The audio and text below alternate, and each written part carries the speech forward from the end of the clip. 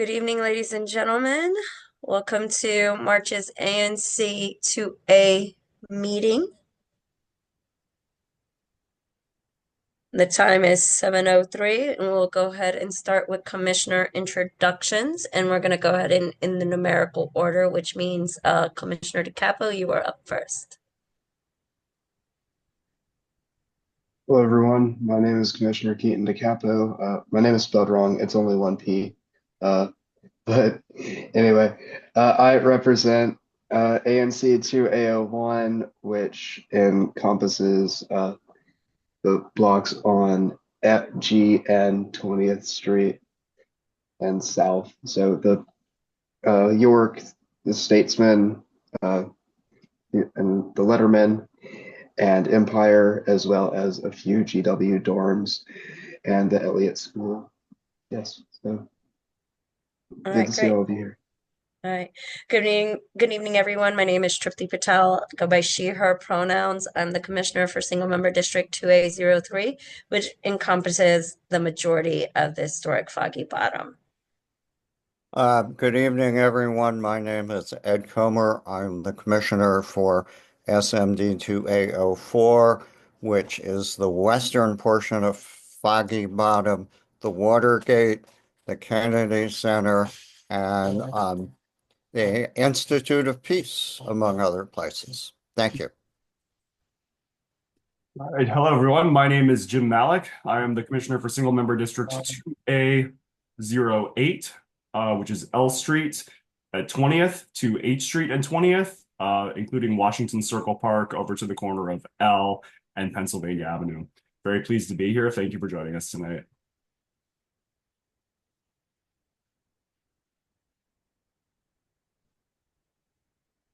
And last but not least, Commissioner Youngstown. Hi, I'm Sean Youngstone. I'm the commissioner for 2A09. So that is basically the sort of south side of the 2400 block of Pennsylvania Avenue, the Varsity on K apartment complex, and then the section of George Washington University south of Washington Circle, bordered, I believe, by 24th and 22nd Street, and then I believe G Street. Thank you, colleagues, for introducing yourselves. We have Councilwoman Brooke Pinto. Point of order. I've noticed that May Yang, Commissioner Yang, is in the attendees list. Can we promote her? Yes, yes. Thank you for pointing that out.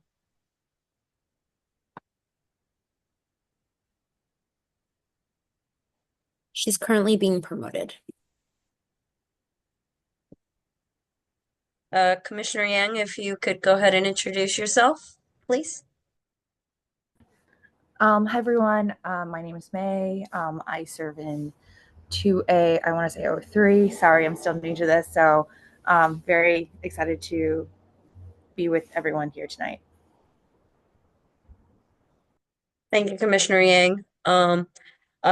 Tonight we have Councilwoman Brooke Pinto of Ward 2 here with us tonight. And she is always welcome to ANC 2A. She does not ever need an invitation, but she is requested to be here tonight. She is on a very, very tight timeline. So I am just going to go ahead and allow her to be promoted so she could go ahead and give her remarks.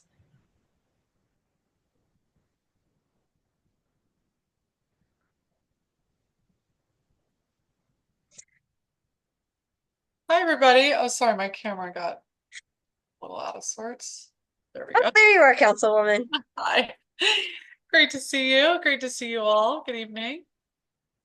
Good evening, Councilwoman.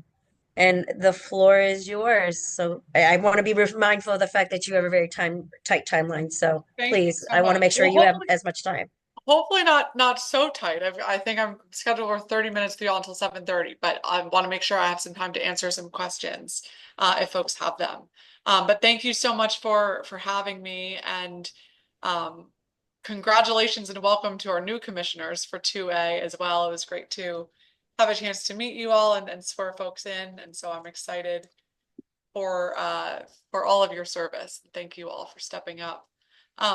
I first want to acknowledge, I think there's a lot of anxiety and stress right now around DC in part because of what's happening with the federal government, and want to remind everybody of a resource to call 988 if you have if you're experiencing any challenges or want to speak to a licensed counselor who can help you solve problems. And that number again is 988 for anybody who may need some additional support. There has been a lot of news in the last 2 weeks around what's going on with Congress with DC's budget.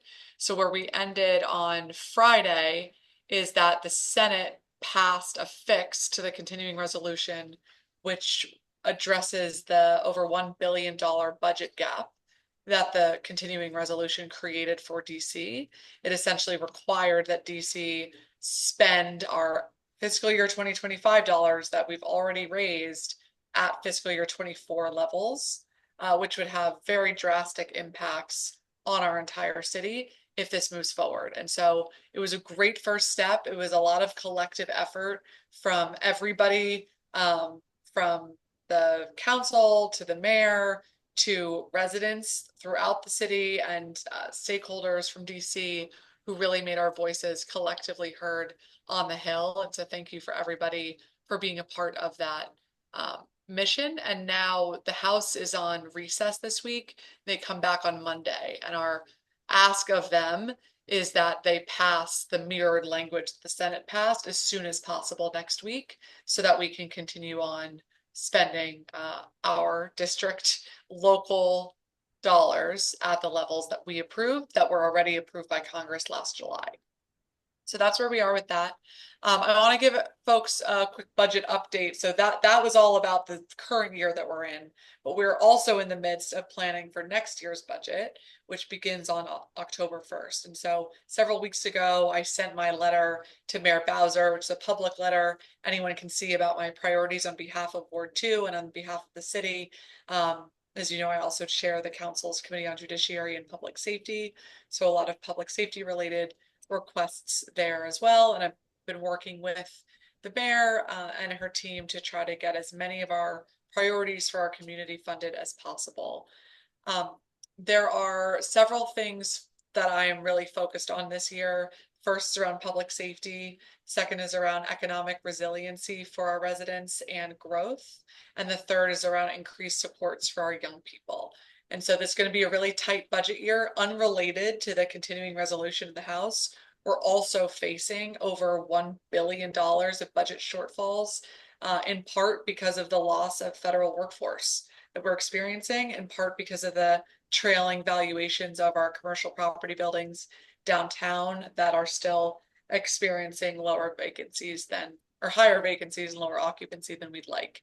So I just say that not to be too doomsday, but to share that it is going to be a much tighter budget year than certainly I've ever seen, and that we've experienced in DC in quite some time. There are things that I think are really important that I want to flag for the neighborhood.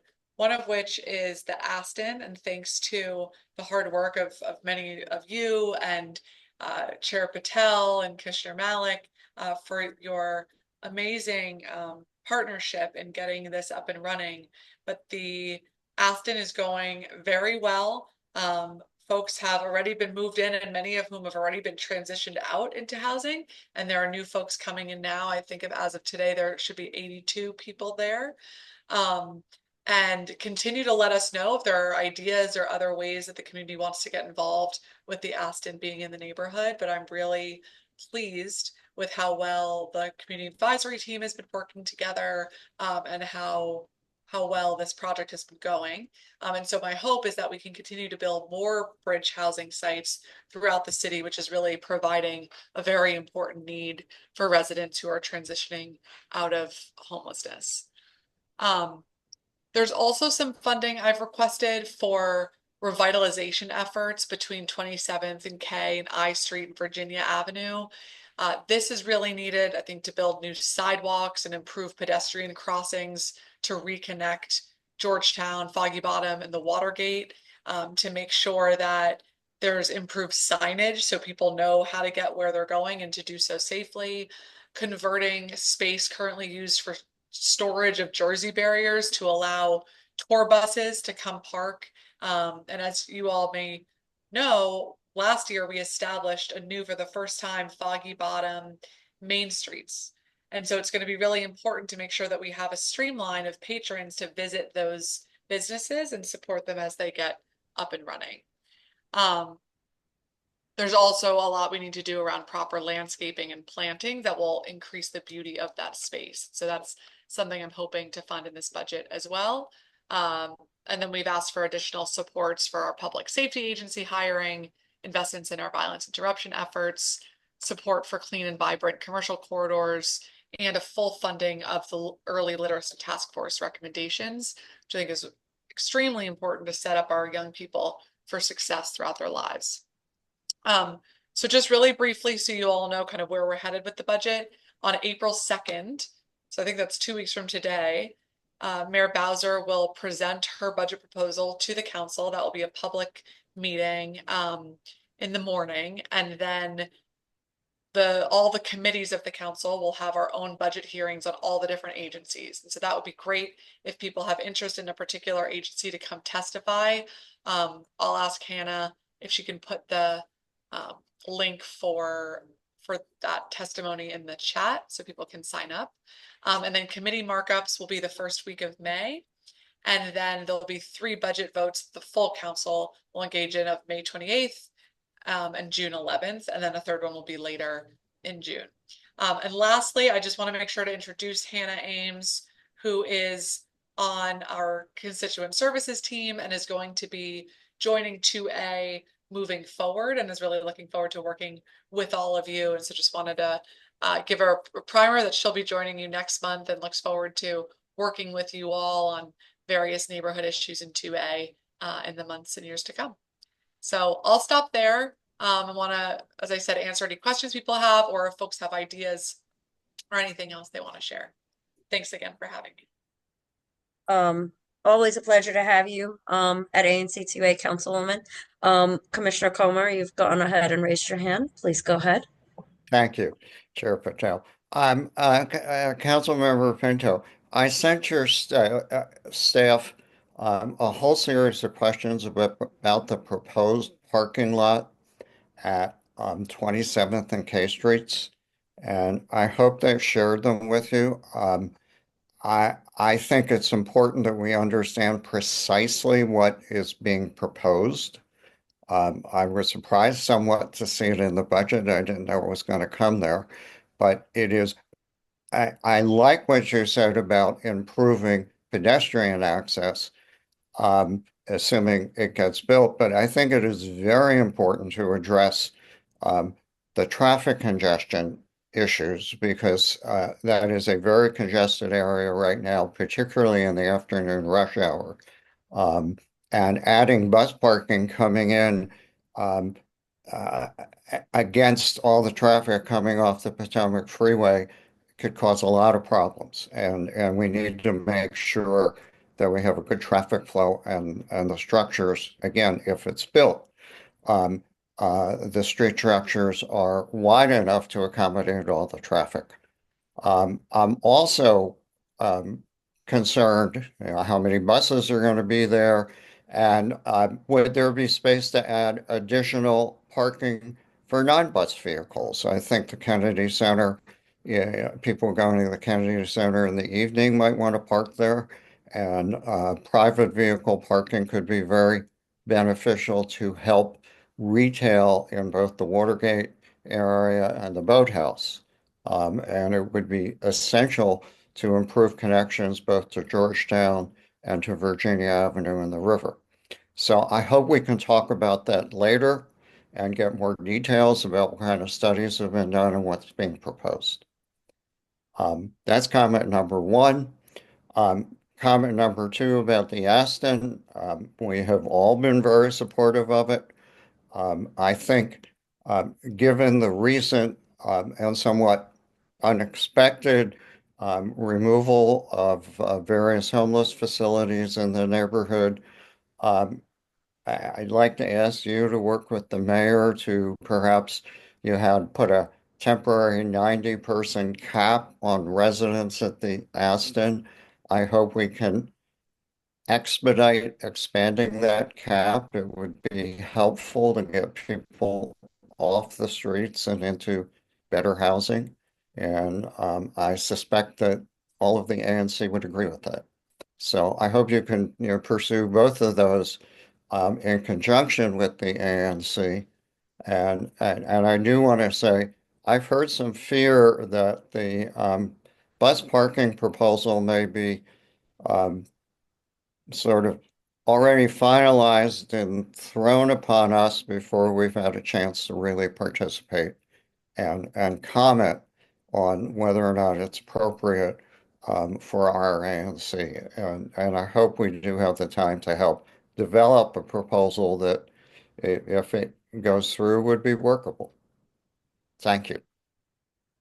Well, thank you so much, Commissioner Comer, for all of those thoughts. I think as it relates to the bus parking, this is certainly not a finalized plan. This was an initial opening because I didn't want to lose the opportunity this budget year to get some focused investment for this neighborhood on what I think needs some improvements around pedestrian access. And I do think that access to these tour buses will have improvements in the traffic flow because a lot of these tours are coming from DC locations and then don't have a place to park. And so we're losing them to Virginia or Maryland, whereas some of the traffic will come in. I do think it's a totally fair point, though, to make sure we're comprehensively studying the traffic flow and certainly want to make sure that the neighborhood and community and you and the commissioners are a part of what that specific plan would look like. But this was just an opening to make sure that we could try to get some funding as we develop the plan together.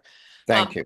When it comes to the Aston, there, as you may recall, was a lot of pushback of the idea of having the Aston open in the community. And so the deal that I made with neighbors who were supportive and not supportive, and with the executive, was let's try to do something really well. Let's do something for 50 neighbors with full wraparound supports,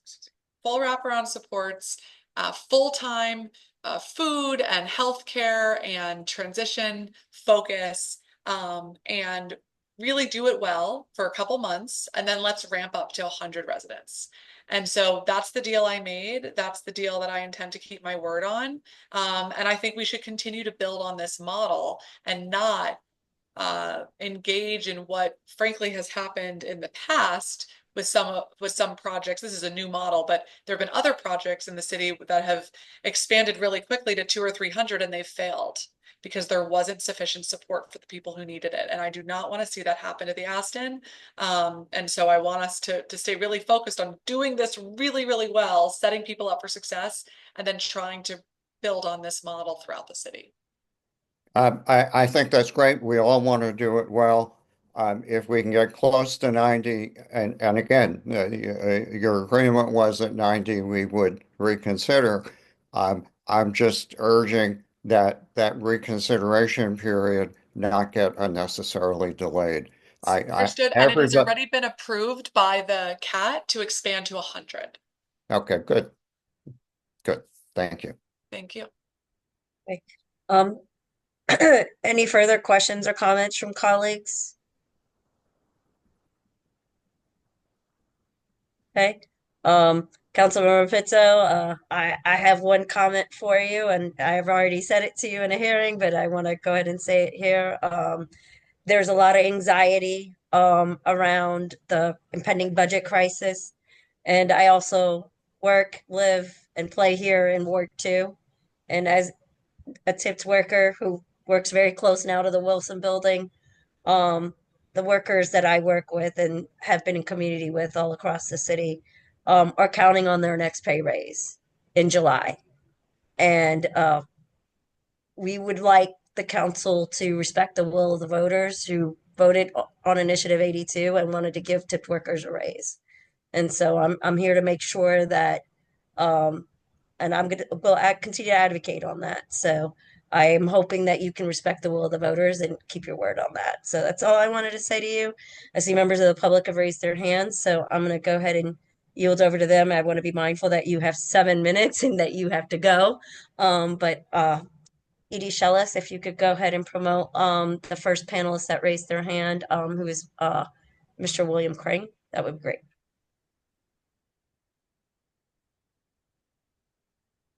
Hi, can everyone hear me? Yeah. Hi. We Okay, can hear you.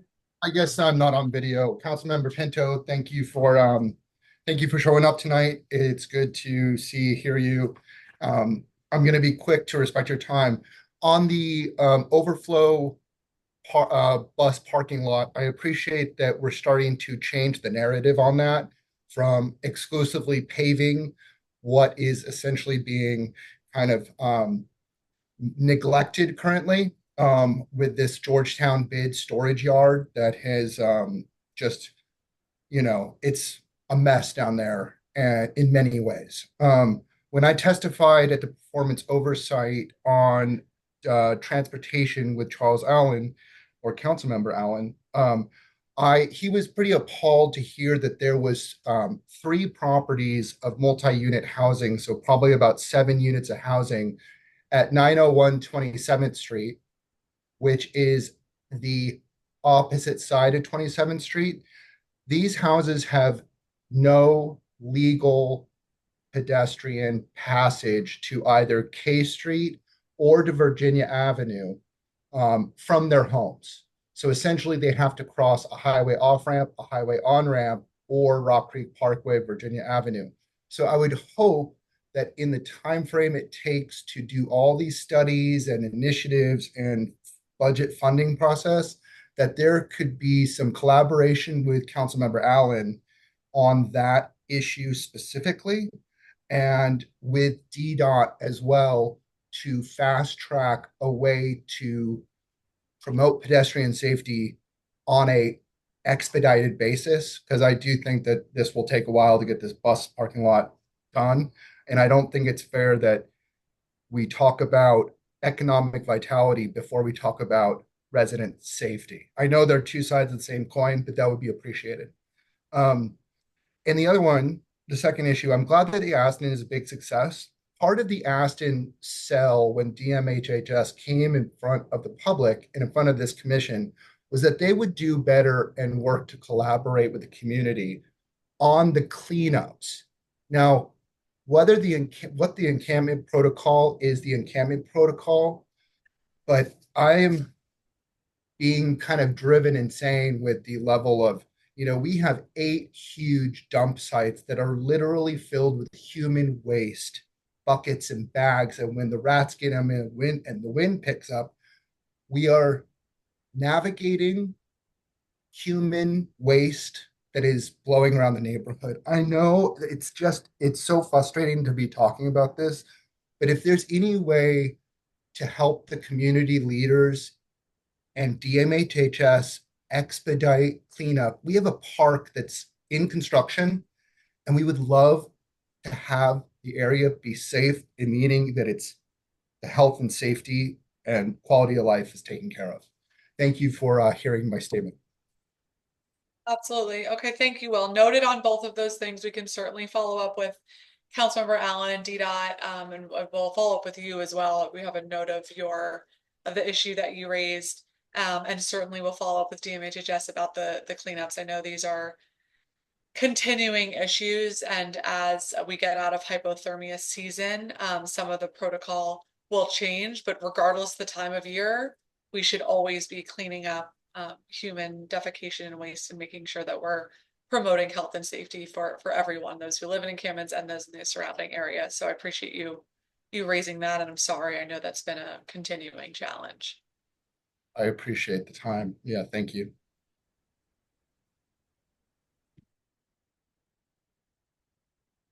And then we have one more panelist, a person from the audience. John George, you've been recognized. Hello, everyone. Thank you. And Councilmember Pinto, thank you for visiting us this evening.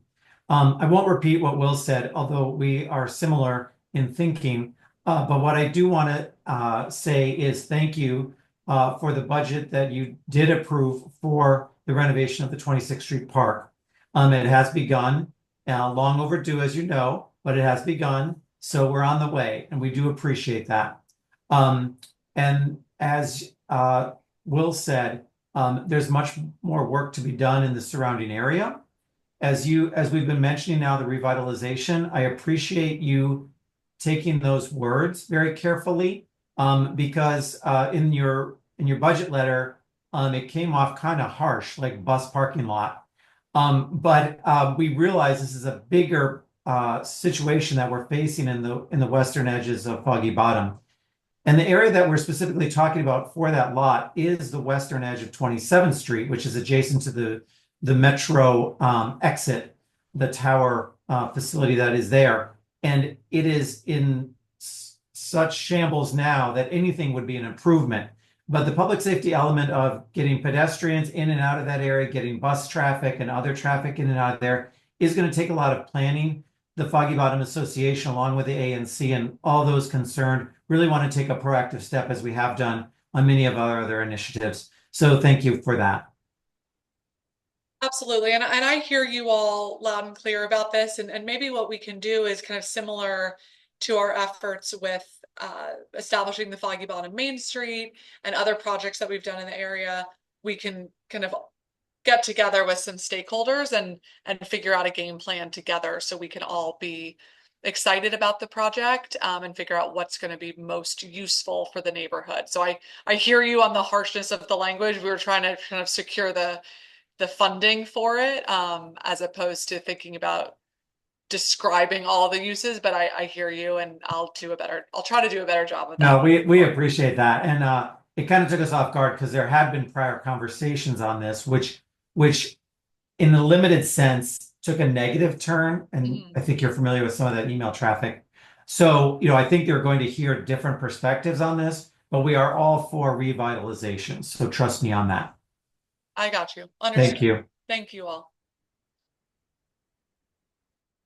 Councilwoman, I do want to be mindful of your schedule. I know your team said you had a hard out at 7:30. I do see one member of the public that raised their hand, so I'm going to ask you, are you willing to take one more question? Sure, no problem. Okay, thank you, Councilwoman. Hello. Hi. This is Gary Barnhart. I'm my brother Dale and I are the owners of the last private property in Square 5. And I'm very supportive of any form of integrative effort from a planning perspective in those regards. But there are very near-term things that can be done that do not involve a lot of capital that can make it a safer area. We've invested in cleaning up a significant amount of the property that had gone fallow, okay, and turned into a trash heap, and we removed over 4 dumpsters full of debris that had accumulated there. We're very supportive of the notion that this should not be a campground or a representative case where there's a failure of process. If there needs to be addressed there, they should be addressed, not running a refuse pile, okay, which it had turned up to our property. So we took the initiative to go and clean it. And there are things like clearing up the ingress and egress issues there, the 27th Street areas where you can have a more rational demarcation of the traffic flows, so it does not be a foundation for accidents while we go through this which has been now. So the idea is there are concrete things that can be done, okay, that can make the process more straightforward. The guidance that we've gotten from the mayor's office and the Office of Planning and others has come out of the TAP review process that was done in the National Park and Planning Commission report that was done, was that there's a very large federal component that's associated with the fact that they're the primary landowner in that area through various different agencies. And we don't have to solve it all at once, but we need to think about the whole problem space and make sure that what we do is moving things forward. And we'd appreciate your office's working with us and other concerned stakeholders to see what we can do to move things forward in the most rational manner possible. Copy. Okay, thank you, Gary. Appreciate that. And I think it's a interesting area too, that there are a lot of opportunities for partnership with the federal government and with the National Park Service, making sure we're consistent with kind of our transportation and land goals is something that we can Yeah, all continue. there's a compendium called the Foggy Bottom Future .org website. It's a nonprofit that's been stood up that's accumulating all these different prior plans and proposals and what information that we have, and we're making that available to the community. Great. Thank you. Thank you. All right. Well, thank you all very much. Thank you again, Chair Patel, for having me, and all commissioners and members of the public. Great to see you all, and I look forward to seeing you in the neighborhood soon. Absolutely, Councilwoman Pitto. The next time you come see us, please make it in person and please make it longer than 30 minutes. I know there are two more people that wanted to ask questions of the councilwoman, but she does have a commitment, and I promised her team I would make sure she would stick to her schedule. So I want to be mindful of that. Thank you for taking the extra question again. Thank you. Okay, thank you all. Look forward to it. And don't forget to testify at the budget hearings. We need to hear your voices. Thank you, Councilwoman. Take care. Bye-bye.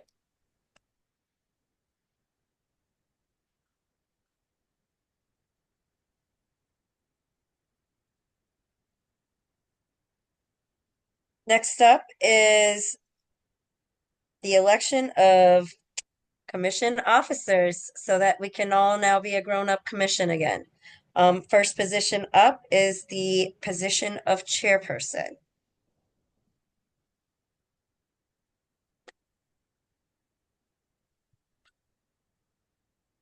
Nominations are welcome. Anybody who wants to put someone forward is welcome. Commissioner DeCapo, I nominate Commissioner Patel. is there a second to the nomination? I'll second. Thank you. Is there any other nominations on the floor for chair?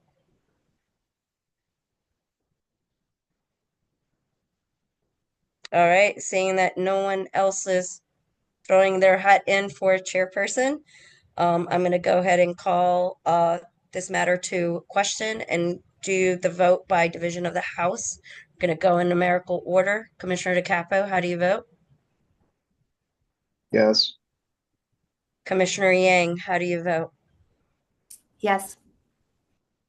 I'm 2A03, which is Commissioner Patel. I'll go ahead and vote for myself, so I'm a yes.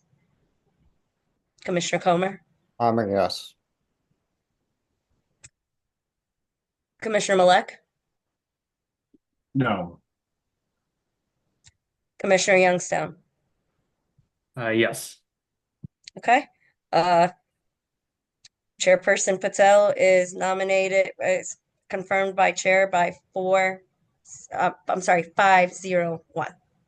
510. 510. Thank you. I'm sorry, I'm not feeling a little well. Congratulations. Thank Congratulations. you. Thank you.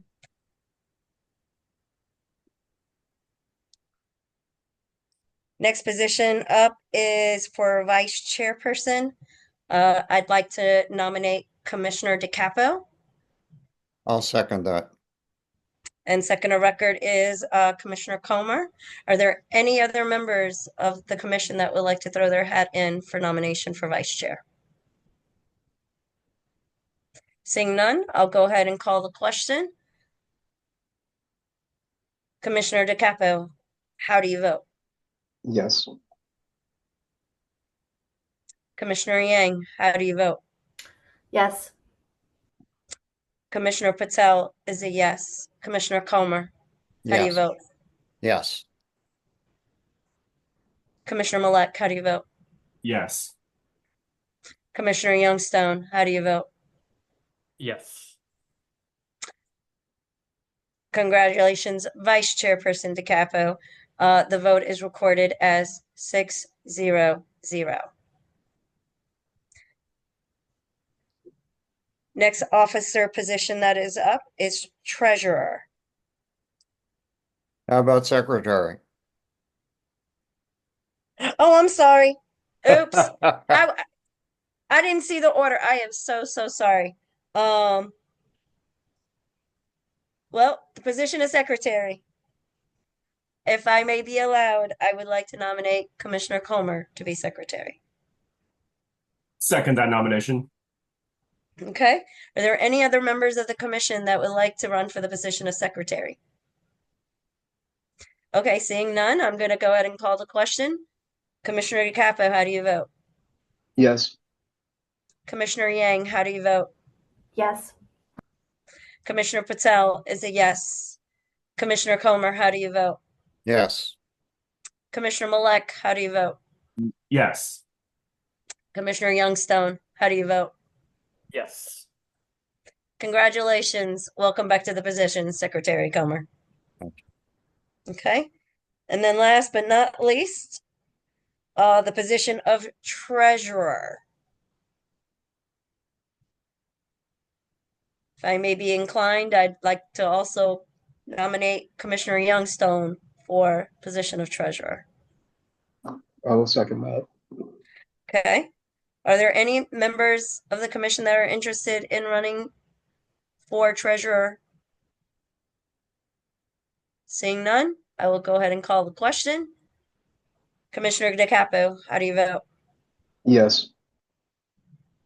Commissioner Yang, how do you vote? Yes. Commissioner Patel is a yes. Commissioner Comer, how do you vote? Yes. Yes. Commissioner Malek, how do you vote? Yes. And Commissioner Youngstone, how do you vote? Yes. Congratulations, Commissioner Youngstone. You are now the treasurer. If you ever want some advice, feel free to call me. I did the position for 4 years. Yeah, I'm sure I'll want some. Absolutely. All right. Well, this is your new executive team, ladies and gentlemen. We hope to do great work together.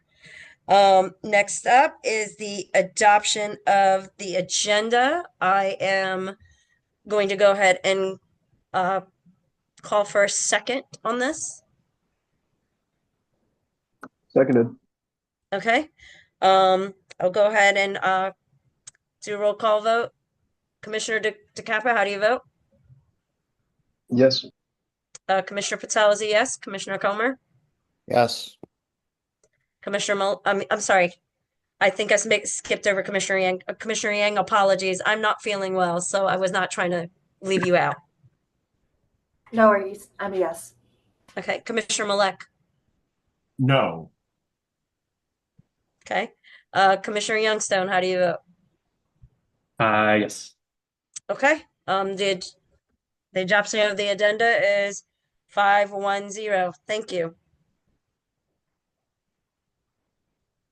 And moving on is the adoption of ANC's regular the November special meeting minutes. I'm going to go ahead and move it. I mean, I'm going to go ahead and put it forward. Is there a second of record? I'll second. All right. Commissioner DeCapo, how do you vote? Yes. Commissioner Yang, how do you vote? Yes. Commissioner Patel is a yes.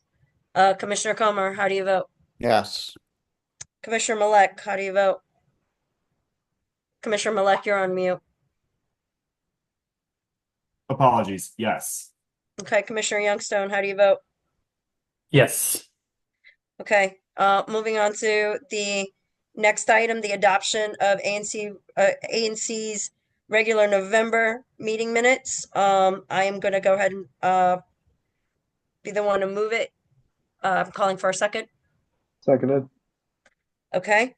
I'm going to go ahead and call the question. Commissioner DeCapo, how do you vote? Yes. Commissioner Yang, how do you vote? Yes. Commissioner Patel is a yes. Commissioner Commissioner Comer? Comer is a yes. Commissioner Malek? No. Okay. Commissioner Youngstone? Yes. Okay. Next item up is the adoption of the ANC's regular December 2024 meeting minutes. And before I go into that, apologies. The meeting was at, the adoption of the November meeting minutes are 510. Believe the other one passed with unanimous consent. It was either 6-0 or 510. I can't remember. I It apologize, was guys. 6-0. Point of order for record keeping. It passed unanimously. It didn't pass with unanimous consent. Unanimous consent is a specific parliamentary maneuver where we don't take a division of the House, just for record keeping. Okay, thank you for that, Commissioner Milek. All right, and I've already gone ahead and moved it. Did I have a second on the adoption of December minutes? Seconded. All right, Commissioner DeCappo, how do you vote? Yes. Commissioner Yang, how do you vote? Yes. Commissioner Patel is a yes. Commissioner Comer? Yes. Commissioner Milek? Commissioner Milek, you're on mute. Yes. Okay, Commissioner Youngstone, how do you how do you vote? I'm so sorry. Yes. All right, December meeting minutes are passed with unanimous consent, 6-0. Next item up is the administrative matters. E.D. Shellis, do you have the budget from the last meeting that was presented? Yes, I have it here. Okay.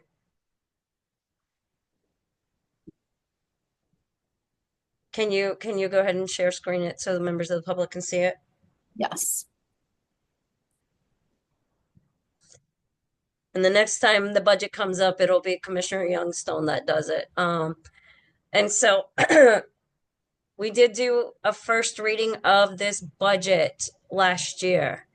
When we were in the second reading, there were changes made to it. I believe there was a section requested by then Commissioner Causey to have grants added to it. Commissioner Causey should have done that in our first reading. When he made changes during the second reading, it caused a reprint for us to represent this. And so I can't see where the allocation is for grants. Yeah, this budget appears to not be correct because it was amended to include the 10,000. That's correct. E.G. Shellis, do you have that budget? I do know that budget was amended, and that's the one we have to present.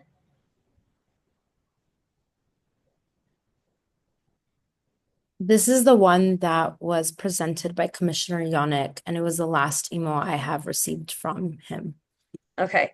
He did add $10,000 to it because I remember this back and forth. And then we had to represent, because he made the changes, we had to now go back and represent it. It triggered another first read. Like, we did the first reading, but in the second reading he added the 10,000.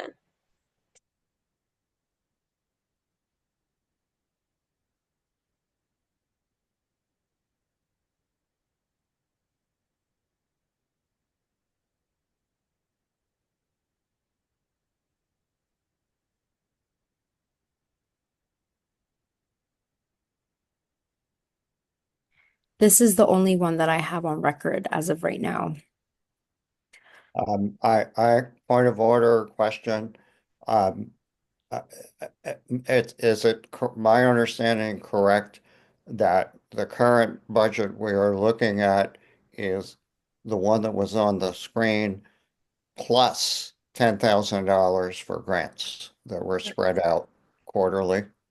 That's correct, Commissioner Comer. So apparently, I guess what happened is when Commissioner Omicton had added the 10,000, must have not gotten saved. But and you were there, we saw that. No, I was there. I remember it. Can we treat this as a appropriate second reading with recognition that what we saw on the screen requires an additional $10,000 on the grant line? I am not sure, but I'm going to err on the side of yes, because basically this is triggering another first reading on that. Commissioner Malek, I'm going to go ahead and recognize you. If I might offer, I am going to offer an amendment to that line anyway. So I would suggest we move forward as Commissioner Comer suggested. Okay, so I'm going to go ahead and move the budget. Is there a second for it? So we can start the discussion in the amendment I'll process. second it. Okay. Commissioner Malek, I would go ahead and recognize you. Okay, I motion to amend the agenda as it has been presented to strike the line $10,000 for grants, replacing it with, well, deleting the line, striking the line, so $0 for grants. Okay. Is there a second to Commissioner Malek's motion to amend and remove the grants? I'll second that one. Okay. Commissioner Malek has moved it. It has been seconded by Treasurer Youngstone. I'm going to go ahead and call for a vote on the amendment by division of the House. Commissioner DeCapo. I'd like the chairperson, point of order. I'd like the opportunity. We've entered debate on this. I'd just like the opportunity to explain why I've offered this amendment. Oh, yes. Apologies, Commissioner Malek. I'm just really not feeling well. It's not me trying to. Sick, so I totally get it. Okay. Yes. So please, please remind me it's not going to offend me. I just want to make sure I don't forget certain things, and I'm forgetting a lot of things. So please, Commissioner Malek, yes, please explain your amendment. The grant giving process is extremely complicated and extremely cumbersome. It requires a significant amount of collaboration with OANC, Office of the Advisory Neighborhood Commissions. It's very difficult to get a grant approved. It requires an enormous amount of the commission's time and resources, and sometimes that is worth doing. Sometimes there are real needs in the community where a grant is appropriate. But when this was added to the agenda in, I think it was November of last year, it's a blank line item. There are no specific grants being conceived of right now. The commission has not discussed any grants. As far as I know, there are no ideas for what grants might be. So what this amendment has essentially done is put a budgetary burden on this commission to find grants when we may not have otherwise done that.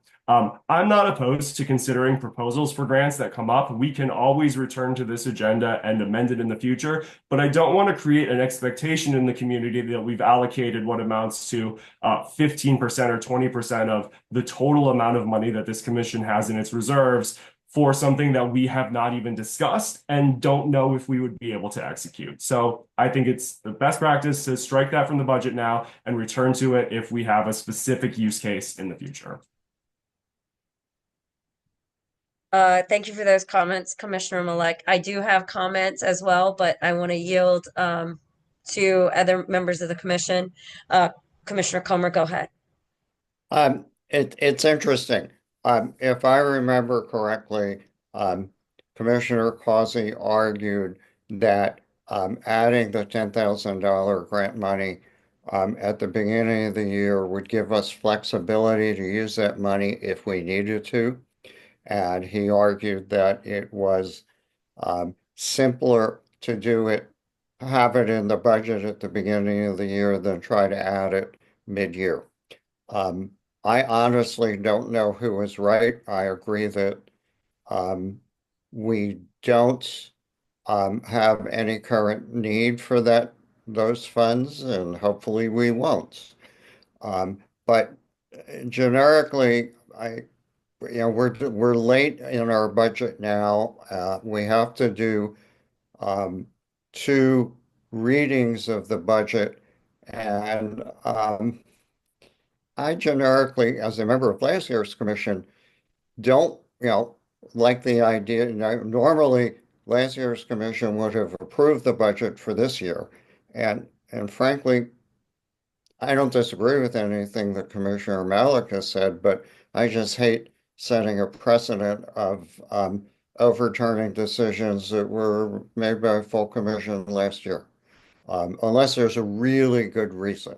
And I don't see it. And I'd like to, I think we would all just get our budget done and closed. You know, if we amend it, then we have to do another reading.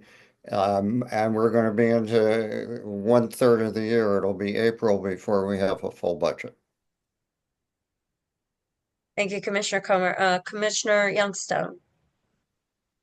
So just to clarify, so it sounds like, at least based on what Commissioner Bilek said, this sort of money was sort of put in without a specific expectation of like how it would be used, which I don't know, seems a little odd to me. Especially if it is true that sort of there's a lot of extra sort of effort that would sort of go into sort of the granting process. That being said, I also understand what sort of Commissioner Comer said about sort of bringing in additional changes. I think if there's agreement that sort of people are open to amending it, I think it would be reasonable to take it out. But also, if we're just trying to get things done as quickly as possible, that's something I understand as well. Okay, Commissioner Malek. Thank you. So I wanted to respond to Commissioner Comer's point about the second reading and the fact that the budget was passed by the previous commission. We are in an unusual circumstance where a majority of this commission is new. Only 2 commissioners from the previous term return for this term. So we have 4 new commissioners, 2 returning commissioners. I actually think for that reason, a second reading is very important, because I think all of the new commissioners should have an opportunity to look at this budget and determine what our needs are and how our funds should be allocated. And I am almost certain that there's going to need to be amendments to this budget anyway, because we have outstanding tax obligations from tax bills that were not paid properly. We're going to have to amend the budget to allocate funds for those. We need to revamp our website. It is more or less non-functional in some respects, and doing it properly is going to cost money. I think there's been some discussion on background about increasing our communication spending so that we have better engagement with the public. And I think that the new commissioners should have an opportunity to, look at what these numbers are right now, have discussions for a few weeks about what they think is the most appropriate use of these public funds, and then come back and vote through the budget. Thank you, Commissioner Malek. Commissioner Yang, you're recognized. Thank you. Sorry for the background noise. I am a little bit more curious about what exactly is the long grant process that Commissioner Malek has mentioned. I do agree that 2025 has been very unexpected in many ways that we did not foresee in 2024. And reviewing the budget may be a good idea in light of everything that's going on in DC and the major change that we've been experiencing.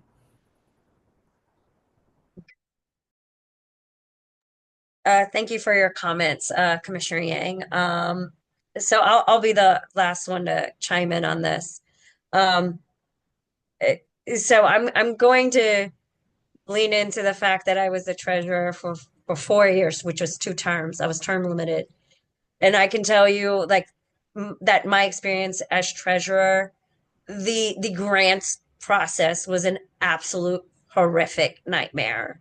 Like, the government is extremely restrictive on how the ANC can dole out grants.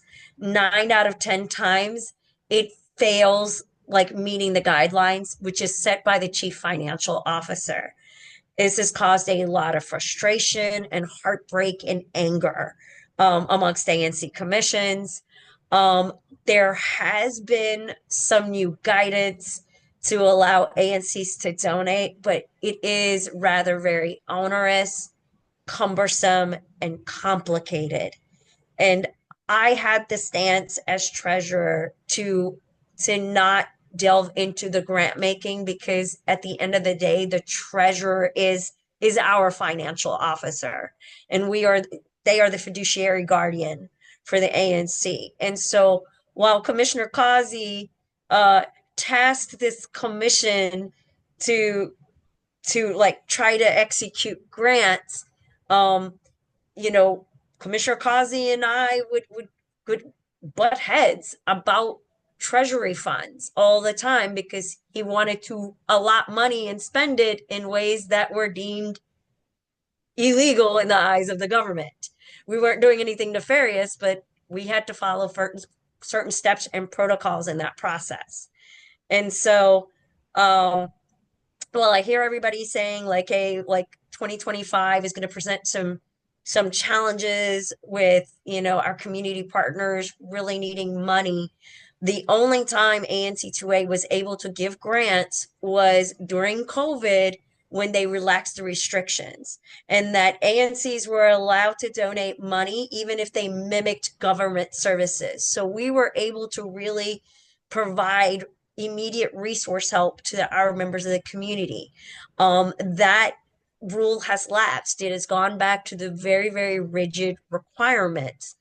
And I never want to see a treasurer be put in a position where they've expended funds and then they now hear from the CFO that that's a no-no, they shouldn't have expended funds. And then we lose an allotment or they restrict part of that allotment because those funds were spent. So I just want to make that very, very mindful that while I hear everything you've said, Commissioner Comer, about the grants, and while I do know like it would be a nice ideal vision to have that, I just need to like be vocal and just be a responsible person and say I have been in that position, and it is a very stressful position to be put in when you have to be the bad guy and tell everybody no and why you can't do it and do the things that require this. And I did want to answer Commissioner Malet's question about, possible unexpected expenses. At any given point, we can amend that budget to address those issues. And so right now, there are things coming down the pike we don't know the expenses for. So I hear you on everything you said, and I think like we're gonna have numerous conversations about this budget, or Commissioner Youngstown will be leading those conversations in partnership with all of this because he's now the treasurer. And I see you raise your hand again, Commissioner Malek. So I want to. You're on mute, Commissioner. Very briefly. I just wanted to add to what you said. We actually last term had to go through the process of rescinding a grant that had been awarded to one of our community partners. It was one of the first things that I did as chairperson. We had issued that grant based on erroneous guidance from OANC. They should not have told us that it was a permissible grant. And then the grantee did not adhere to the guidelines of the agreement, actually, that they had proposed. So there were many things that were wrong with this agreement. It was very messy. It soured relations with one of our community partners. It ate up hours and hours of time over weeks and weeks. And so, it's not something where I would never be willing to look at a grant, but when we have a line item on the budget, that attracts attention. And I assure you that if we leave that there, we're going to start having people come to us and say, hey, you've got a line item that says you're supposed to spend $10,000 on grants. And now we're getting pulled in a direction that we may not have otherwise chose to go in simply because it's there. And what I'm saying is, okay, if we want to do a grant, let's come back and have that conversation. And let's make sure that we understand whether it's permissible, whether it's appropriate, whether it's the right use of public funds. And if all those things are the case, I'll be the first to vote to amend the budget to add it. Okay. And just Commissioner Malek, just to respond back to you, I was the treasurer when that situation happened. And this was before your time, Commissioner Comer. I flagged all of those issues at the time, and I actually got berated and screamed at privately behind closed doors by members of the public. I was told I was the bad person because I said all of these restrictions were in place, and no one believed me. And then OANC's team gave some advice that they said it was permissible. I was like, okay, we presented the grant, but I had at least done at the time in my role, I had made sure to do my due diligence on that. That is never a position I ever want to see another treasurer get into.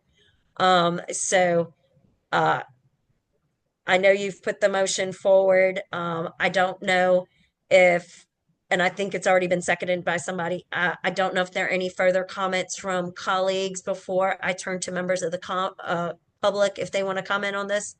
If any members of the commission have any further questions, please raise your hand. Otherwise, I'm going to go ahead and turn to members of the public. Point of order, we don't typically, and I think this is your discretion as chair, we don't typically take public comment on motions to amend. Well, I think this is just more along the lines because we have to present the budget and they just get Okay. to say something. That's the only reason why. I see a member of the public has their hand raised. We'll go ahead and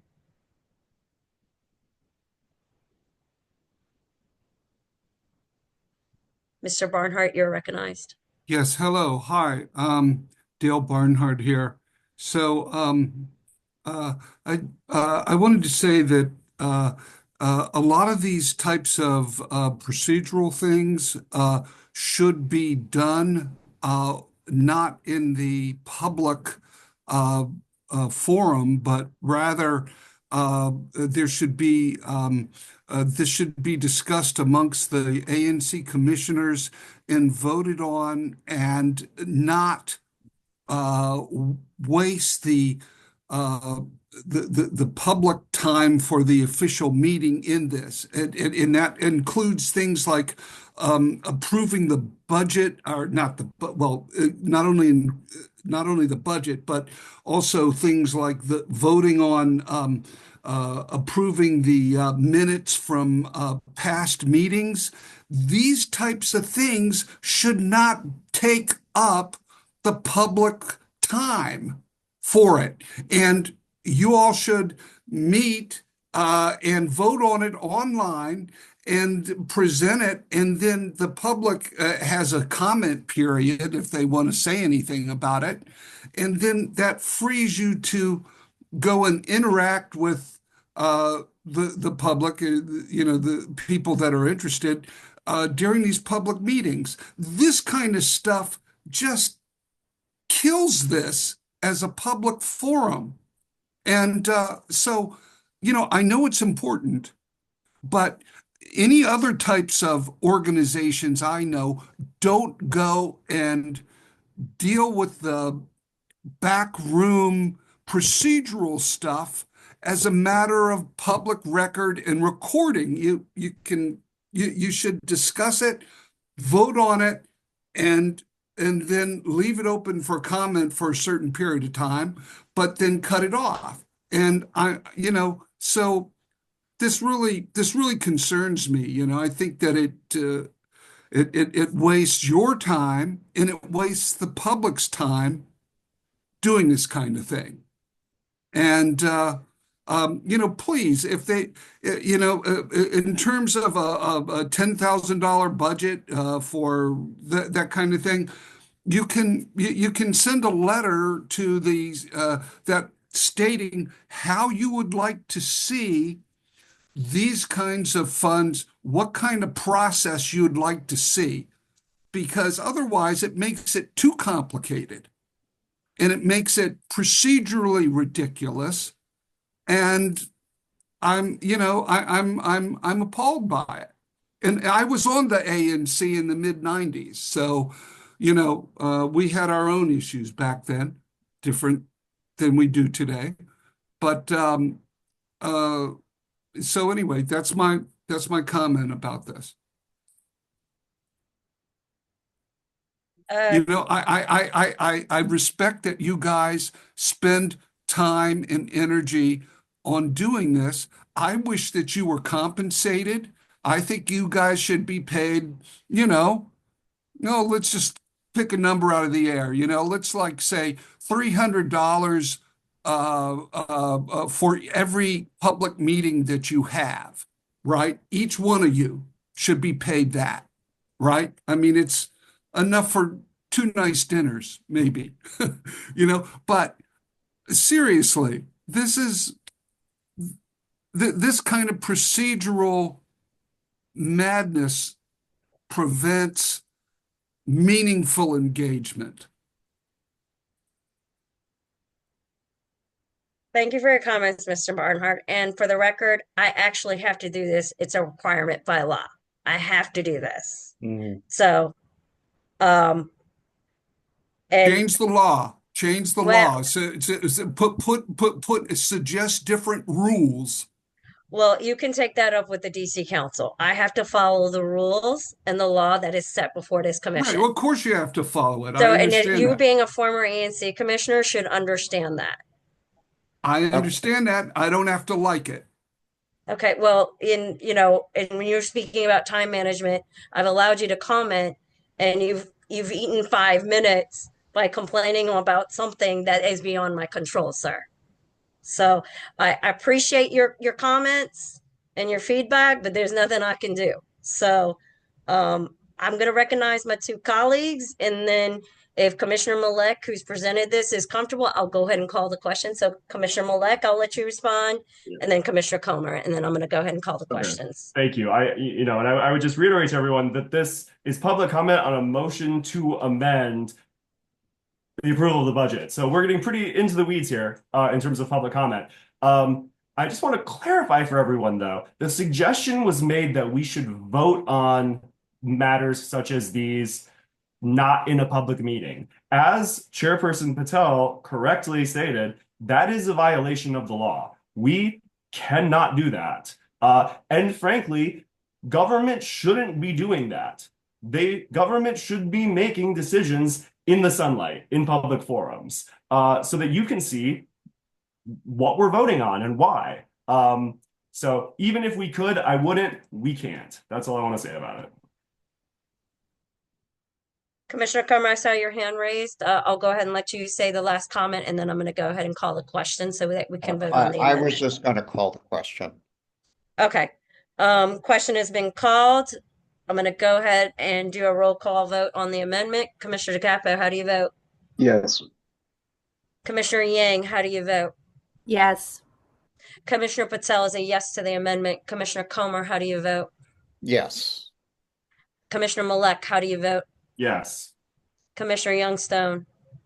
Yes. Okay. Amendment's been approved, 600. Seeing that there was no further comments or questions about the budget from colleagues and members of the public, I'm going to go ahead and call the question for the first reading on this budget because there was an amendment. So I'm going to go ahead and call the question for the vote on the first reading of this. I'm going to go ahead and do it by division of the House. Roll call vote. Commissioner DeCapo, how do you vote? Yes. Commissioner Yang, how do you vote? Yes. Commissioner Patel is a yes. Commissioner Comer, how do you vote? Yes. Commissioner Malek, how do you vote? Yes. Commissioner Youngstone, how do you vote? Yes.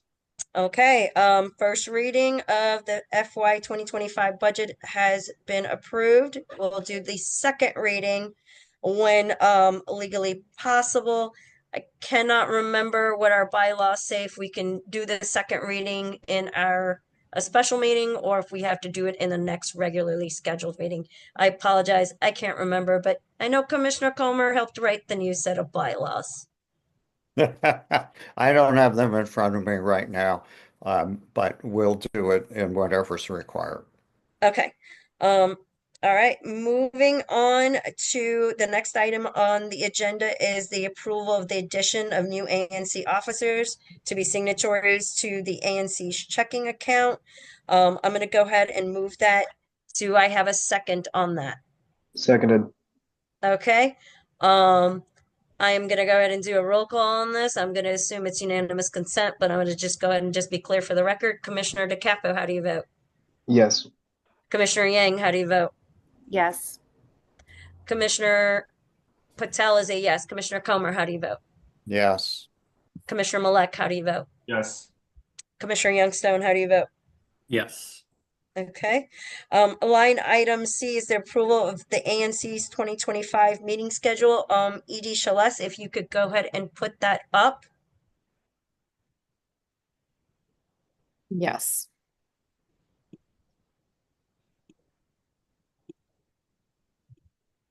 This is the OUC. No. The 2025 meeting schedule. Do you have the dates typed up and written out.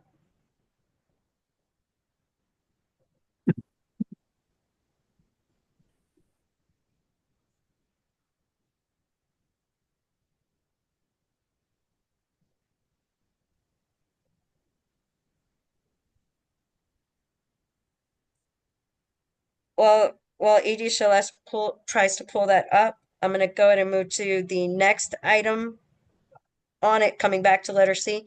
This is for the authorization of an ANC to a debit card. I'm going to go ahead and move that. I am calling for a second on Second. that. Okay, moved by Commissioner Patel, seconded by Commissioner Malek. I'm going to go ahead and do this by division of the House with a roll call vote. Commissioner Capo, how do you vote? Yes. Commissioner Yang, how do you vote? Yes. Commissioner Patel is a yes. Commissioner Comer is a yes. Commissioner Malek, how do you vote? Yes. Commissioner Youngstone, how do you vote? Yes. Okay. Edie, Shellis, have you been able to find the document where you wrote down the meeting schedule for the rest of the calendar year? Oh, no, I apologize for that. It's okay. We will come back to that at some point in the meeting, but we are going to have to approve our meeting schedule for the rest of the year in this meeting. Okay. I have a question. Yes, Commissioner Comer. Is the meeting schedule basically 7 o'clock every third Wednesday of the month, Yes. except for December? So that's the thing. So Commissioner Comer, because we didn't have quorum for the months of January and February, Right. and the law requires, well, our bylaws, I think, say we meet a minimum of 10 times a year. Okay. But the DC law states to meet for 9 months out of the year. So to meet that requirement, we will have to meet 7 p.m. every third Wednesday for the rest of the calendar year. But I have been informed that, it's better to err on the side of adding meetings every month. We can call a special meeting can be called that can count towards that number, which I'm sure at some point we will have, but I just want to err on the side of approving a meeting schedule with those dates now, because we can always amend the meeting schedule later on. Well, what I was asking is if we just describe it that way, can we just go ahead and approve it without having to see it visually? I believe it's fine. I just wanted to make sure if there were members of the public who wanted to actually physically see it. I want to always make sure we don't leave anyone out. But I am comfortable moving with that in mind. Commissioner Comer, are you volunteering to be the second of record? I am volunteering to be the second, and as part of the motion, we could ask Edie, Shellis to post that schedule as, quickly on the website so people have access to it. Okay. I'm going to go ahead and question has been called. Commissioner Gapo, how do you vote? Yes. Commissioner Yang, how do you vote? Yes. Commissioner Patel is a yes. Commissioner Comer, how do you vote? Yes. Commissioner Malek, how do you vote? Yes. Commissioner Youngstone, how do you vote? Yes. Thank you so much. And then moving on to the next, I'm sorry, guys, I'm kind of in allergy head fog. Did we do the authorization of the ANC debit card, or did we pause to do Yes, this? we did it. We did it? Okay. Yes. And I just wanted to say for the record, the authorization of the ANC debit card, per OANC's guidance, the debit card is held solely by the treasurer, who is Commissioner Youngstone. And so the vote of the debit card authorizing it was to allowing Commissioner Youngstone to be the sole guardian of that debit card. I just wanted to clarify that for the record. I have no issue with that. I just always want to explain that to people. All right, and then Moving on to our next item is the community forum. First up on the agenda, first up on this Roman numeral number is a report from MPD. If we have a member of MPD here, please raise your hand and we'll go ahead and promote you. So Howden, you should be promoted shortly.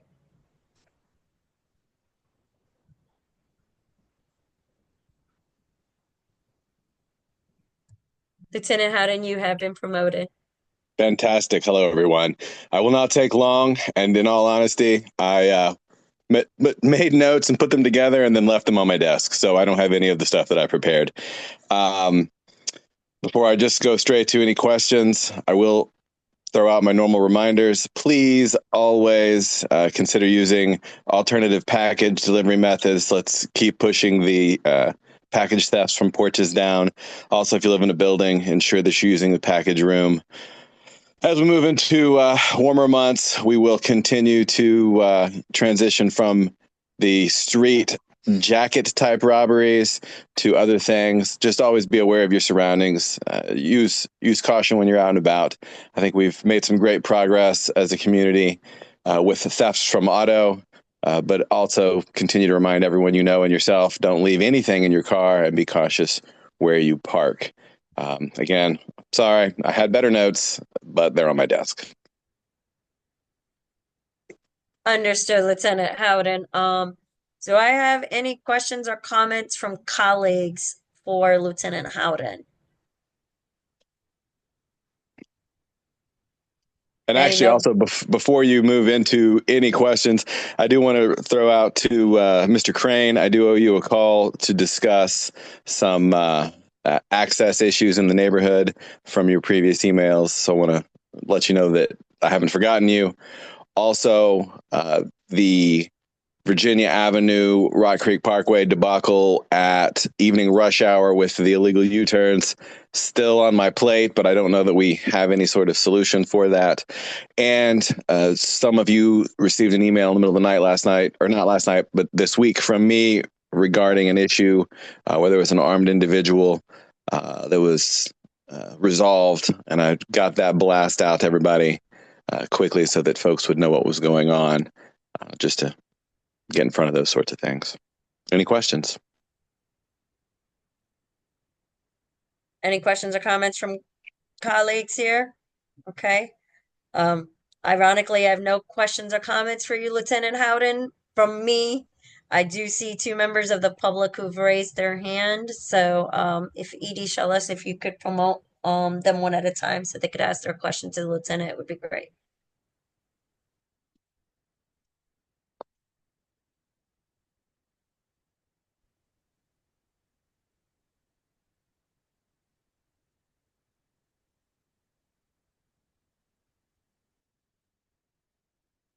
Hi, Sarah, you're recognized. I think the district could solve any budget problem it ever had by giving tickets at the red arrow at Virginia Avenue onto New Hampshire Avenue at the corner of that county center. People turn, it even has a sign that says no right turn on red arrow. It says it in English, clear as a bell. And since I live in Columbia Plaza, I continue up Virginia Avenue to Columbia Plaza, fighting with people, idiots, who manage to turn right on the red arrow at that corner. Almost every car turns right on red at where it says no turn on red arrow. The minute the light turns green, they turn anyway. Well, I mean, the minute the light turns green for people going straight ahead. So I think some additional coverage, either a camera or a human policeman at that corner giving tickets, would be a major boost to the district's budget. Well, I will just make a note that we need to address New Hampshire and Virginia Avenue right on red violations, and I will check that out. Yeah, I mean, it's a safety. I always worry that someone's going to hit my car because I'm going straight ahead. It's straight ahead in that case is a little bit to the right where that car would hit me if, I mean, it's so obnoxious. Thank you for tending to it.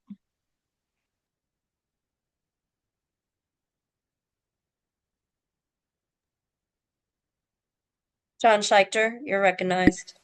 Yeah, Lieutenant Howden, I understand that approximately 2 weeks ago, there was a burglary at the King Bike Shop at 502 23rd Street, which is Columbia Plaza. And I wondered if you had any information on that. I do not have any information in front of me. 502 23rd. I will look into it when I get into the office and see what I can come up with for you. Thank you.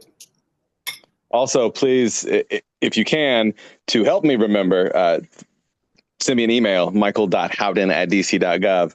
That way I have a direct line of communication with you. But I think I have your email from previous communication. Yeah, thank you.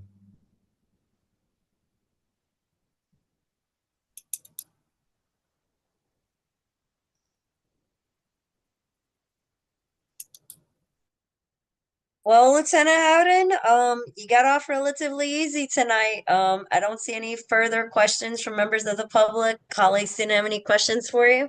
Lieutenant Howden, we'll see you next month. All right. You have a lovely rest of your evening. Talk to you soon. All right, bye-bye. Next item up on the agenda is a report from our Aston Community Advisory Team. If we have members of the CAT, if they could raise their hand, that would be great, and we'll promote you.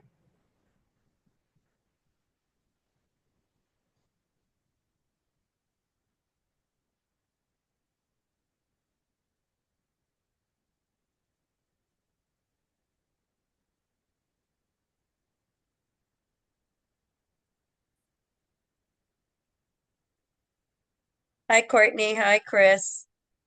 Hi, everyone. Okay, just go ahead and jump right on in, Courtney or Chris, whoever wants to go. All right. Okay. I'll go. Courtney, it was a very brief meeting. It was the shortest one I think we've had. And I have a few notes, and then Courtney, you can follow up if I miss anything. And also, Chairwoman Pinto kind of stole our thunder at the beginning of the meeting with even more updated information. At the time, the DHS was reporting that the shelter occupancy will be at 100 in approximately 2.5 weeks from the 10th of March when we held the meeting.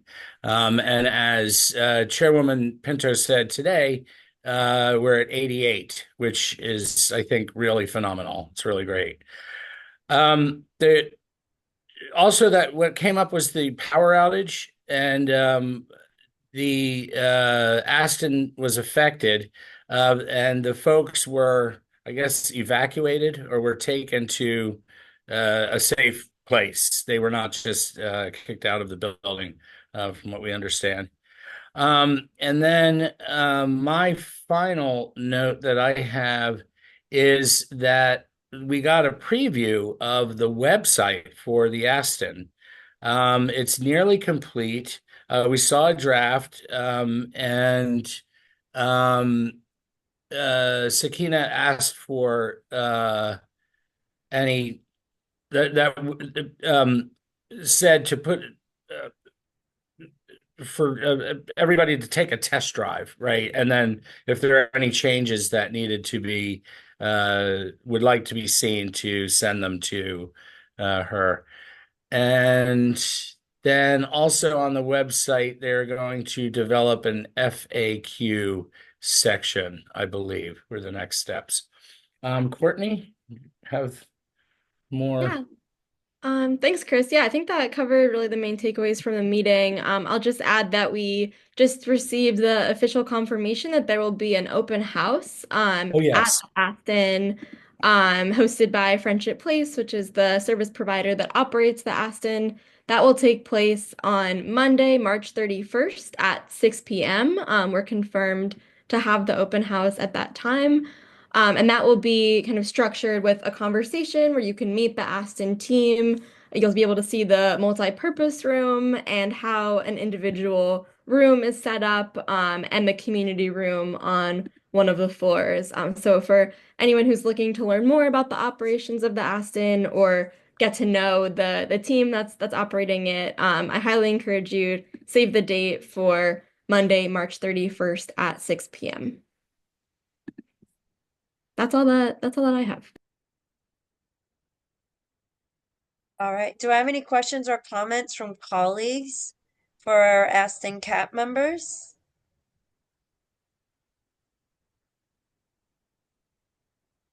I mean, oh, wait, I'm sorry. Commissioner DeCapo, please go ahead. Yeah, I just want to say I think it's a quick comment. I think it's great that we're going to have a second open house for the Aston. I went to the first one. It was not very well attended. I think there was some trouble getting the communications out to the community, so I'm glad we're going to do a second one. So I'll try to make it, and I'm happy we're doing another one. Thank you. Any other questions or comments from colleagues for our Aston CAP members? I'm sorry, I can't talk today. I promise I could talk, just not in this particular moment today. As always, I am very, very appreciative to our ANC2A CAP members. You do a lot of work, a lot of it, considered thankless with little to no recognition, but I just always have a very deep sense of appreciation for both of you. So thank you very much. And if there are any questions or comments that you have for our Aston CAP members and you're a member of the public, please raise your hand and we will promote you so you can ask them.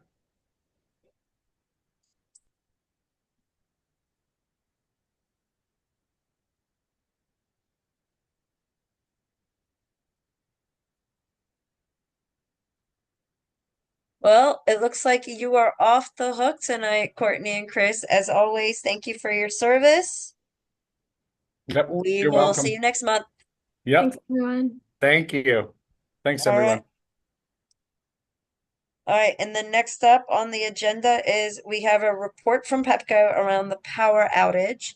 We'll go ahead and promote you. If anybody else is here from Pepco, please raise your hand. We'll promote you.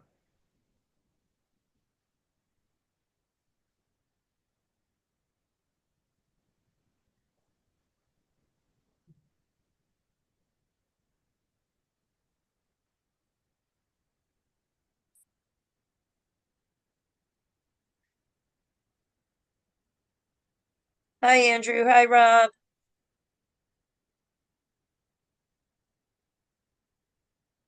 Hey, how you? Hey, can you guys hear us all right?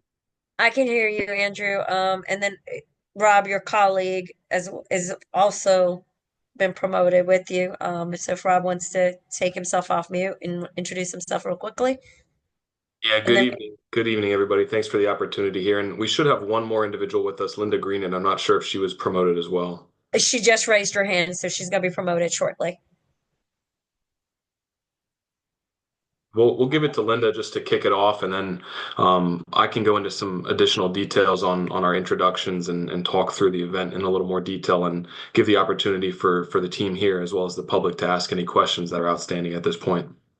Okay, thank you so much. Hi, Linda. You've been promoted.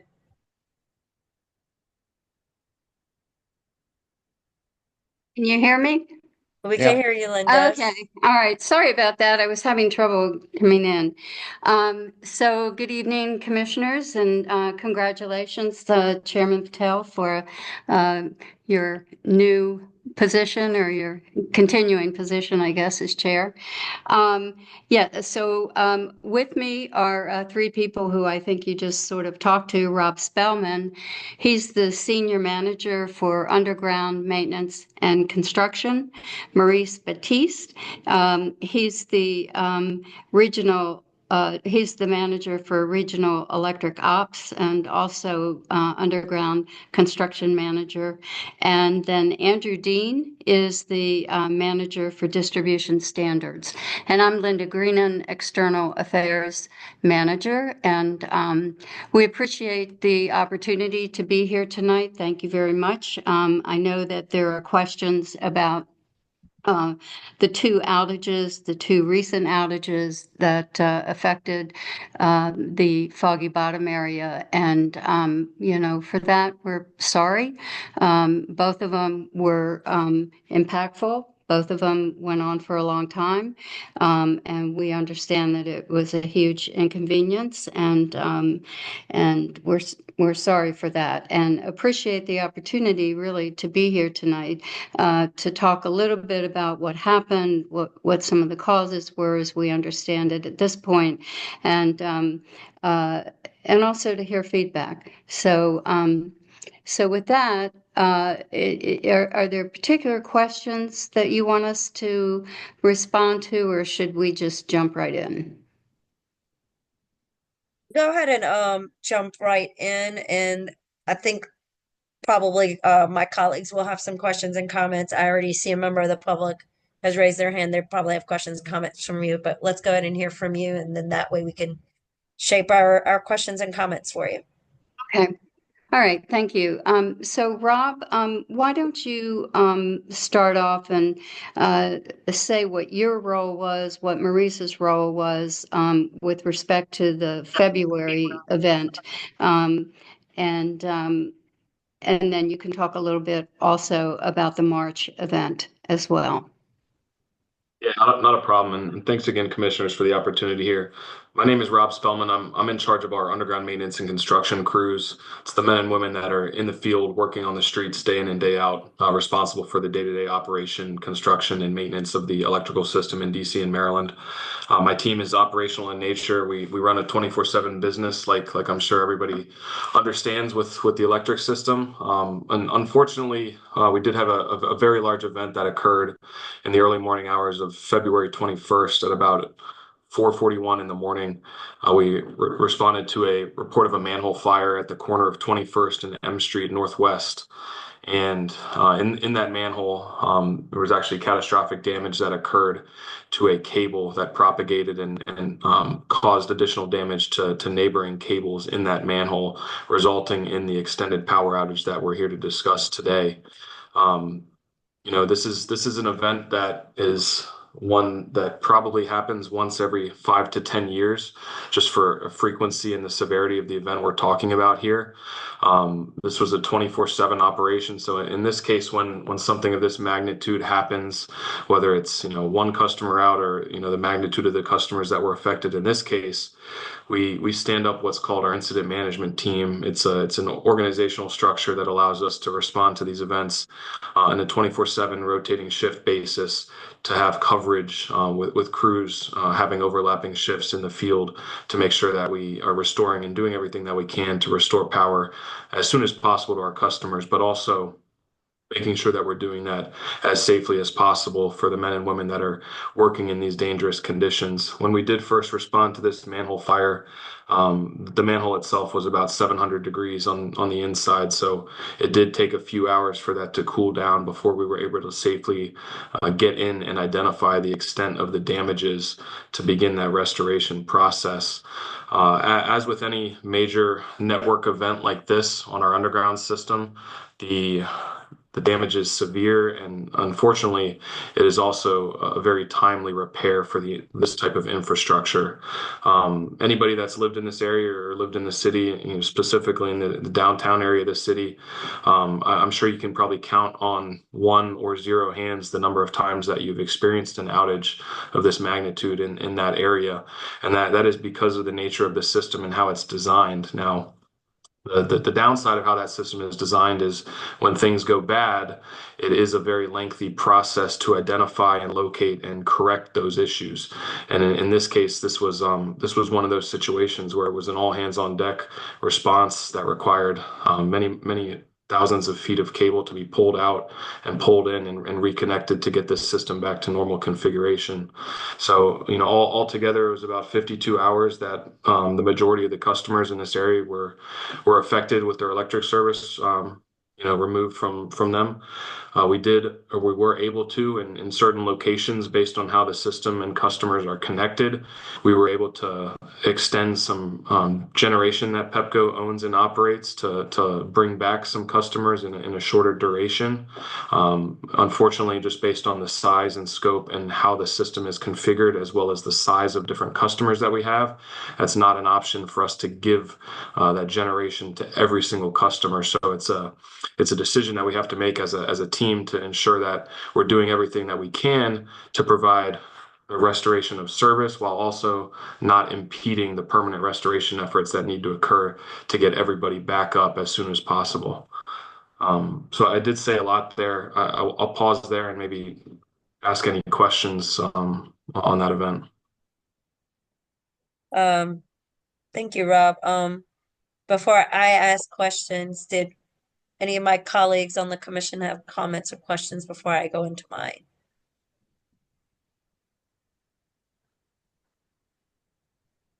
Okay, seeing none, I'll go ahead and ask my one or two questions. So once again, thank you, Linda, Rob, and Andrew. I know I haven't really heard anything from you yet, Andrew, for presenting yourselves before ANC2A tonight.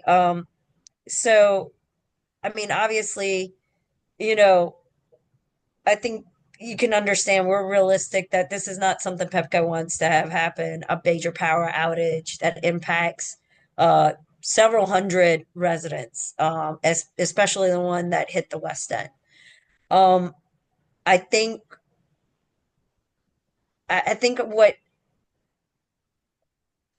in talking to my colleagues from ANC2B, and I think just myself from here in ANC2A, I think where there seemed to be a lot of frustration with Pepco was, it was always having to constantly ask you for updates and not proper expectation management. Obviously, we know that you're sorry. It's not like you purposely threw out the power anywhere.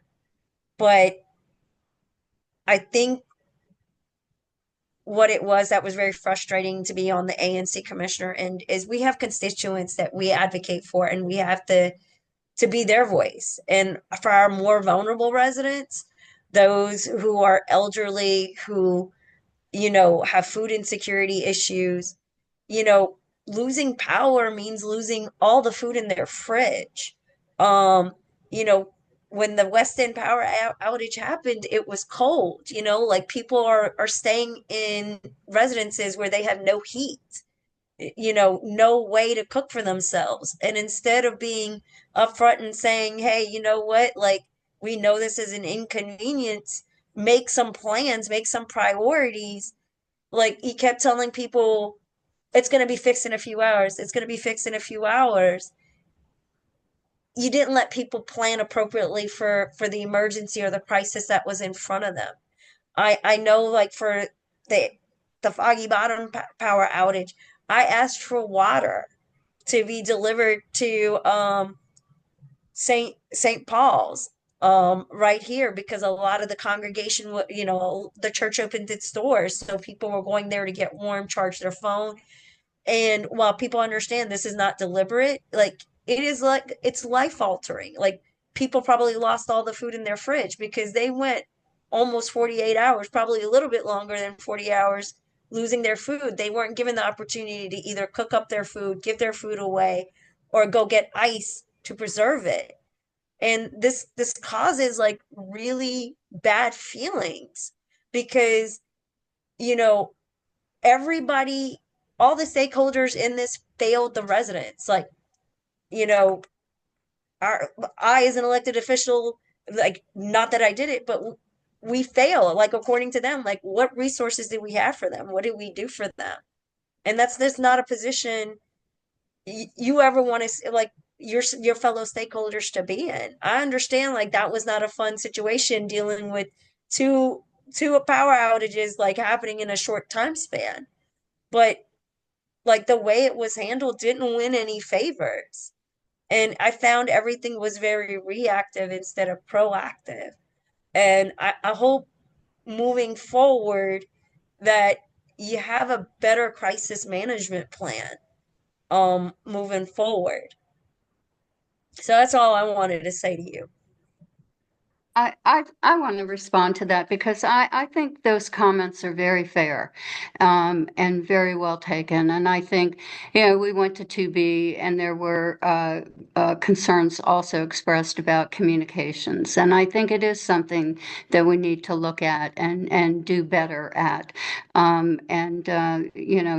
Your thoughts about a crisis management plan, I think it's a good one. I really do. And so it's well taken, and I promise you that we will take that back and seriously look at it. Okay. Thank you so much, Linda. I see my colleague, Commissioner Yang, has raised her hand. Commissioner Yang, you're recognized.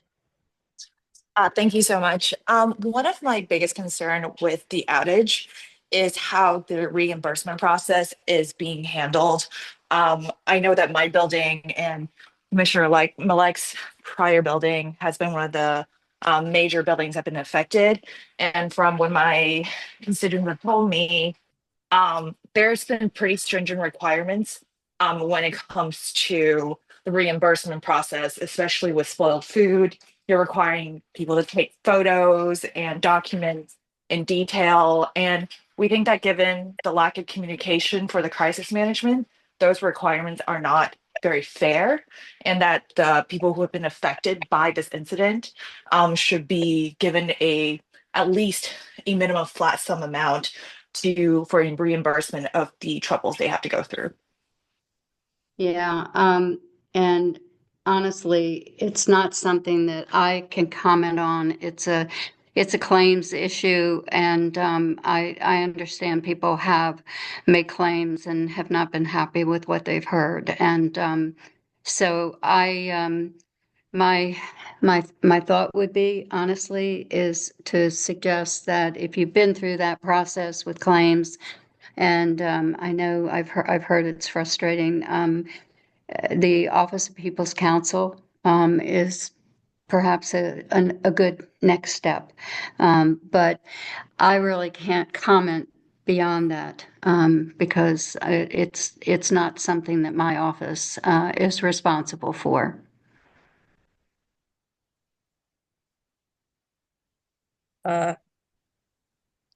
Thank you, Linda, for your response.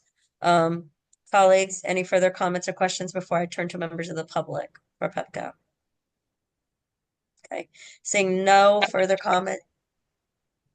Commissioner Homer, did you have something you wanted to say? Oh, I think it was just you making noise when you moved. Okay. Seeing no further comments or questions from colleagues, I'll go ahead and turn over to members of the public.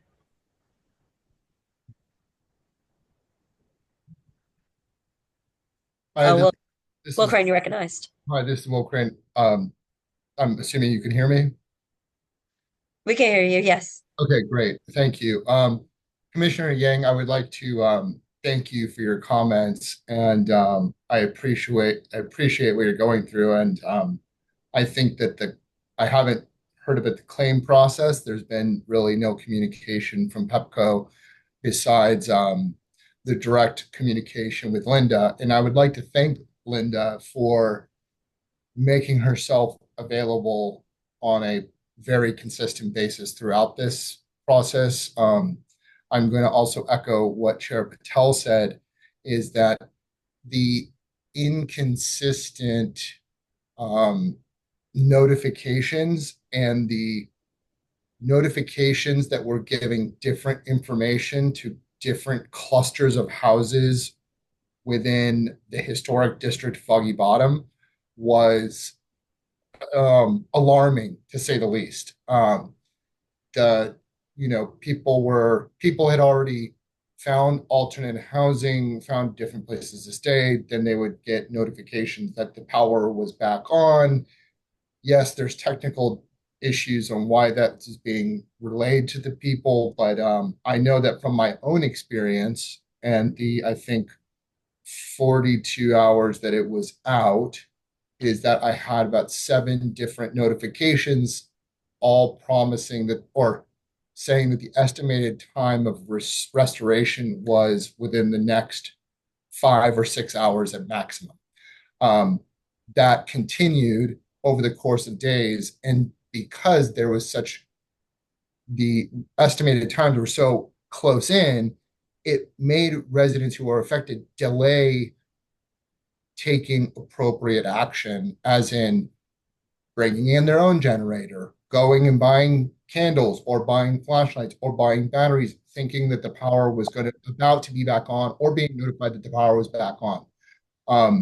I would like to echo what Commissioner Yang said, is that, and I asked this question in advance, so I was hoping that there would be an answer from Exelon Corporation that would be a little bit more attuned to the gravity of the situation. I know that in the 23 homes that were affected in Snow's Court, I saw several homes that had a lot of food go bad. People aren't concerned about taking a picture, thinking about the claim they may have to make. They're concerned about getting back to their lives and readjusting back to things. They're not thinking forward in terms of a claim. And then referring people to the Office of People's Counsel, I just think is passing the buck off.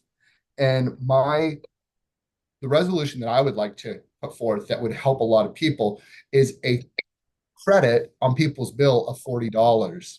I think that would be an amount that would cover the lost food and would be a fair amount. So also, I think that the notification system needs to be really looked at. So thank you for hearing my comments. Yeah, if I could just comment too, I think your issue about the ETRs is again well taken. In that the Foggy Bottom outage, we kept getting ETRs and then they would be changed, and that was difficult. It really was. And we do go back and forth about should we not even put one out if we're not really confident in it. And we do sometimes have confident levels, but I did not have them. We did not have them at that point in time. But it is something to. I get it. It is an issue, and the idea of a credit is something I will take back, and I will let this ANC and you, Mr. Crane, know. I appreciate that. Also, I know that a lot of people turn to Twitter to look, and the only Twitter post throughout that whole ordeal on both things was something about daylight savings time. So just a note that people do use that system to check on what is happening. So, I think that would be some feedback. So Yeah. I appreciate if you could take I think that a $40 credit or some sort of credit as for the delay for the ATRs is appropriate, because I know that a lot of people would have made different decisions if they knew that, hey, we don't know what the problem is, so you have to prepare for an extended possible outage. Yeah.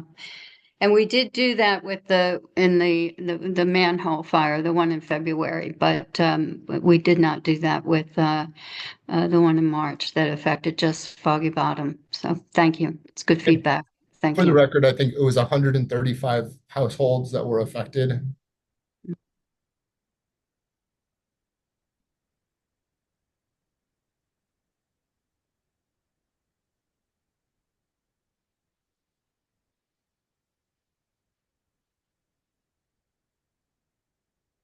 That was done. I was just saying it was 135 households. I think that's correct. Yes, Linda? I'm not sure offhand. Okay. Is Maurice on? Maybe Maurice might know offhand. I don't know offhand. Yeah, I can find that information for you, Linda, but offhand, I think if you're speaking about the event that occurred on March 4th, it started with about Right. 120 customers, and then initially we were able to restore about 100 of those customers in the early morning hours of March 6th. Right. Thank you. And then there was an extended duration, again, not without going into too many details. There the system that we were fighting with and working with on that event worked towards the miscommunication, I'll call it, with the customers, just exactly what you're talking about, Will, is we published multiple rounds of ETRs for different rounds of customers because we are working to try to restore customers in pockets one at a time.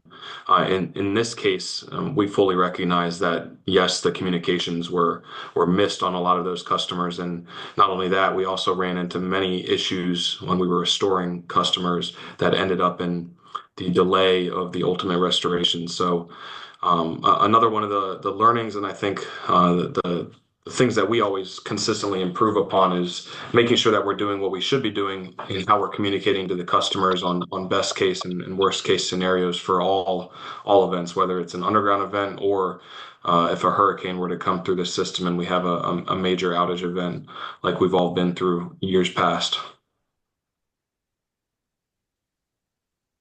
I appreciate the responses, and yeah, the ETR notification system, I think, is really needs to be reviewed, and I look forward to hearing back about the a credit of some sort for folks that were affected for that duration. Okay, will do. Got it.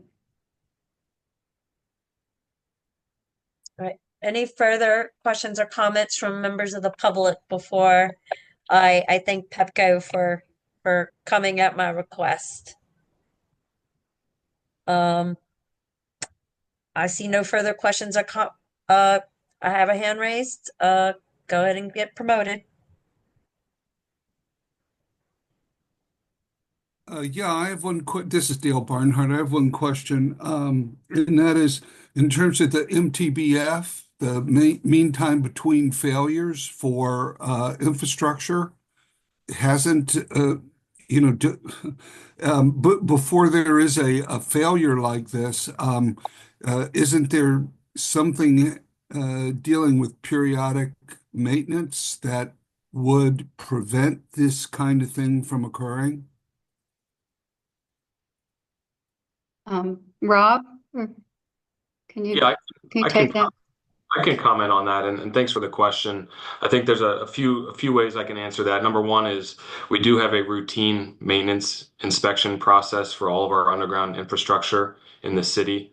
That is both something that we report out to the commission, and it's also actually a mandate on the cycle of our manhole inspection program from the commission. So Pepco is working on that and up to date on that. So that's really the main bit of maintenance that we do on this system. I will say that this is underground infrastructure that we're dealing with, and if you're familiar with any underground infrastructure, about 95% of it, unfortunately, is not accessible for actual visual inspection. So we have the ability to look inside the manholes and see any active defects that might be forming or about to be formed, but we unfortunately do not have visual access to the majority of the cable that's in the ground in the conduit. The mean time to failure, Dale, to answer your question on the event that occurred in March, the last major event that we had on that circuit was in September of 2022. And that was the only event that we've had in the last 6 years on the circuit that feeds these customers. So overall, the system is very reliable in terms of industry standards. However, as we previously discussed a little bit, there are extended circumstances and durations when the troubleshooting and repair work that's associated with this system has to happen. Okay, yeah, I'm just concerned that the timing and the inspection be commensurate with the environment that the cabling is in situ with, and if it does seem like that it has more problems than that, then something needs to address that. That's all.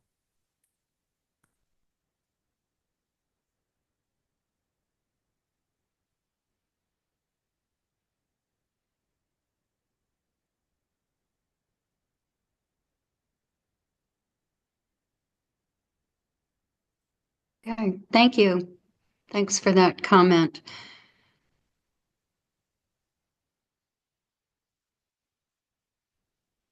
Well, Team Pepco, I don't see any further questions or comments from members of the public.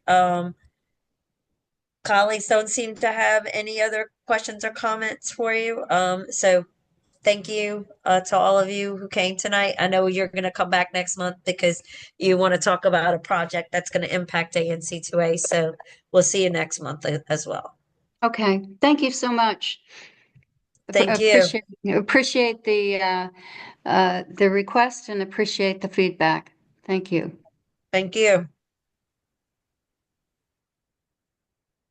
All right, and then the next item up is if we have anybody here.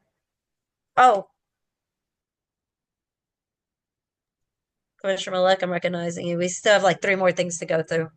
Thanks. I thought this would make sense here, though. I'd like to move to amend the agenda to move items 7 and 8 ahead of item 6. Is there a second to Commissioner Malek's motion?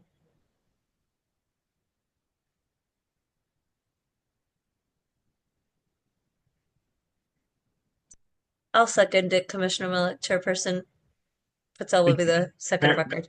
Very briefly, we have in that section, section 6, I think 10 resolutions. They're all relatively lengthy. We don't know how long those are going to take to get through.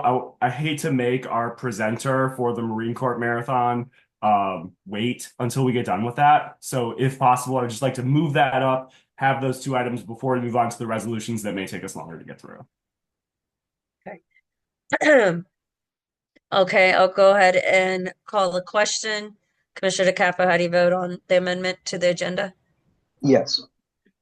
Commissioner Yang, how do you vote on the amendment to the agenda?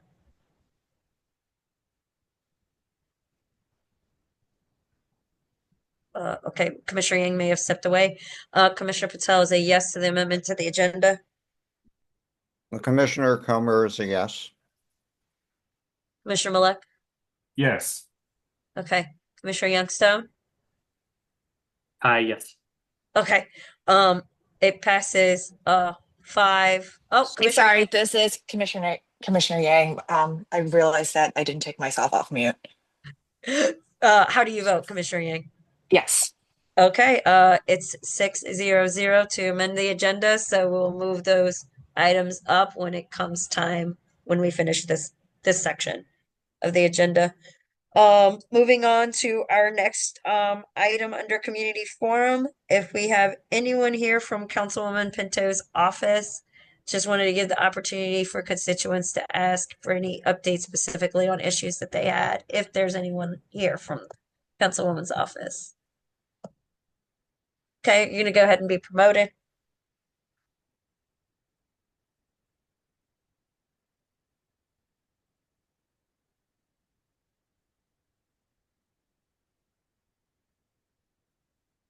Now I'm unmuted. Hi, my name is Hannah Ames. I'm the new Constituent Services Coordinator. I'm going to be the one attending your meetings in the future. I did just want to take the opportunity to introduce myself. I think Councilmember Pinto kind of covered our agenda for me this week. But I did just want to say hi and let you know that I'll be working with you in the future. Nice to meet you, Hannah.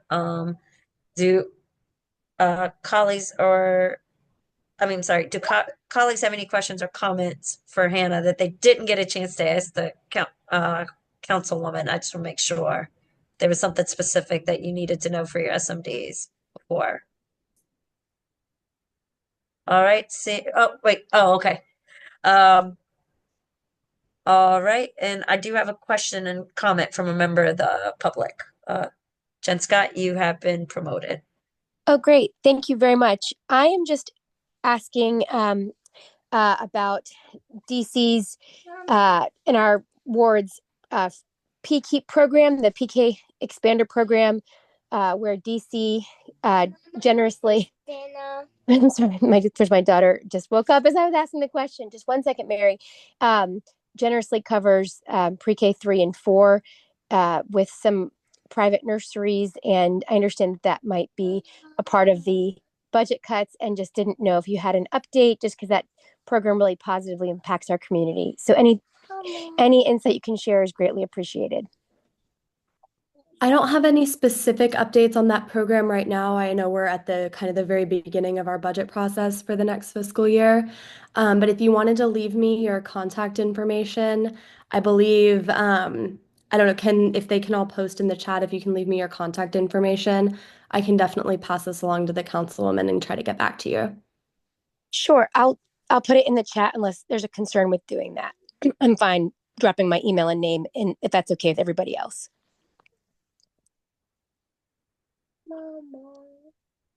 Mama.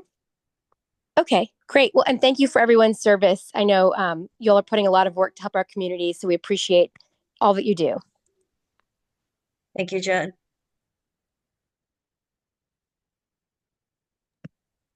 This is last call for members of the public if they have any questions or comments. All right.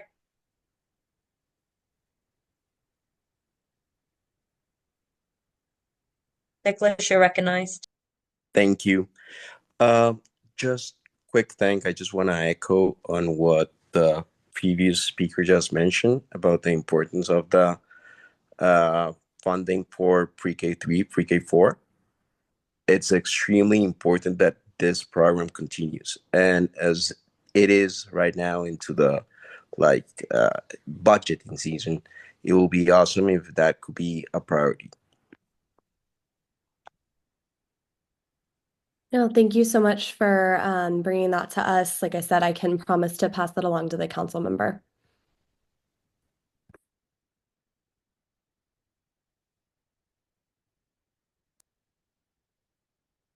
Any other members of the public have any questions or comments for our Ward 2 council members team?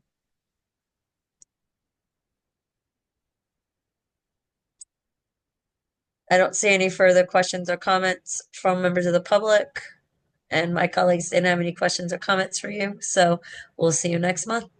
Great. Thank you so much. I look forward to working with you guys. Take care. Nice meeting you. The next item up on the agenda is a report back from the mayor's team. If we have anyone here from the mayor's team, can you please go ahead and raise your hand and we'll recognize you.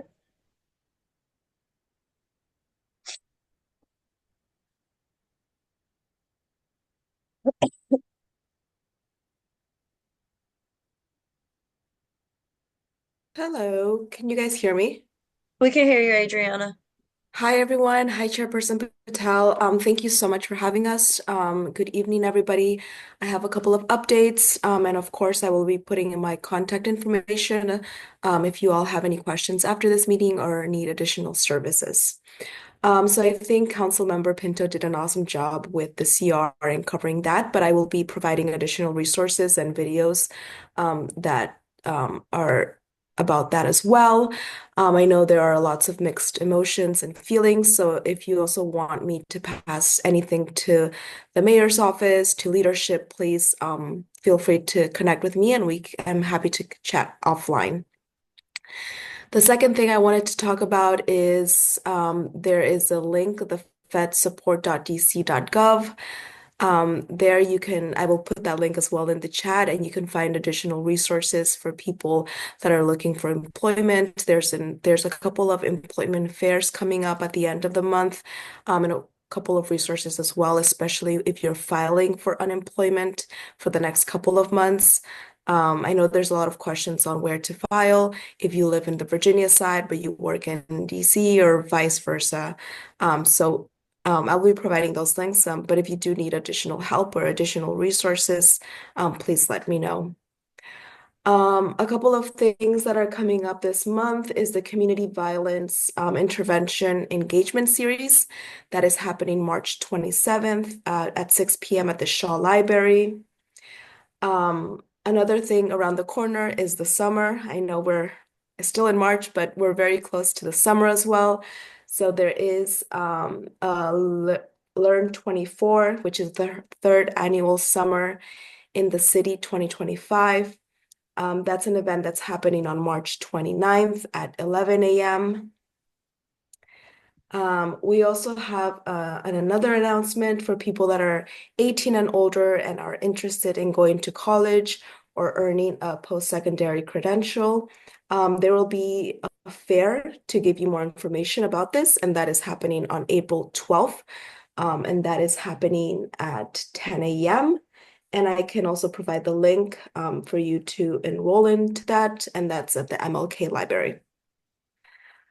Another wonderful thing, a couple of grants that we're having and a couple of deadlines coming up soon is one of them is the Great Streets Retail Small Business Grant, which provides funding for small businesses. And the application for that opens March 14th and it closes April 14th. So that is a very quick turnaround.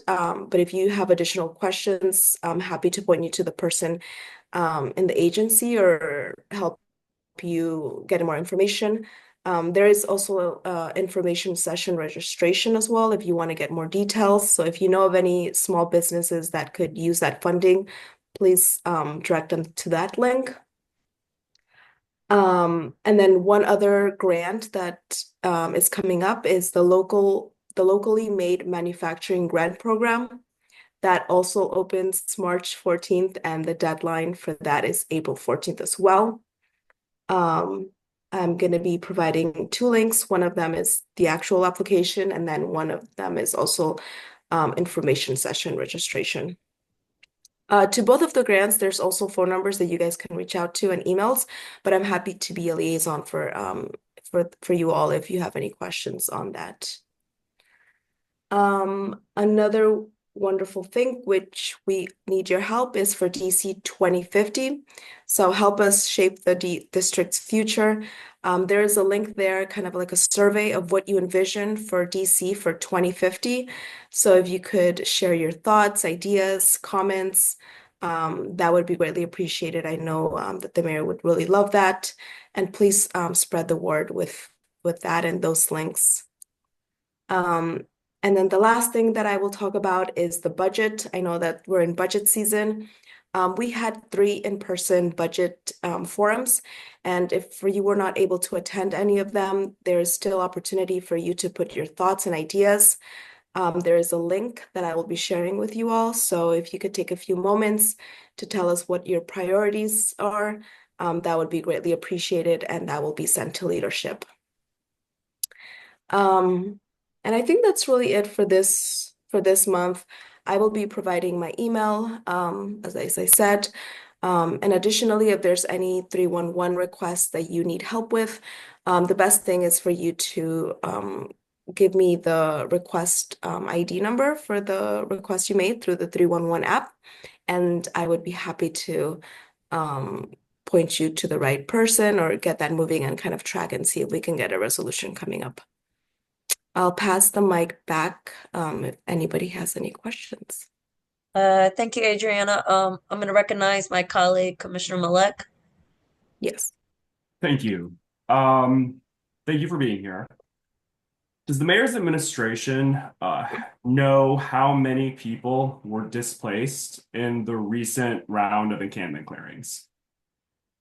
We don't have exact numbers, but I'm happy to look into that. I know there's a schedule of cleanups for the encampments.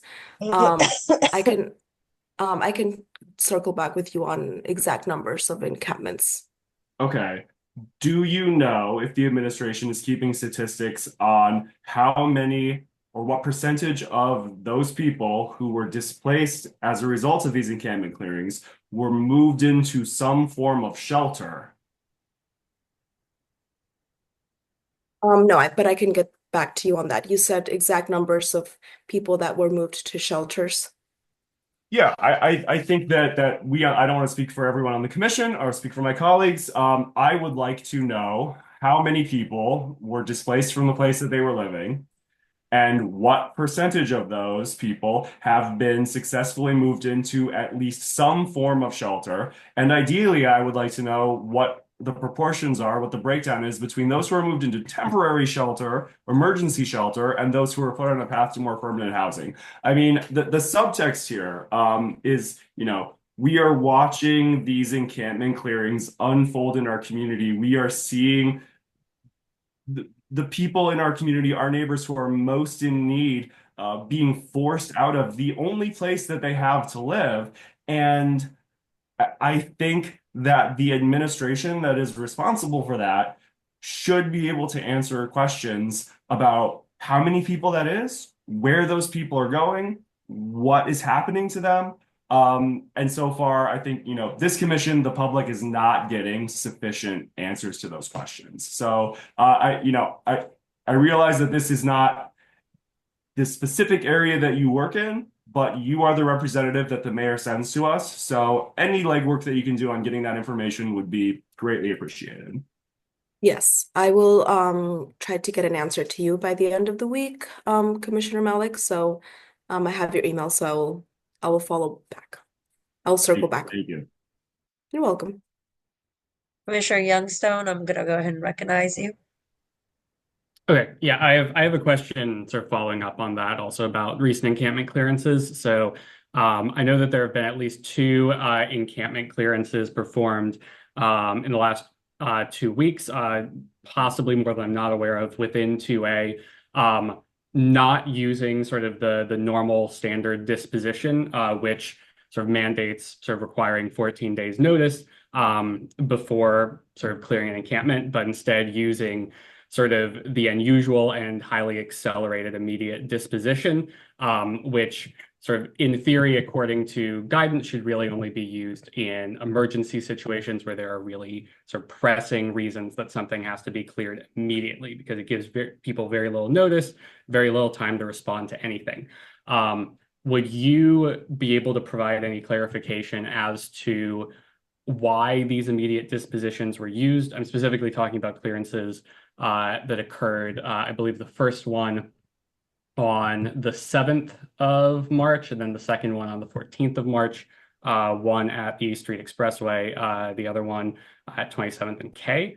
And sort of following up on that, since one of those was performed sort of shortly following a social media post by President Trump calling one of those out, whether the mayor's office considers social media posts from the president to constitute an emergency. Thank you for your question, Commissioner Youngson. So what I do know is that before these encampments have been cleared up, there were social workers and other agencies had gone out to provide resources, and the people had denied the resources. That's one thing that I do know of fact. And then another thing is that I know there is a schedule of the cleared encampments that are coming up in March and in April. So people were told before that. I'm not sure about the one on the 14th, because I know they put that link, I believe, on the 1st or the first week of March. So maybe that didn't really follow the 14th day. So these 2 that I'm talking about were not on the posted schedule. They were so all the ones on the schedule listed as standard dispositions, they're sort of given 14 days notice. These were ones where they were not posted on the schedule. Sort of 24 hours before the encampment clearance went by, notices were posted giving people very little time to respond or to react. And in one of those cases, they had previously experienced a clearance sort of only 2 days previously, had moved to a new location. Were under the impression, according to the schedule, that location wouldn't be cleared for another week, or I think possibly even 2, based on sort of signs that were posted there, and then received sort of a surprise 24-hour clearance instead. Oh, okay. I understand. If you could send to me those locations, and I'm happy to also investigate on why they didn't follow that protocol. That makes sense of why you're asking your question, and I'm happy to circle back and get an answer from HHS. Okay, sure. I'll email you after I'll this. be happy to provide that information. Thank you. Thank you. Colleagues, any further questions or comments before I make my questions or comments for the mayor's team? Okay, seeing no colleagues willing to chime in, I will go ahead and make a few comments. So I think what you're hearing from ANC2A, Adriana, is a lot of disappointment and frustration. Adriana, I found out in the government DHS government witness performance oversight hearing as the encampments were being cleared out, that they're telling members of the council, hey, we're placing them in the Aston, which I'm glad that there was some sort of plan, but at the same time, all of these encampment clearings are happening in ANC2A.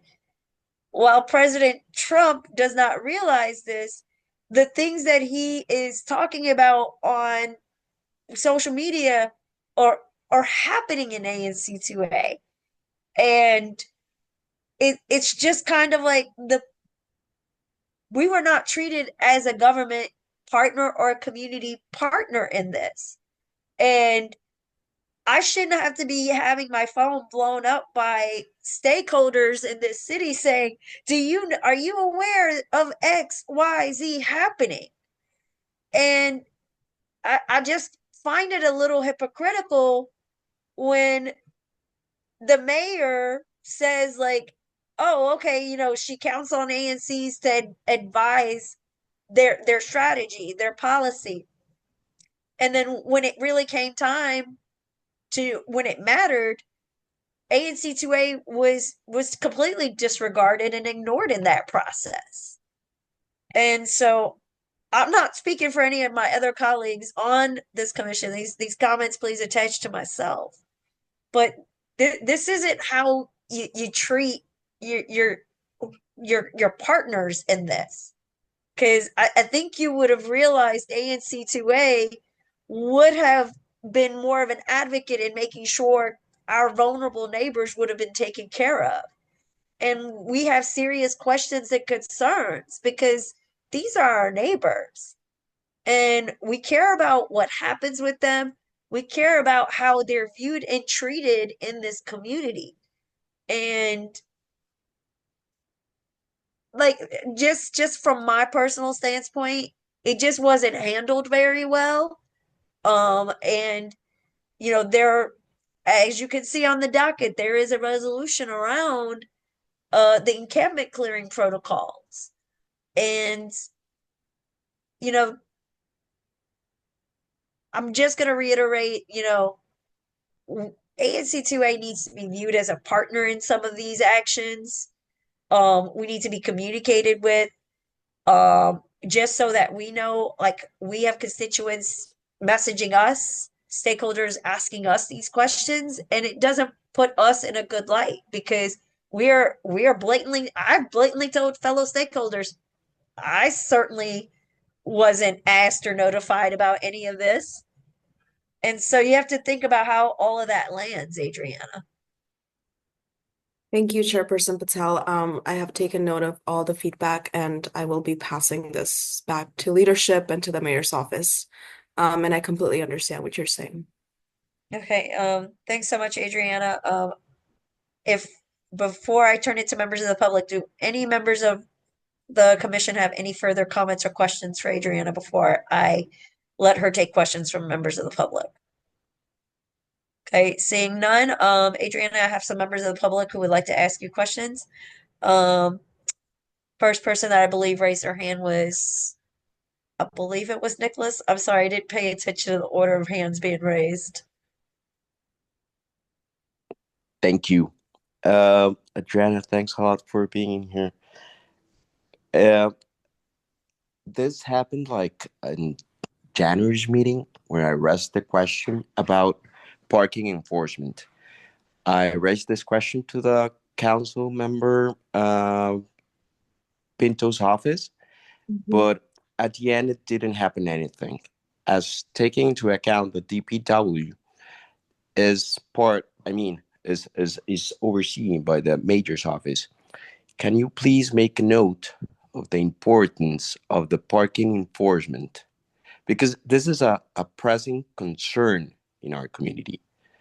Look, the lack of consistent presence creates challenges for those of us who have paid for the parking permit stickers, and it will make a significant difference if this permit holders, such as we do, could receive the preference and support that we've invested in. And again, I will say the same story that I mentioned in January's meeting. Uh, it takes hours to find a parking spot here in the historic district because it's not so many of them, but we have the Kennedy Center, we have the hospital, we have the metro. Believe me, it's really hard. So it's hours just to find a parking spot in front of your house. So I would really appreciate if you take note of this and if we could increase the presence in order to have the parking enforcement more in our streets. Thank you. Thank you, Nicholas. I have taken note of this, and I will let DPW know this and see what we can do to resolve this. And I hope to have maybe an update for you next meeting, if not sooner. Thanks. You're welcome. All right, next person in the queue, I'm seeing on my screen is Will Crane. Hi, thank you. Can you hear me, Chair? I can hear you. All right, thank you. Adriana, it's a pleasure to speak with you again. Thank you so much to everyone in the community. Adriana is fantastic, responsive, engaging, and I really appreciate her work with me as part of the FBA, but also just as a resident and neighbor. On to the issue at hand, I would like to kind of follow up with what some of the commissioners have brought up about the recent encampment clearings. Well, I think I will preface that with, I think it would be important to note that those folks who are, as a real estate agent, I think it's important that the end of March marks our real property tax due date. So it's important that people pay their property taxes because the district, if you do not pay them, if you refuse, the district will send your property to tax sale expeditiously, and that property will be sold and you will be evicted. Kind of a subtext to that is that, along with what the Commissioner Malik had asked, I think it would be very helpful to know with the encampment clearings, which have occurred, is that all of the community wants folks to be offered pathway to more permanent housing. A key statistic would be those folks that are consistently refusing to engage the protocols to land more permanent housing, because the conditions of the encampments are not static. The huge trash piles that are left are filled with human feces, human waste, rotting garbage. And a lot of times those are dumped in the historic district and right outside of a brand new or an under construction park and kids park or kids playground.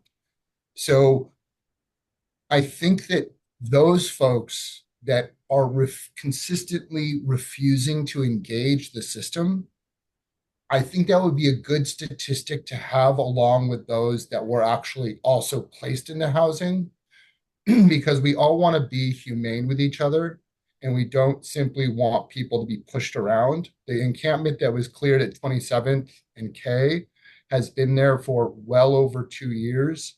It has been engaged with. DMHHS doesn't give us actual updates. They just say they're following protocols.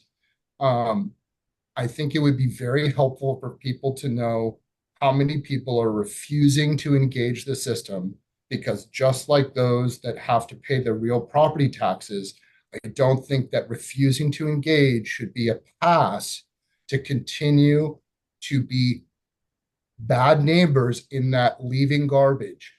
I mean, I know that the encampment at 27th K, there was 25 propane tanks that were cleared out of one tent. That is not a safe environment for those that are unhoused. It's not safe for their housed neighbors. We've had propane tanks explode. We've had fires. There are bridge overpasses, the access areas that are supposed to be secure. If a propane tank exploded underneath the bridge, that would be a horrible situation. And so I just think that we need to have a balanced information from DMHHS that includes that statistic as well, And I think that there needs to be some enforcement for those that are going to continually to refuse to engage a more permanent path to housing. Thank you. Thank you, Will, for that comment and those requests. I will circle back with you and Commissioner Malik on this.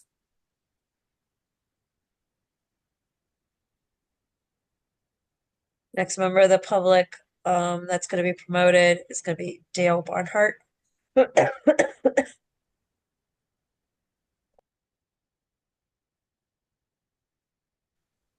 Yes.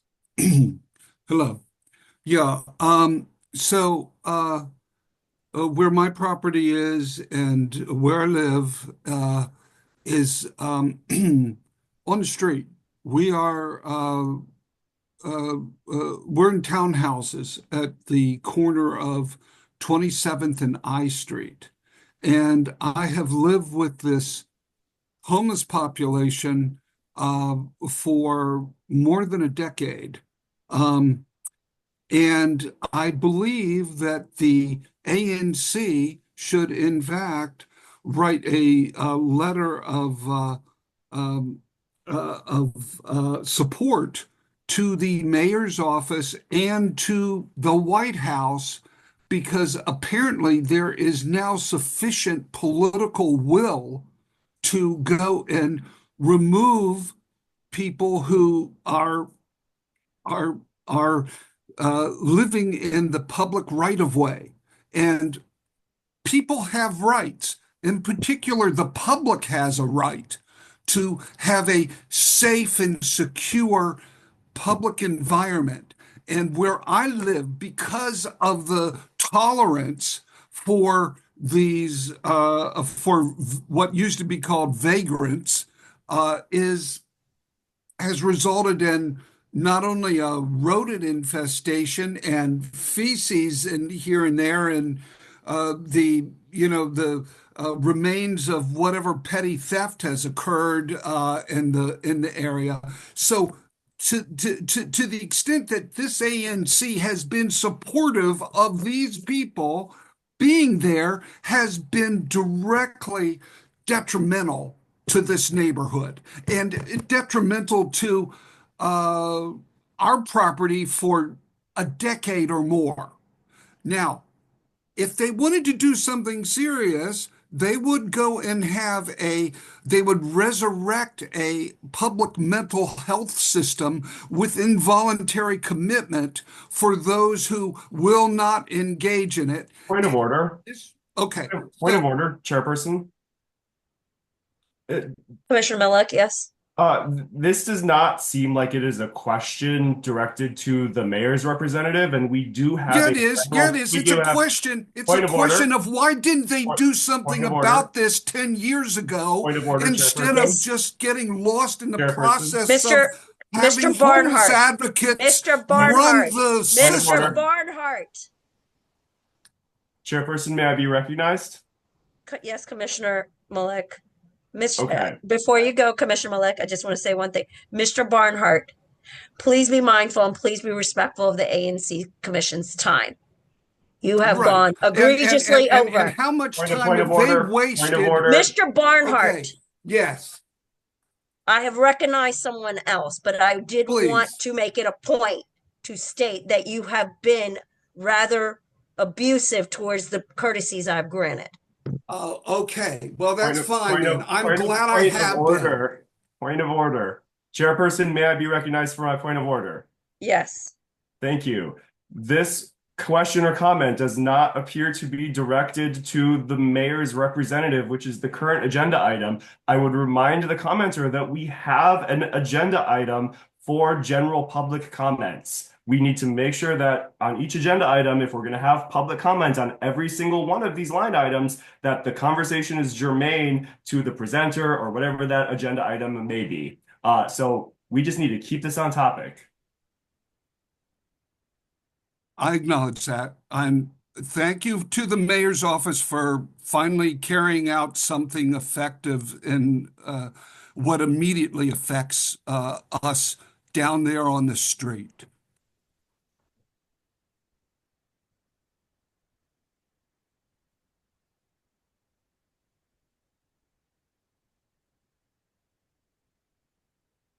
Moving on to the next public commenter.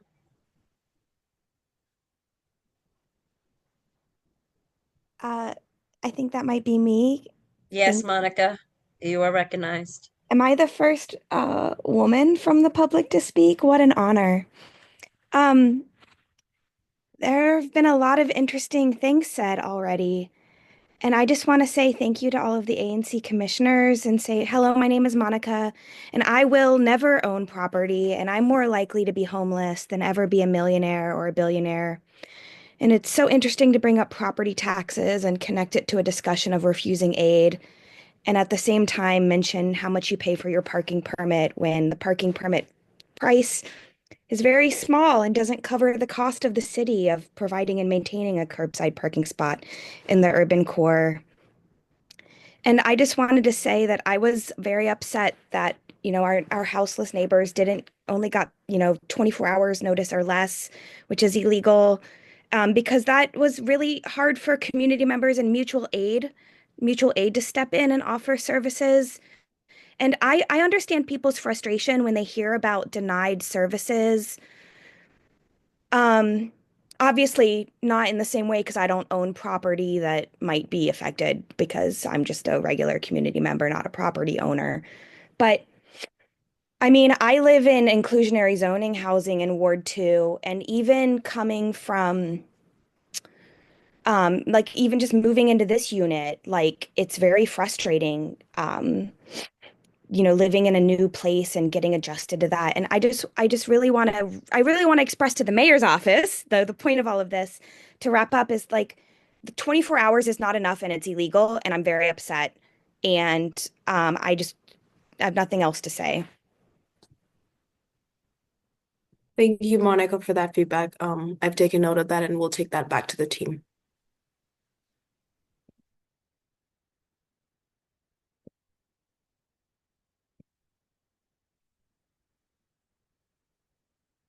Hello, this is John George from the Foggy Bottom Association.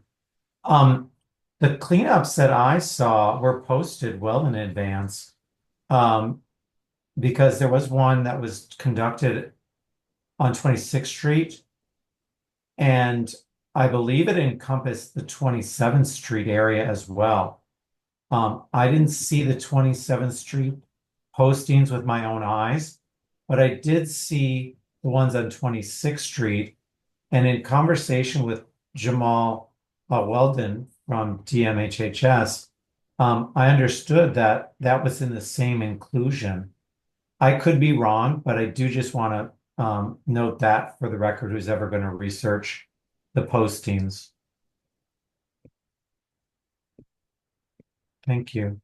Thank you, John. Yeah, I'm gonna be getting exact details of Commissioner Malik and Youngston. They've mentioned a couple of places that maybe had only 24 hours, so I will identify those and talk to HSS and see exactly where the miscommunication was and why it was such a quick turnaround if that was the case, and provide further detail. But thank you. John Weldon is a great resource.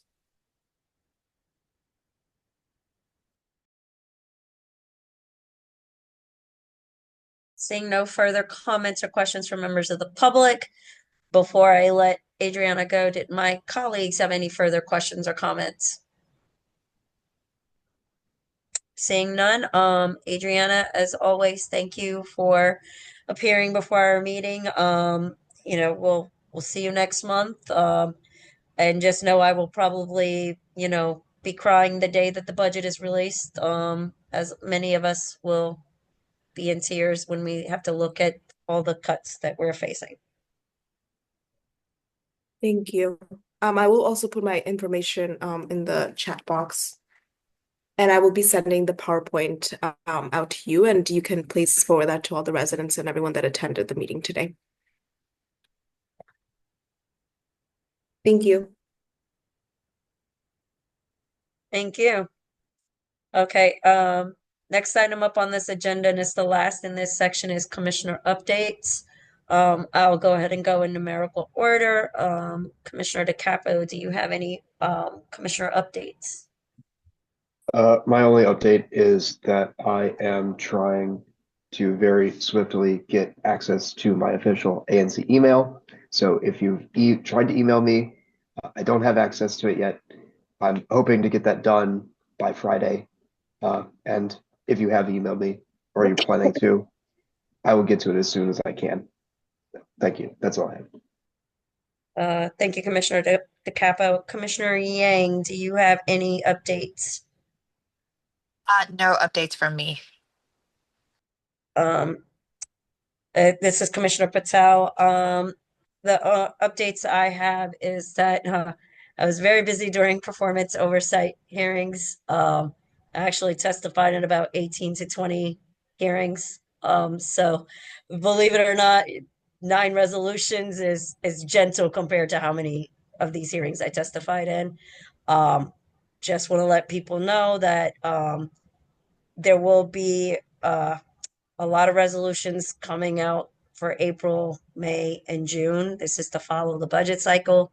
This is the one time that we need to be very vocal and push our priorities forward. We are expected to have a budget that is going to make a lot of us cringe. I don't want to speak for the rest of my colleagues here, but my priority for this budget cycle is to make sure and advocate that our most vulnerable residents do not get crushed in these budget cuts, and to effectively advocating, making sure that things that are deemed critical and core to the health and safety of residents in the city are kept intact. So that's what my updates are. And I'm going to go ahead and yield the floor to Commissioner Comer, who's next. Hi. My update is very brief. Work has started on the renovation of the 26th and I Street Park and Playground Dog Park. And I heard earlier during this meeting in a text from the Department of Urban Forestry that they plan to plant trees on the north side of this site tomorrow. Hopefully we will see them there soon. That's it. Mr. Malek? Thank you. Couple of quick updates. So my name is Jim Malik, single member District 2A08. And actually the first update, comment more than an update. There's been a couple of my colleagues over the years who have been consistently mispronouncing my last name. And that has started to spread into government agencies. So I've let it go because why correct people? But now people are asking me about it and there's some confusion about that. So I just want to clarify for the record, my last name is Malik, not Malak. So minor detail, but just putting that out there. With that in mind, I am holding my first office hours on April 1st from 5:30 to 7:30 p.m. at the West End Library. The West End Library is not in my single member district. It is just a block away. But I needed to find a space that was suitable on relatively short notice. So please come to that. Talk to me. Happy to see you there. You are also always welcome to email me at 2a08@anc.dc.gov or text or call me at 202-251-3284. Lastly, I wanted to thank Hannah from Pinto's office for coming on camera tonight. Unfortunately, correct me if I'm wrong, anybody, I believe she is the only presenter who turned their camera on.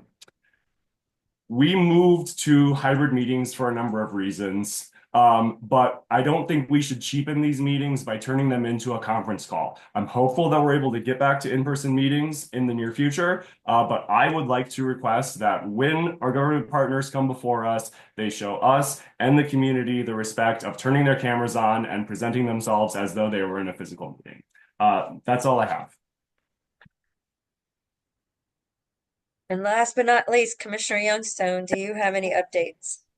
Sure. Oh, just to respond real quick to Commissioner Malik's last point. I don't know if this was the case this meeting, but I know in past meetings when I have appeared as a member of the public, I I haven't necessarily had the ability to turn on my camera, so it's possible that I don't know how it was handled with everyone who spoke, but it's possible there were some technical I blockers. mean, that's fine, Sean. I think the public doesn't have or Commissioner Youngstown, I'm sorry, they don't have the ability to turn their cameras on. But when we started doing hybrid meetings, every government partner was appearing on camera. And then over time, it just sort of has dwindled and dwindled and dwindled to now no one who comes to present before us is on camera. And I think that it changes the experience for the community because there is something valuable about seeing your government officials face to face and being able to address them, as though they were in the room with you. Like this isn't supposed to be a conference call. So I hear what you're saying, though. Yeah, I mean, I agree with you in substance. I just think we should probably verify that sort of if we're requesting that, we're also making sure it's sort of doable. Okay. Anyway, so yeah, just real quick, I'm Sean Youngstone. This is my first time sort of officially as a sort of sworn in commissioner. Unlike Keaton, I do finally have access to my email. I just got it today though. So if you did send something along recently, I may not have gotten it. But I would love the opportunity to sort of meet with more people in my SMD. That's 2A09. So if you do happen to sort of live there and have sort of anything you'd like to discuss with me, would love a chance to chat. Please feel free to reach out to me. 2A09@anc.dc.gov. Also, just to quickly respond to something that sort of John mentioned in the last comment period, just for clarification's sake, there have been a good number of clearances that have happened of encampments in DC, sort of in ANC 2A in the last couple weeks. Some of those have been performed, have been like listed publicly on the encampment schedule with the sort of required 14-day period, and some of them have been using the sort of extraordinary immediate disposition protocol with only 24 hours. So both have sort of occurred recently. Yeah, and I have a resolution coming up later that'll sort of go into that in further detail. Thank you so much. Seeing that there are no further commissioner updates, I'm going to move to the last item under this section, which is announcements and public comments. If you're a member of the public that wants to make a comment or has an announcement, please raise your hand.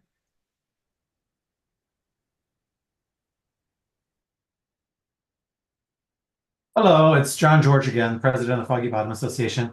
I do welcome any clarifications on the topics because there's a lot of moving parts here. So, if there was one area that wasn't posted, I certainly understand that. We all look at what we can see.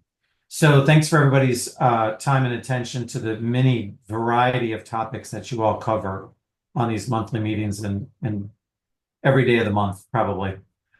So I'm going to just change the mood a little bit and just let you know that we are very pleased to have announced previously, but to this commission, the Foggy Bottom West End Main Street.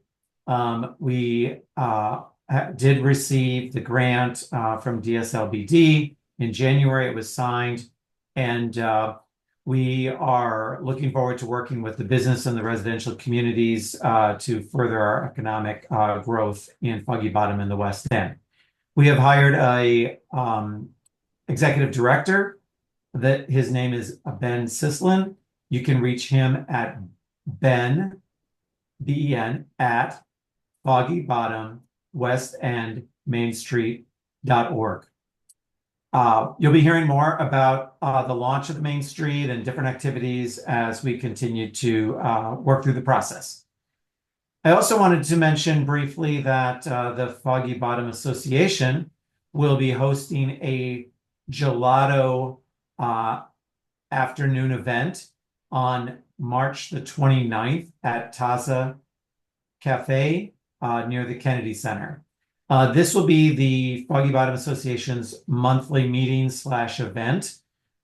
We, as I've mentioned on previous occasions, to our members and to those who are part of Foggy Bottom in the West End, we sometimes have official meetings that take place in meeting places like the West End Library or GW's meeting rooms. but we also have a lot of events, and they're meant to be social to get to know each other as neighbors. And we invite anyone to attend, whether you're a member or not of the Foggy Bottom Association. We hope to see you on Saturday, the 29th, from 2 to 4 at TASA. So thank you very much and have a good evening. Thank you. Next person in the public that has a comment.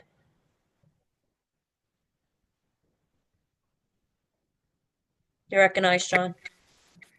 Yeah, good evening again. This announcement is on behalf of the Foggy Bottom West End Village. And on April 10th, that's a Thursday, from 2 to 3:30 p.m. And in the large conference room at the West End Library, the village will have what they're calling a Smart Trip card clinic for seniors age 65 and above.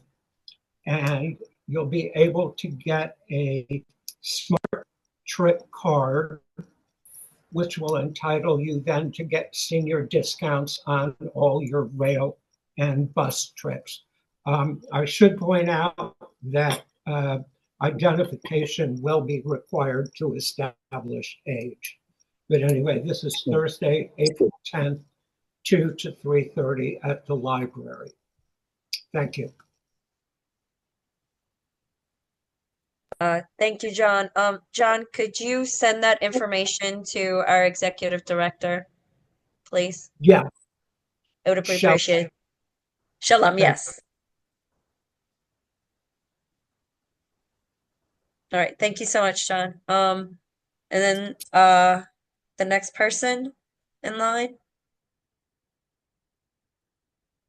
Hi, Valka. We can re-recognize. Okay, can you hear me? We can hear you, Valka. Okay, and I'm happy to show my face. Let me see.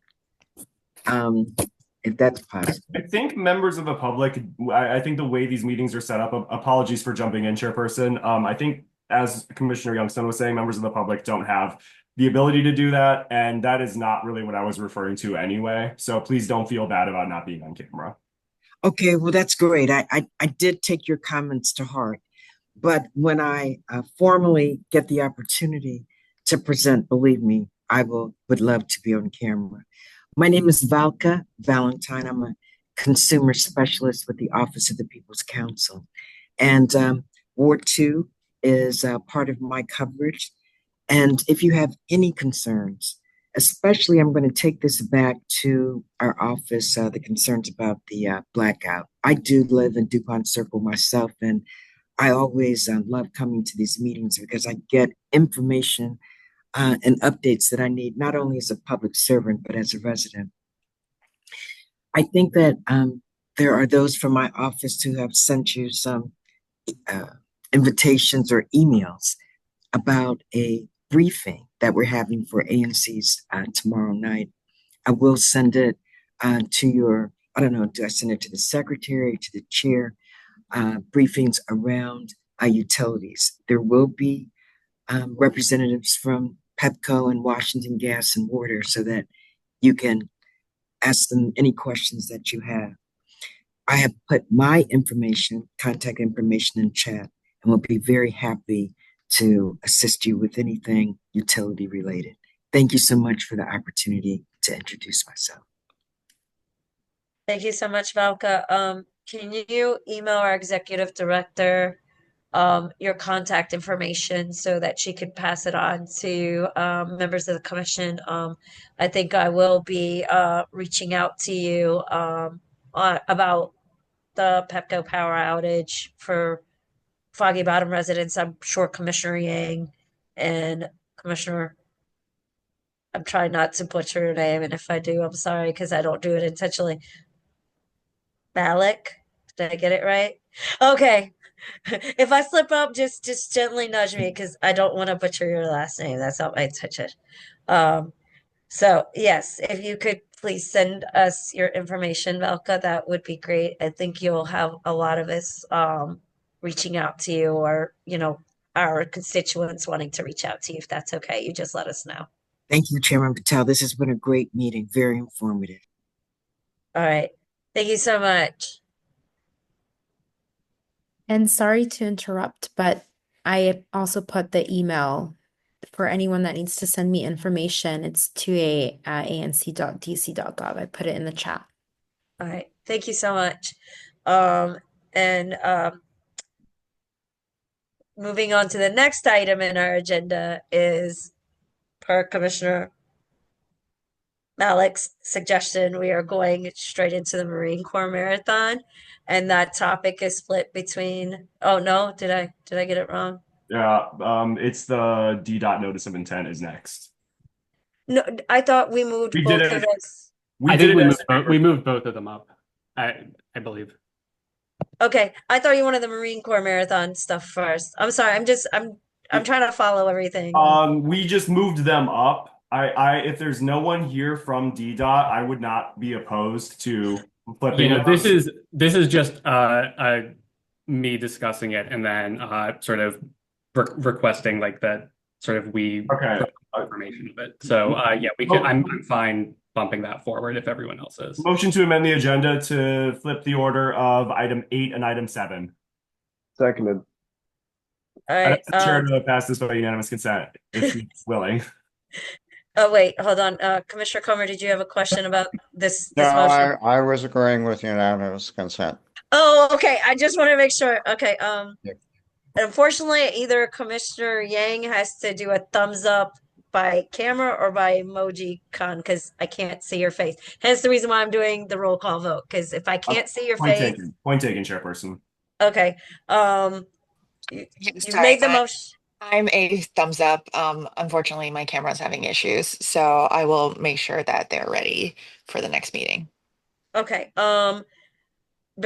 Did anybody second Commissioner Malik's? Okay. Second. Yeah. Second. Okay. I'm sorry, guys. I'm just not feeling well, and so I just want to make sure I don't mess up. So, a show of thumbs or yell out thumbs up for unanimous consent on this flip. Commissioner Malik, you got to vote. Yep, I am. Yes. Okay. Flipping those flipping those two items. So the next item would be the Marine Corps Marathon. Am I correct now? Yes. Okay. This topic item actually is shared between Commissioners Comer and DeCapo. Do we have anybody here from Marine Corps? Yes, we do. May I just briefly introduce the Marine Corps Marathon is a great event. It's very popular. It happens every fall. I'm sure we're all going to be very supportive of it. I just hope the presenter we are running late. I hope you can do this quickly.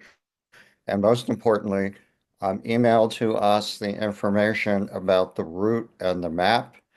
And I will say that just this past weekend, we had the Rock and Roll Marathon that came by in the neighborhood, and they were nice enough to send out notices to residents in affected streets by mail ahead of time. This marathon may not be able to afford to do that, but getting some publicity about the location close to the time of the event is probably most useful. Thank you. So Commissioner Absolutely. Comer, hold on, Krista, before you go, I gotta at least make sure it's moved and seconded before you start your discussion. So Commissioner Comer, I take it you're the mover of record. Who is Yes. the second of record? Second. Okay, you can go ahead and start the discussion now, Krista. Awesome. Thank you so much for having me on this evening and moving me up on the agenda and the introduction and support. So yes, I am here to present the annual Marine Corps Marathon, which this year will be our 50th anniversary of the Marine Corps Marathon. It will take place on Sunday, October 26th. It will be the same course as the past year, so there should be no changes in that.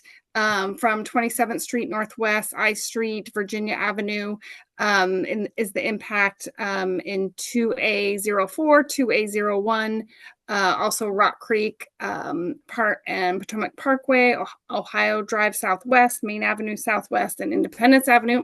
Excuse me. This is approximately 5.5 miles, 5.5 through 11.5, and miles 15 through 17 in our course. So impact will start at about 3 a.m. on Sunday, October 26th. And we should have our first finisher, our first runner, I should say, coming through your area at about 7:45 that morning. And then the last runner coming through just after 12:30 that day, and then about a half hour after that, it takes us for all of the cleanup and the vehicles behind the last runner for trash and cleanup vehicles and picking up any signs along the way. So we appreciate the ANC's support of this event annually. And if anyone has any questions, I'm happy to answer those for you. Any questions or comments from colleagues about the Marine Corps Marathon? Commissioner Malek? Thank you. I would just ask, are there any substantial changes to your operations or the plan or anything from previous years, whether that's the route or the number of expected runners or just anything? The only change would be in the expected runners. We are expecting an increase in participation this year because it is the 50th anniversary. So in the past, we've planned for about 20 to 25,000 runners. This year, we're planning between 25 and 30,000 runners on race day. So there should be an increase in participation, we anticipate, but the route is the same as past years. The only other change that it doesn't affect you directly, but just for overall knowledge, in the past, we have had 2 other races simultaneously. We've had a 50K that has an extension, not in your area, but where people do an extra 5 miles for a 50K event. And then we have had a 10K event that starts on the National Mall and then basically follows the rest of the route of the marathon.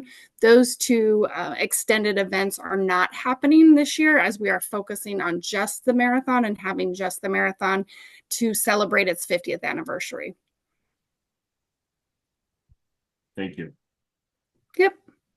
All right, seeing no further questions or comments from colleagues before we call the question, I'm just going to yield and see if there are any questions or comments from the public on this. Okay. Seeing no questions or comments on the matter from members of the public, I'll go ahead and do a vote by division of the House. Commissioner DeCapo, how do you vote? Yes. Commissioner Yang, how do you vote? Yes.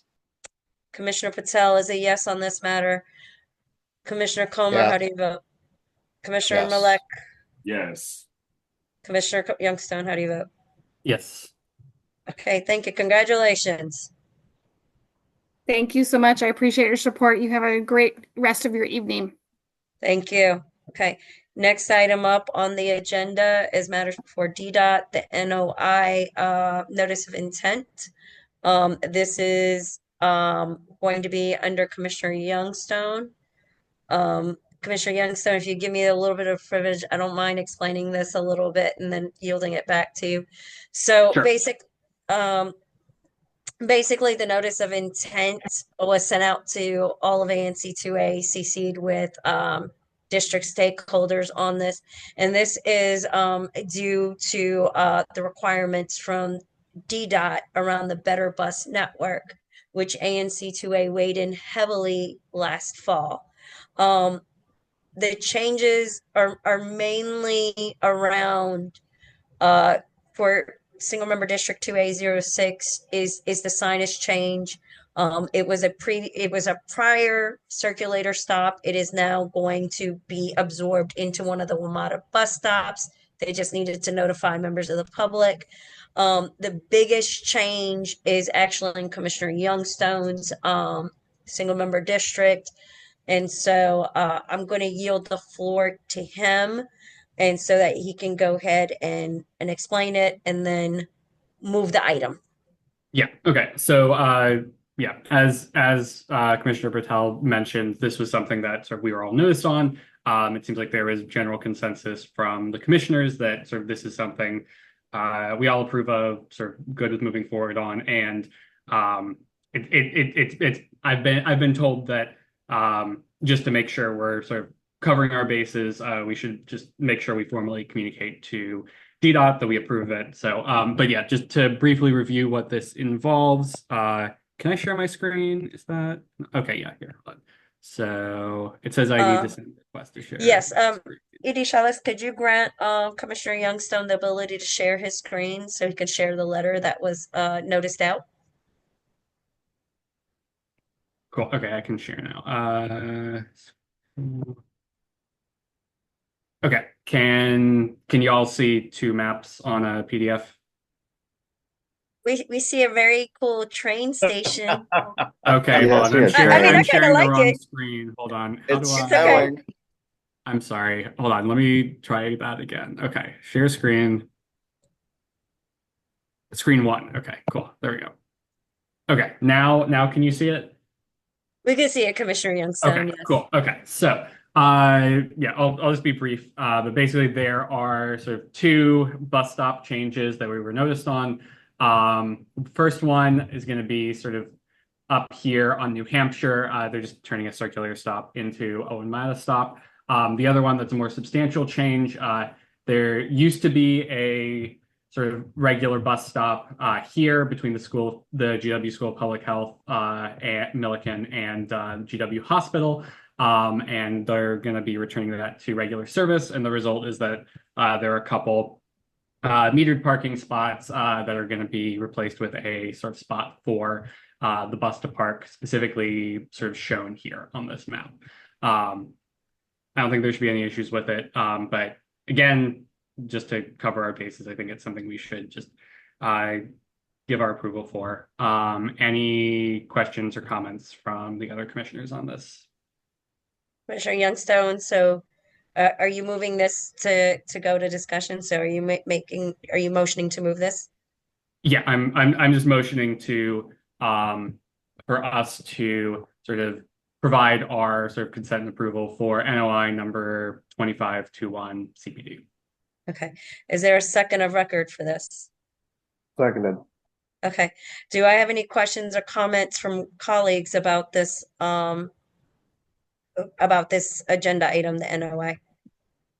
Commissioner Malik? You're good, Chairperson. I'm sorry, Thank you for I've been trying. calling your name wrong all this Okay. time. I feel bad. It's fine. So I am deferential to my colleagues who have this in their SMDs. I am inclined to abstain from this. I just want the public to know that I had asked for DDOT to be here tonight. I think we were not able, for whatever reason, to make that happen. I feel like I have not heard enough about this to take an informed position on it. I believe that we're about to have some questions from the public that also reflect that sentiment. So, I just wanted to put that out there. Comments are acknowledged. Any further comments or questions from colleagues before I turn to members of the public about this?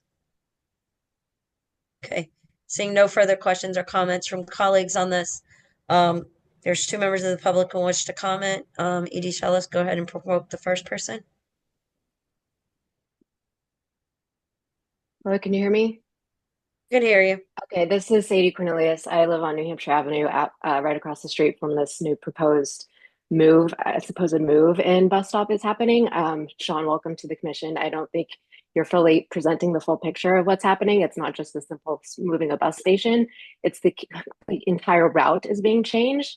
So there's going to be buses. If you look at the new proposed Better Bus map system, which I just learned about today, that the buses will now be going down New Hampshire Avenue from Washington Circle through the Virginia Avenue Circle into the Kennedy Center, where they're currently being gone down 26th Street, or 23rd Street, where the Foggy Bottom Metro station is, which makes complete sense. It works now. I don't know why they're proposing to moving it down a one-lane residential street, which is already congested as it is. There's Amazon trucks were unloading yesterday, and a Kennedy Center bus couldn't get through, and so there was people honking all the way down to Virginia Avenue. And there's a lot of congestion going into Washington Circle northbound because it's a red light. You can't turn into that circle. Whereas going down 23rd Street, it's a two-lane thoroughfare on both sides of the street. There's plenty of room to unload and load without, like row homes and people and children and dogs who are going to, it's a safety concern. There's all these things that are coming about. It's not just a simple, oh, let's just move this bus stop. I don't think you're presenting the full picture that there's going to be a major shift in the proposed, from what I'm understanding from reading all the documents in the past 2 hours leading up to this agenda item. I've been going down the rabbit hole looking into this. And if you click on that Better Bus link, you look at the new routes that are being proposed, the D10 and the C85, that's what's being proposed here. And I think we need to take a hard stop, no pun intended, that this is going to go into effect as soon as June, when we can't even get a dog park built in 2 years. And you're saying we're going to do this major shift in traffic in less than 2 months. So I think we have to really, really come together as a neighborhood and not just let this slip under the rug. That's all I have to say. And I think my colleagues, including the Foggy Bottom Association, are just as kind of thrown under the bus as I am, no pun intended again, that we are just now hearing about this. You said there's been all this announcements, but I'm on the Foggy Bottom board and I am very in tap with everything that's going on in the community. And this is the very first time I'm hearing about this. Okay, just to respond real quick, and my colleagues feel free to correct me if this is sort of incorrect, but based on my understanding, so the larger Better Bus project is sort of something we've been sort of engaged with DDOT on for a while now, going back and forth on. So this NOI specifically, like this isn't like making any larger statement about sort of the Better Bus network sort of writ large or about sort of specific route changes. This NOI specifically only deals with the sort of bus stop changes on those individual streets that are part of that larger change. So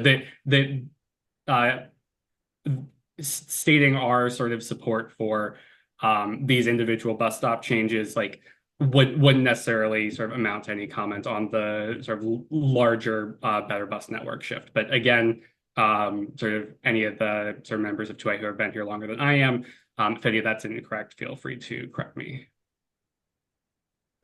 So from the statement that's linked in the ANC agenda, that says going into effect June 25th are these new Better Bus routes, which would include, the shift in these. If you did ride this route, this will be your new route, D10 and C85, which are the ones that are proposed to go down New Hampshire Avenue, which are the reason for this shift in bus stop, which are currently out. So I don't see why they're not one and the same. Like, why isn't a bus stop shift the same thing as a route shift? Well, this is just like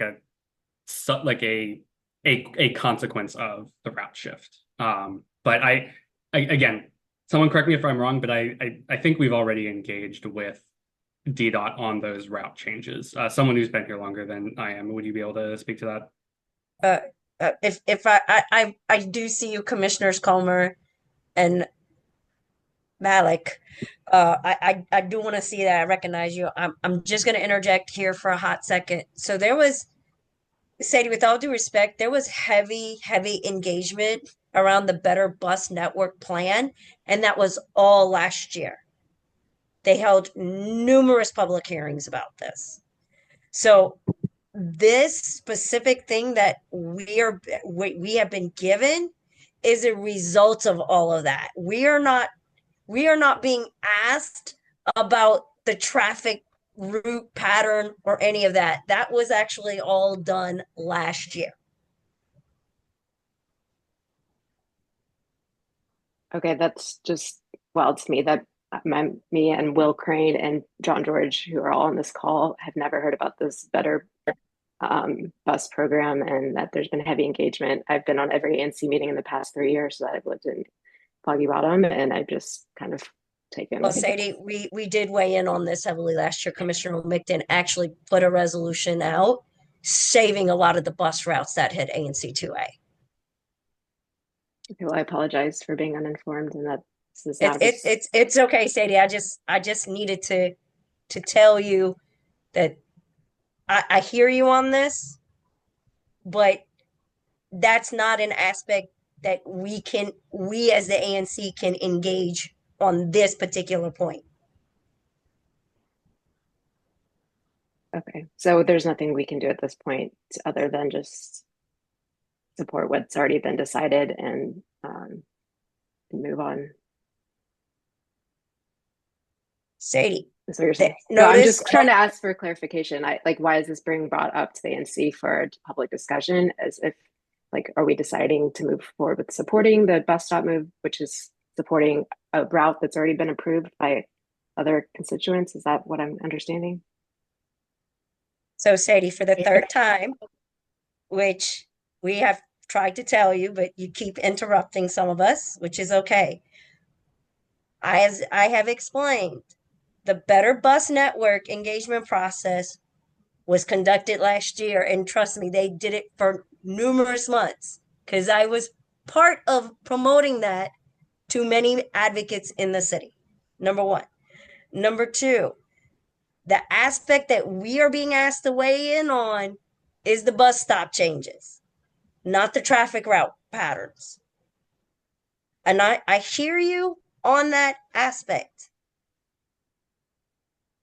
They are doing Better Bus Network roundtables and hearings through DDOT. They are coming. I think there's a public hearing, I think next week or 2 weeks from now. This is all under the DDOT website. So I would suggest and recommend that you go to that hearing and you make your case about the traffic pattern of the routes there. Unfortunately, that is not what DDOT is requiring or requesting of us in this particular instance. Okay, thank you for clarifying that. I think I was just misunderstood, and I really appreciate you bringing us all up to speed on what we've seems like it's gone under the radar for a lot of us. So I have no further comment. If anyone else wants to speak up on this, I'm going to recognize my colleagues. But thank you for your input and feedback. I will find the information about the roundtable or the public hearing that they're going to have. I can send you that information if you'd like. Just ping me on that'd be great. an And just getting clarification as to why they recommended this route change would be really, I think, helpful for a lot of us to have peace of mind on this. Once again, Sadie. I think there's a lot of Commissioner information. Youngstown. Yeah, sorry to jump in. I think there's a lot of information on DDOT's website about sort of the whole process that's gone into it and sort of justification for all the route changes. So yeah, I think if you just go to DDOT and find their Better Bus page, there should be lots of information there for you that's sort of been out for a while.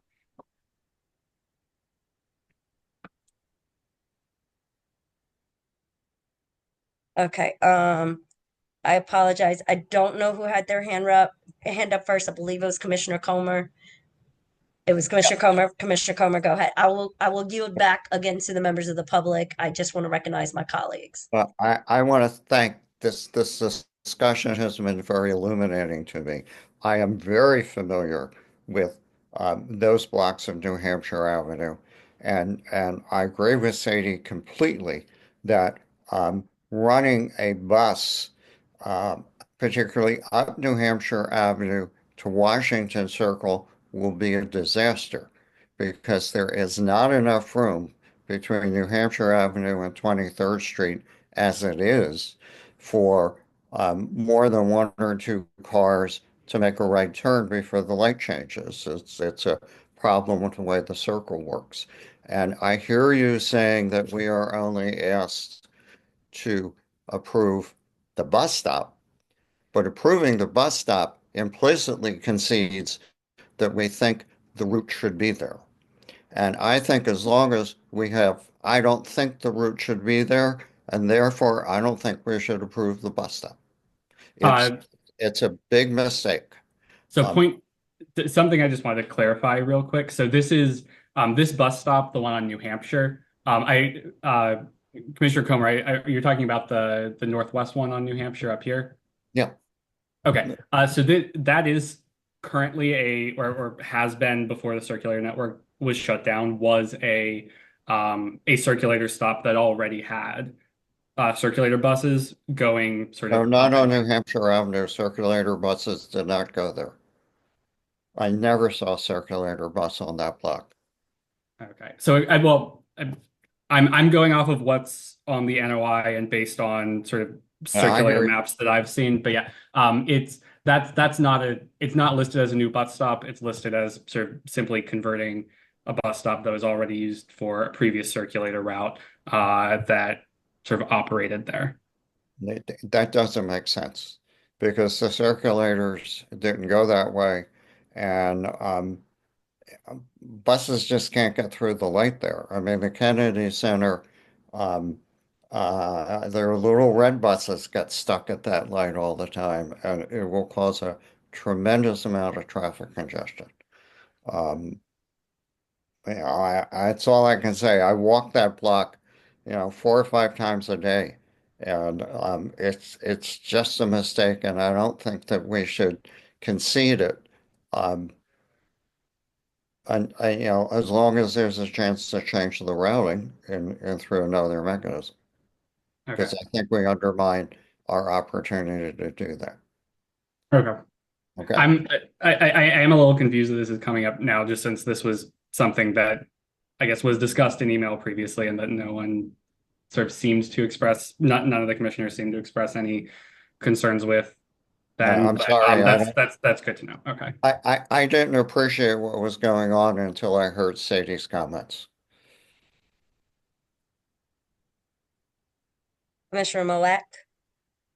So, I mean, I just want to clarify again, I did express an objection to having this on the agenda without having DDOT here to present about this, in part because I knew that we were going to have questions about this, and I wanted to have someone here who was equipped to answer those questions. I don't think Sadie needs to apologize. She's just asking questions. I don't want to make any of our public commenters, even when we're doing a repetitive point of order, I don't want to ever make them feel like they need to apologize. That is not what we're trying to do here. I also don't feel like I have any information about the Better Bus Network change. I just looked this up on our website. It looks like we did do one resolution on this, CR 24026, in June of 2024. I was not on the commission at that time, so I don't have any of the background on this at all. It's an example of why we need to make sure the public has access to our resolutions, because sometimes we put these out a couple hours before a meeting and then pass them with 5 minutes of discussion, and then no one has any idea that we supported a project that comes up a year or two later. With that said, Commissioner Youngstone, what is the reason for the proposal that we support this NOI? Or let me rephrase that. What is the benefit to the community of moving these bus stops? So, well, they're not necessarily being moved. One of them's a conversion, the other one's like the addition of a bus stop. They're both part of sort of the larger Better Bus Network plan. As I understand it, the sort of primary reason is to sort of just make sure that both of those areas are served as sort of part of the larger network. This one here, the new stop, was previously, I believe, I want to say before COVID, an active WMATA stop. Off the top of my head, I don't recall which line, but because of lower ridership at that time, it was temporarily replaced with sort of metered parking, and now they're looking to bring it back. The other one, again, as far as I'm aware, sort of was previously a DC circulator stop, and now that the DC circulator has been eliminated, they want to make sure it's continued to be served. Okay, so in your assessment, this would be a benefit to the community. Yes, yeah. This is just making sure that sort of areas that have previously sort of been served by transit continue to be served by transit. Thank you. Commissioner Comer, do you have another comment or a question? Or you just left your hand raised? No, I would like to propose that we delay addressing this issue until the next meeting where we have somebody from DDOT to explain what's going on. My memory of our last resolution was we were concerned that they were completely cutting off service, reducing service to 2A, and we wanted more service. I don't remember a resolution where we approved the specific route. And I think there are enough questions that I move to table this to the next meeting. I'll support that. I mostly brought this up based on sort of previous email chains with the expectation that sort of this wouldn't be a controversial discussion. So yeah, I'm fine with that. Let's bring someone in. Point of process, Commissioner Youngstone, you'd have to remove your motion to pass a resolution in support of this. Sure. Yeah, I'll remove that. Well, then that move to remove the motion. No, you can just remove it. I'll remove the motion. Okay. So we'll discuss it at the next meeting then. Yes. Great.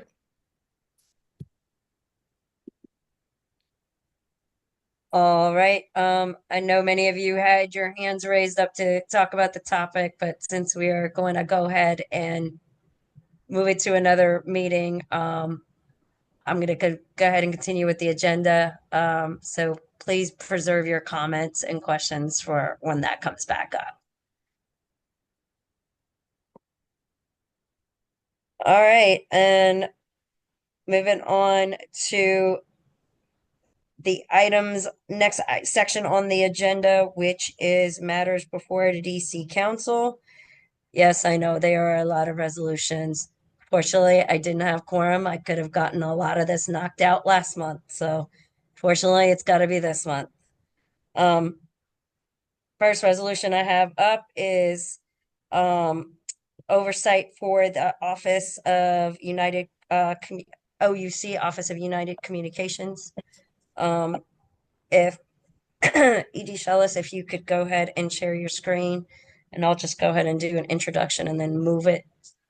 And then we can go ahead and start discussion of it. So basically, the reason why I have written this resolution is that there have been issues around 911's timeliness and response, and addressing calls from constituents and residents when they are calling about issues around health and safety. There were numerous times in ANC meetings where SMD 2A05, 2A04 were being vocal on the fact that they called 911 when they saw suspicious activity. There wasn't anybody responding or coming in a timely manner as far as MPD showing up. Same thing with Columbia Plaza. There were numerous complaints on how long it took for 911 to connect to MPD to get someone on site when they were having health security issues there. Last year, there was a gentleman known colloquially as the Foggy Bottom Stalker. Many of my residents here in 2A03 would call 911 when they'd see this gentleman walking around, and it would be 2 or 3 hours before MPD would show up on site. So there have been just numerous situations here in ANC2A that have caused serious concern. I actually presented this resolution last year. We tabled it, and what prompted me to write this resolution last year was the death of a 5-month-old infant. What has re-agitated me to open this is that there was an incident where that occurred at 950 25th Street Northwest, the Claridge House Cooperative, where the elevator started smoking, and 911 was contacted, and the building concierge was put on hold for 15 minutes before they were acknowledged. And it took 9 minutes for 911 to connect to fire, emergency, and medical services. So from 10 p.m. when the alarm was pulled and when 911 was trying to be contacted, it took a full 30 minutes before a fire truck was dispatched. This causes serious concern because there could have been loss of life. In this, heavy smoke had permeated the building. Over 200 residents stood out in the cold for an hour and 15 minutes total, between waiting for fire to respond, the 45 minutes to an hour where the fire department made sure that the building was safe for residents to re-enter.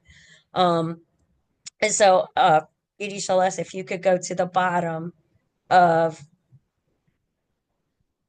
it here, the therefore be it resolved clauses, please. No, all the way at the bottom. And so basically, I just basically stated that the council,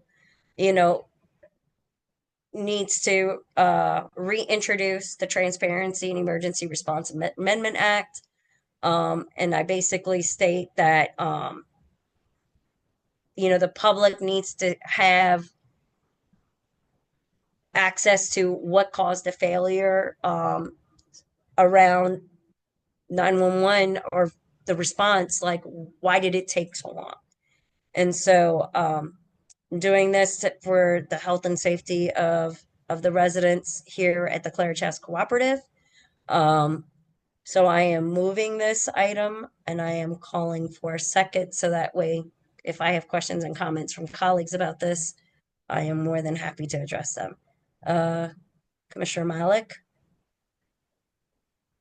Commissioner Comer had his hand up first.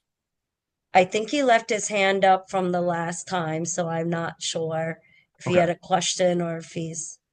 Okay, I'll go, and I'll start by saying I'm going to make a comment and I'm going to make it germane. It's a general comment, but I will bring it back to this. So Commissioner Malik, I need a second to start the discussion. I moved it. I thought you raised your hand, so you wanted to second it. I need a second. I'll go ahead and second it. Okay, so Commissioner Patel has moved. Commissioner Malik has seconded. Commissioner Malik, I go ahead and defer to you for your comment. Okay, couple of things. Start with a general comment that I will make germane to this resolution. As most of my colleagues know, and I think as most of the public knows at this point, I firmly believe that the public has a right to review the resolutions that we vote on. I think they deserve a real opportunity to do that, not just a technical opportunity to do that. So we talked about this during the last item where we passed a resolution that no one remembers, the public doesn't seem to know anything about. In this case, we sent out our draft agenda a week ago and we mentioned these resolutions, but they weren't linked on the draft agenda. Then we sent out our final draft agenda today at 3:55 p.m., which means that the public had an opportunity to review this large number of resolutions for only 3 hours prior to the start of this meeting.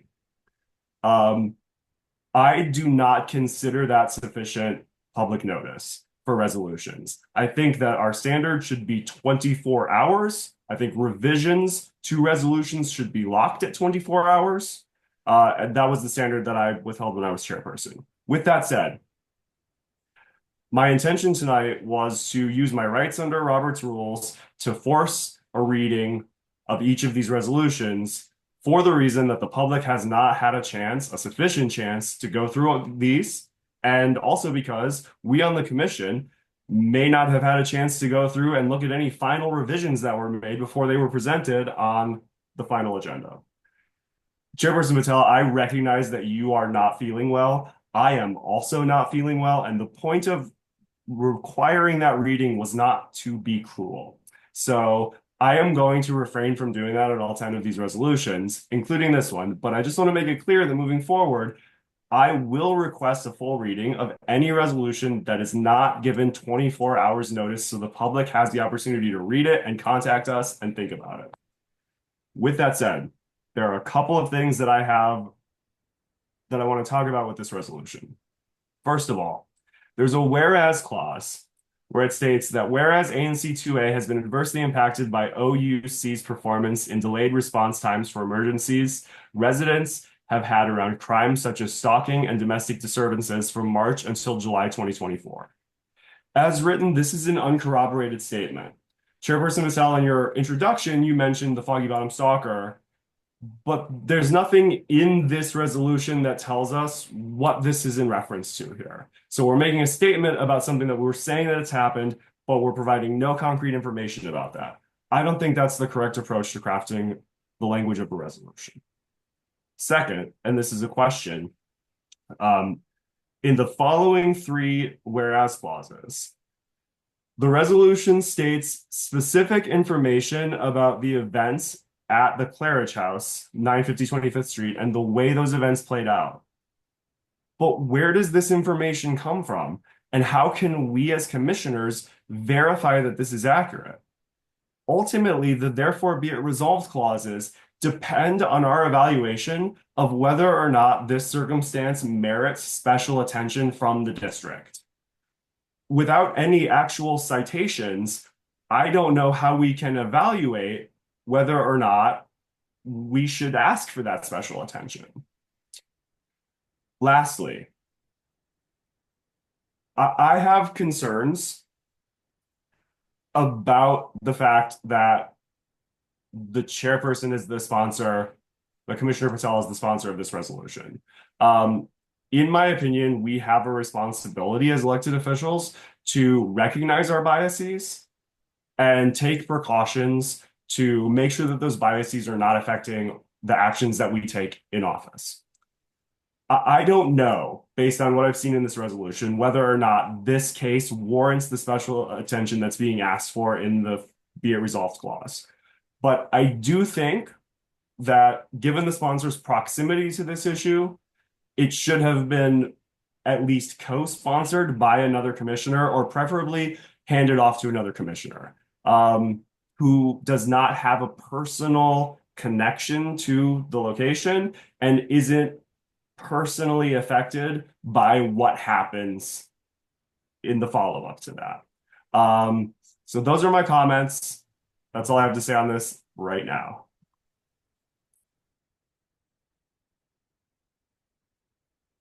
Before I respond, are there any further questions from colleagues before I respond? Commissioner Comer, your hand is still up, so we don't know if you want to comment on this or you just left your hand up.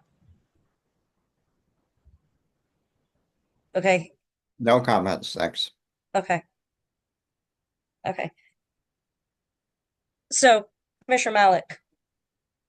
So first of all, commissioners do have the right to comment on things that do happen in their own SMD. This happened in my SMD, number one. Number two, I had over 200 residents that stood outside for an hour and 15 minutes. I had 40 people talk to me in my lobby the night that this happened. So this is being done on their behalf and at their request. Number two, because it is my SMD, I think I know what my obligation and responsibility is in this resolution. I had to be the most careful in this, number one.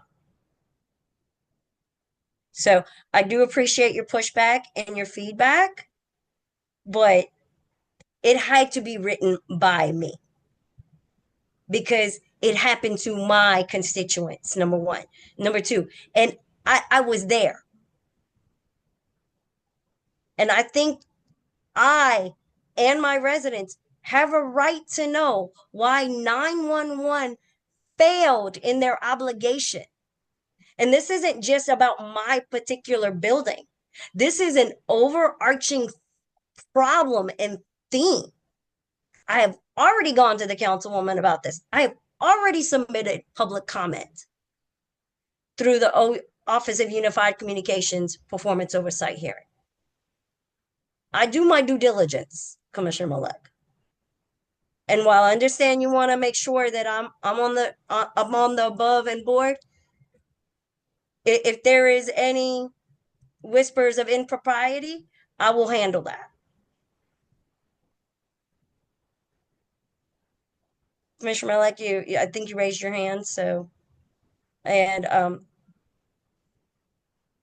gonna keep my comments germane to this. I've heard your other comments before, but I'm not gonna address it at this time. The hours is 10:30 and we still have 9 resolutions to go through, along with 9 more resolutions after this one, along with alcohol beverage.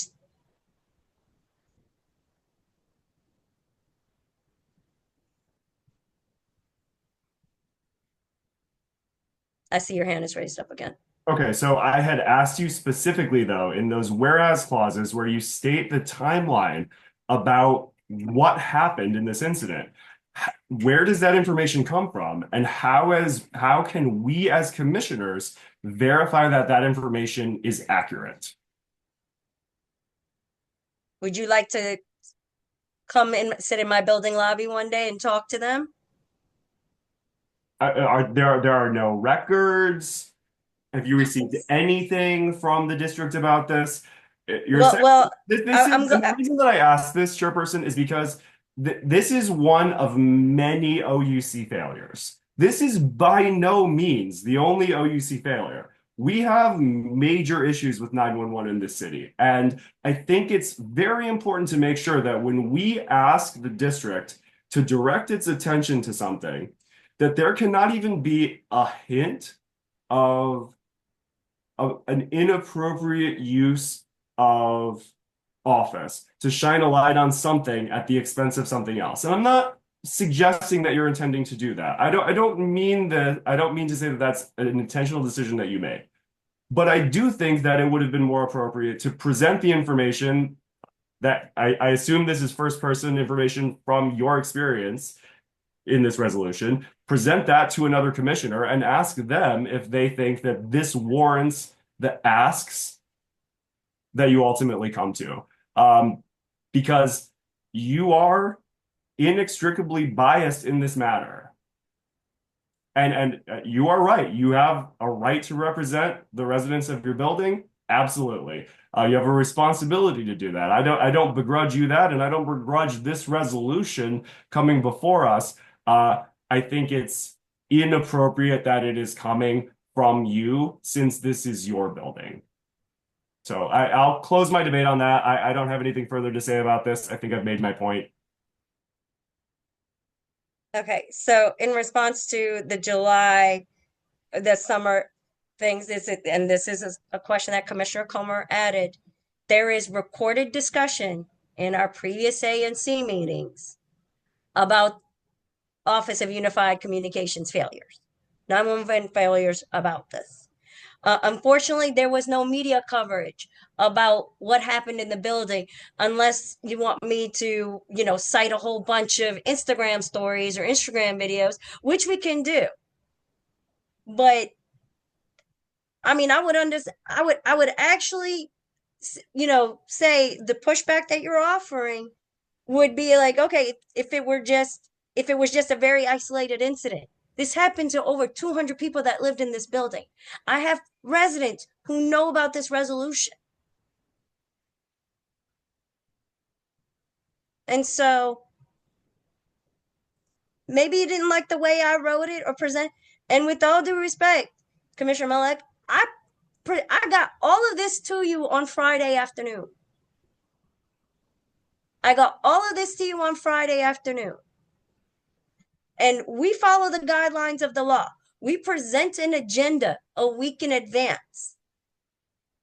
There is no hard and steadfast rule that says we have to link our resolutions in that agenda to the public. No, but we should. Well, we are also a commission of unpaid volunteers. And it's not something that's enforceable. And honestly, I don't want to spend time going back and forth about the operations and procedures of our ANC commission when it's 20 minutes to 11. There's a time and a place. But I do want to hear your answer as to how we can know that the timeline in this is accurate. I do think that you should have linked, if there are Instagram posts corroborating the statements that you make in this resolution, I do think that you should have linked to those. And I would ask you in future resolutions, please do that. Don't ask us to take your word for a timeline. Provide the evidence that is available to you. That's important for us in making our decision, especially in a case like this where we have to consider the sponsor's bias. Your feedback is noted. Commissioner Comer? Yeah, I would just like to push back. In the past, we have passed other resolutions. A couple of months ago, we passed a resolution about the Aston that we sent to the Board of Zoning Adjustment, talking about what Chair Patel and I saw while we visited the Aston. There were no questions about the veracity of what we said we saw. We were there. The commission accepted our statements as accurate. And I think I am willing to accept Chair Patel's statements about what happened at her building. I don't know where you would find sites for that. If you don't think this comes up to the level of a resolution that you're willing to support, please vote against it. But it's late, and I think we need to move on to more important things. So I would like to call the question. Commissioner Comer, when we call the question, it means we've negated public comment. Well, let's put it this way. I would like to then move that we go to public comment and then call the question. Understood. Members of the public have any questions or comments on this? Please raise your hand.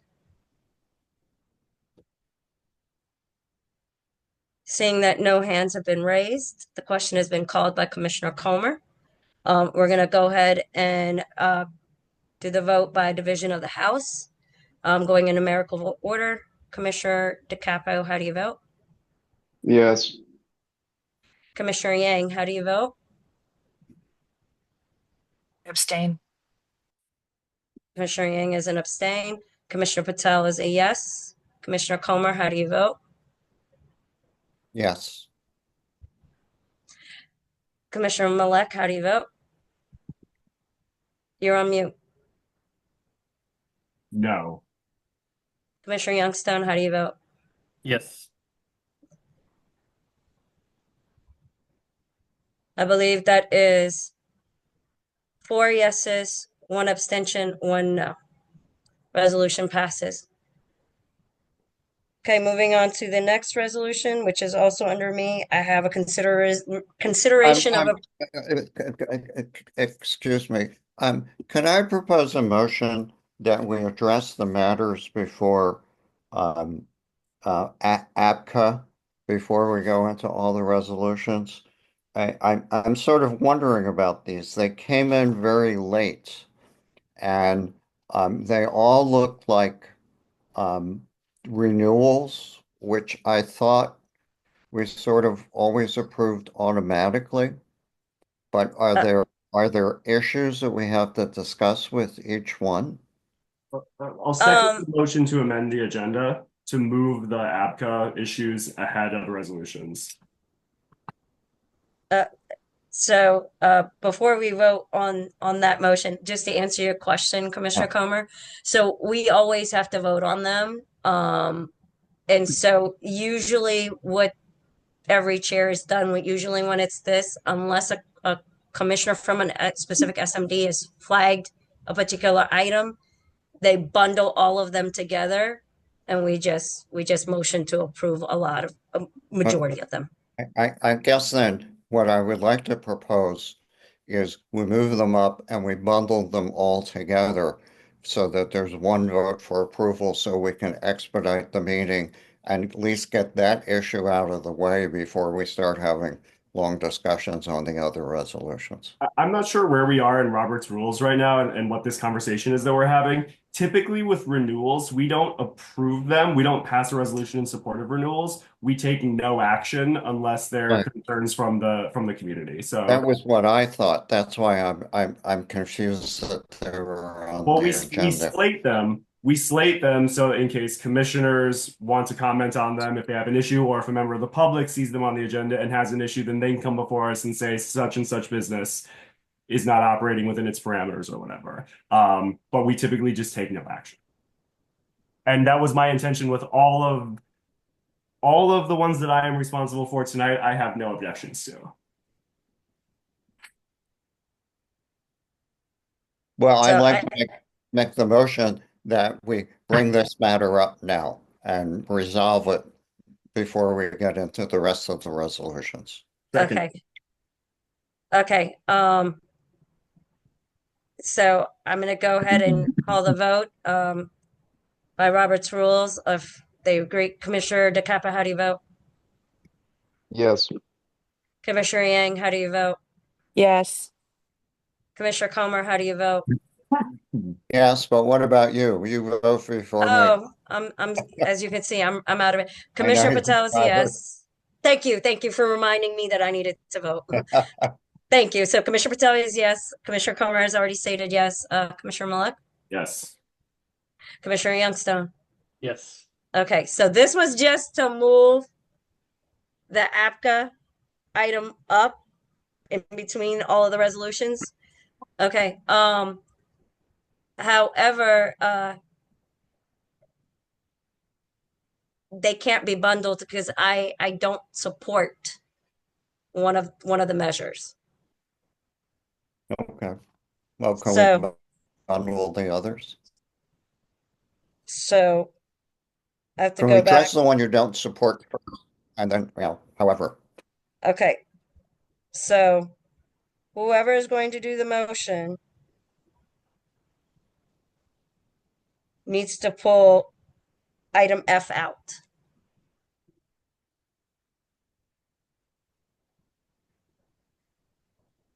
The Clover M Street renewal application.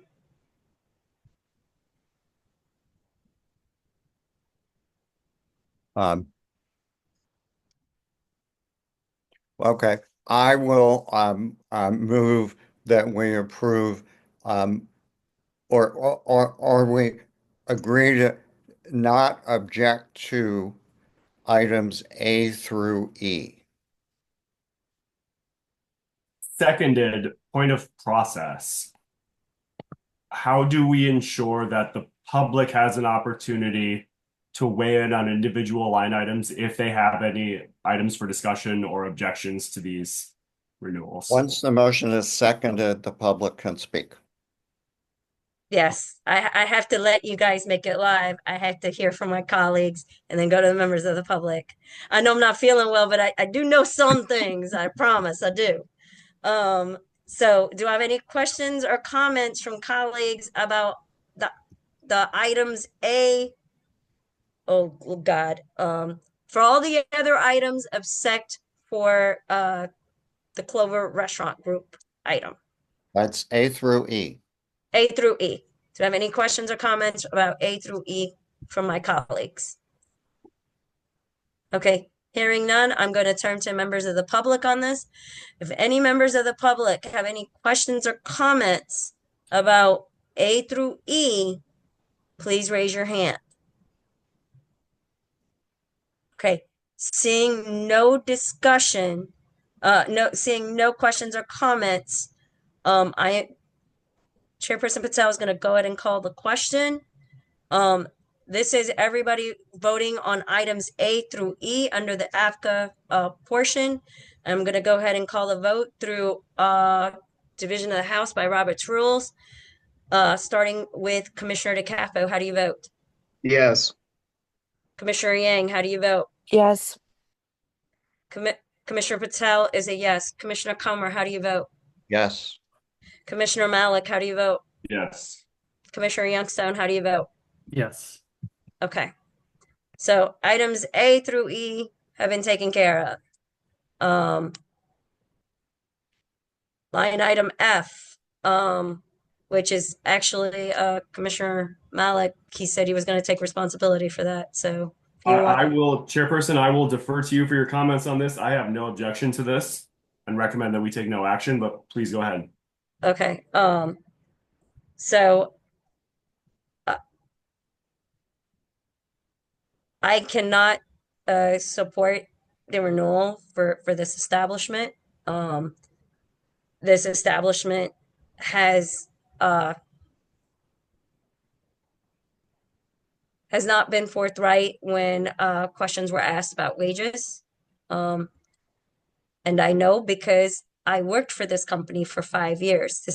This was under new ownership by the time I left. Many employees shortly before closing had questions and concerns about change in how payouts were done to employees, questions about transparency around wages, and full disclosure. Then sitting Commissioner Jerry Epstein was informed. She actually came and sat in on a meeting with my coworkers and management to ask questions on our behalf. We were met with great resistance on these questions. And so I cannot vote for this. And I just needed to be on record about that. And so I have said my piece on the matter. So I don't know if colleagues on the commission have questions or comments. Commissioner Youngstown. Yeah, would you be willing to just like, I know it's late, so ideally not too verbose, but if you just clarify a little more, like what specifically were sort of the concerns that people had? Was there like, I don't know, concern that like something illegal was going on, or was it more just that like they wanted more information about sort of company policy or? No, so I'm glad you asked that, Commissioner Youngstown. So basically, and I know the hour is late, but I think the context of why I have to be on record about saying this is when Jeff Tracy took over ownership of the restaurant group that I worked for, he came in with a new standard of wage payouts, the way that they did things, and basically treated the staff that we were not allowed to ask questions around our pay frequency, our pay breakdown, tip breakdown. The company had a policy that they forced all of us to download an app called GratShare, which workers had to pay, I think, 79 cents for every day that they worked. And the information that is in GratShare is information that is actually required by law to be given to a worker to make sure that their wages are correct. And there was such fierce pushback that the Office of Attorney General was contacted about this. And it was then sitting Attorney General Carl Racine who took the complaint. And in the year 2021, year 2022, Carl Racine was the first Attorney General in the country that took on GratShare and stated to GratShare that they were to leave DC alone, that they violated labor rights laws for tipped workers. And so this restaurant group ignored the voices and concerns of tipped workers. And so, and the Office of Attorney General has been vocal about it. There is a big press release about it. And Commissioner Epstein at the time was involved and she knew about this. And Commissioner Malek, I see your hand is raised. I'm sorry, has the OAG, has the Office of the OAG been vocal about Chef Jeff's or about the app that Chef Jeff's was using? It was vocal about the app that Chef Jeff's was using, and Chef Jeff actually, the restaurant group actually put out a statement about it. And I think it was public. They put out a public statement, a public pushback against it. This was about 3 years ago. It is all found online. I express nothing but solidarity with tipped workers. I have been one at many times in my life. I don't think it is appropriate to use the liquor license renewal process to litigate past behaviors of a management team that I don't know if that's even the same people running the business now. How can I base my decision on whether or not to approve their renewal on what you're saying right now? And I understand, Commissioner Malik. why you feel the way you do. And that's okay. I'm not asking for, and so, and once again, like, this isn't the time and place to have this discussion, but there's a lot of ANC commissioners that differ in that viewpoint about using the liquor renewal process and or using when people come before the ANC commission around that. So I just want to say that I don't want to get into that topic at that moment. I want to try to keep us on agenda. I know the hour is late. People are not feeling well. Commissioner Comer, I see your hand is raised. Yeah, I hear what you're saying. What you're talking about took place 3 or 4 years ago. I mean, certainly, Commissioner Epstein was involved. It was certainly before my time, and I sort of like Commissioner Malik wonder, are these problems still ongoing or have they fixed them? And I would feel reluctant. What we're doing now, and I understand you're going to vote based on, your experience with them, but all we're doing right now is deciding not to take action. We could decide to take action at some point later on if we find out that, problems are continuing. But I would be reluctant to take action without knowing what their current status is. And so I'm going to vote to take no action at this point in time. I'm gonna motion to, well, honestly, there's no motion. We don't motion to take no action. I rescind my motion. Yeah. So, Commissioner Malik, you decided to take responsibility for this. So,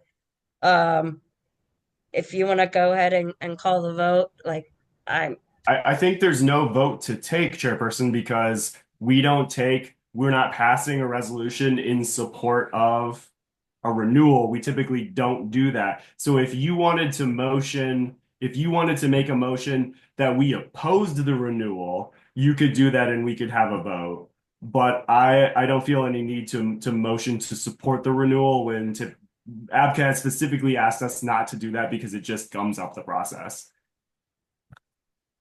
I mean, I just want the motion to be made. I just want my record. I'm not speaking for anybody else on the commission. I just want to be able to be on record for saying no. I don't think anyone would begrudge you of that, but I would ask that you make the motion to object to the renewal. Copy. I would suggest you not do that because if you lose the motion, I am perfectly happy to indicate in the minutes that you object to this, and we had a discussion about whether or not it was appropriate to take any action. But I'm happy to include that in the minutes if that satisfies your need. But voting on a motion to approve or disapprove may backfire given your concerns. And you know what? I appreciate both of you, Commissioners Malik and Commissioners Comer on this. I fully understand. So I want to just go ahead and vote on the motion. I'm happy to be the lone no. This is a renewal process. So I just want to be on record as a no, that's all. Okay. So yeah, Commissioner Malik, you had taken responsibility for it. I'm not going to motion to offer a resolution of support for the renewal because we don't typically do that for renewals. If you want to make a motion objecting to the renewal, you have that right, and then we can have a roll call vote on that. But I have no intention of breaking our norm on this and offering a resolution of support. Like we don't do that for renewals. It's not a resolution. They're just looking if the ANC is going to support their renewal or not. Well, as a process chairperson, you have the right to also make a motion. You can make a positive motion or you can make a negative motion. Okay, Commissioner Malik, you said you were going to take responsibility for this action item. You sent an email. That's the reason why I'm looking at you. Yeah, and I am taking responsibility for this item in the way that this commission has consistently done this. And I'm just suggesting that if you'd like to move one way or another on this, you exercise your rights under Robert's rules to do that. I have no objection to you doing that. I'd like to make a motion that we take no action with respect to this renewal at this time. Can I get a second for that? Can you make a motion to take no action? I don't know if you can motion to do nothing. Yeah, I'm confused. Wasn't Jim saying that the whole issue is that you can't do that? I mean, you can, I guess you theoretically could motion to take no action, but that is not something that in my tenure on this commission we have ever done. But right now there's a motion on the table, so there needs to either be a second or not. We can't debate right now. Okay, I guess there's no second. I'll second.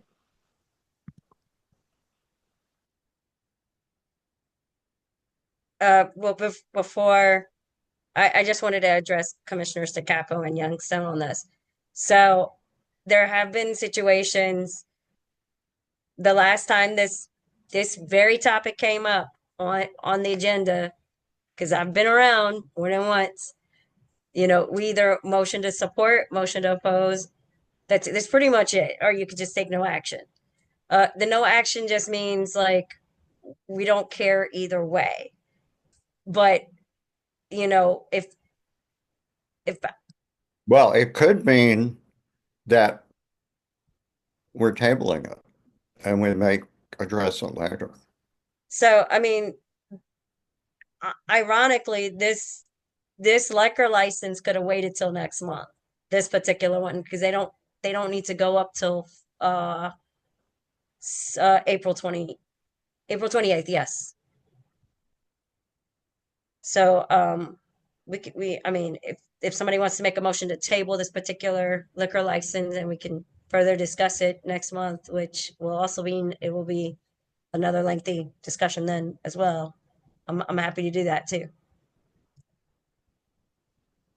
The way I worded my motion, it was to take no action on this matter at this time.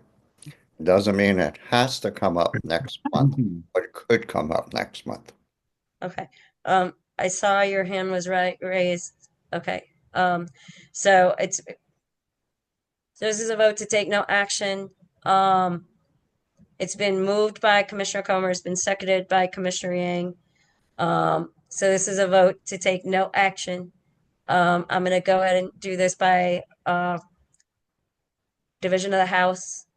Commissioner Comer, did you want to say something before I call for the vote? Okay. It looked like you wanted to say something. Okay.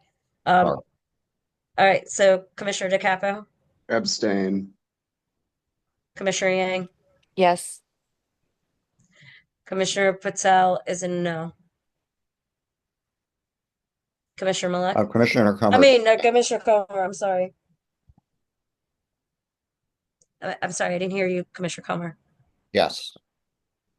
Commissioner Malek, Abstain. Commissioner Youngstown. Okay. So just to confirm, we have one yes, one no, and everything else is abstains. We have 2 yeses. Oh, we have 2 yeses. Okay. Abstain. Okay.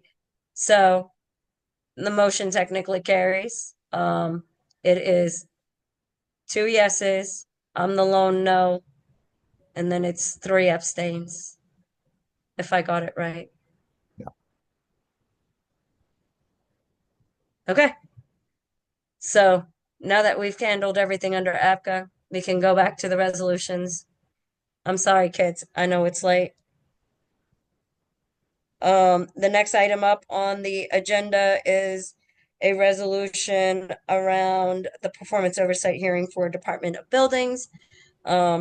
If Edie Shellis could pull up the resolution. And so this resolution ties into the Office of Unified Communications resolution. And so it basically outlines that when FEMS came on site and they stated that the brand new elevators of the Claridge House were smoking due to the fact that the motor and the belt was rubbing up against each other, and that they basically stated as a security as a precaution, a health and security precaution, they shut down all of the elevators.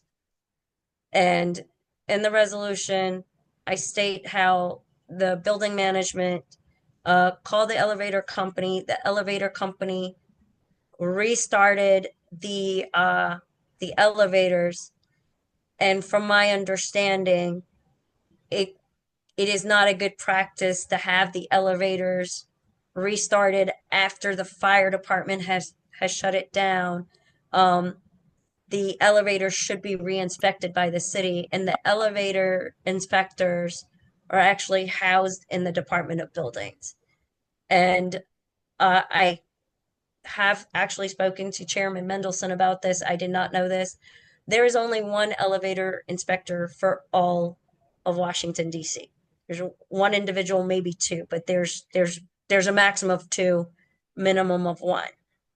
And once again, there's a lot of anxiety from residents on the fact that there's been no kind of response or explanation from the property management company around why the elevators acted the way that they have.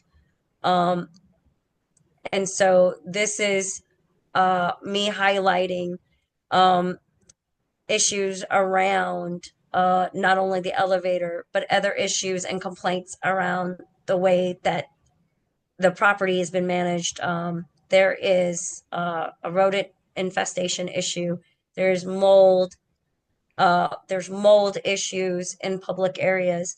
And then the water system has not kept proper water pressure. And so the water is constantly being shut off in the building. And these are issues that have also been flagged with the Office of Tenant Advocate. Office of Tenant Advocate have stated that the concerns and the issues that the residents of the Claridge House are experiencing do rise to the level of concern. And so, Edie Celeste, if you could go to the bottom of the resolution so my colleagues and members of the public can see the therefore be it resolved clauses.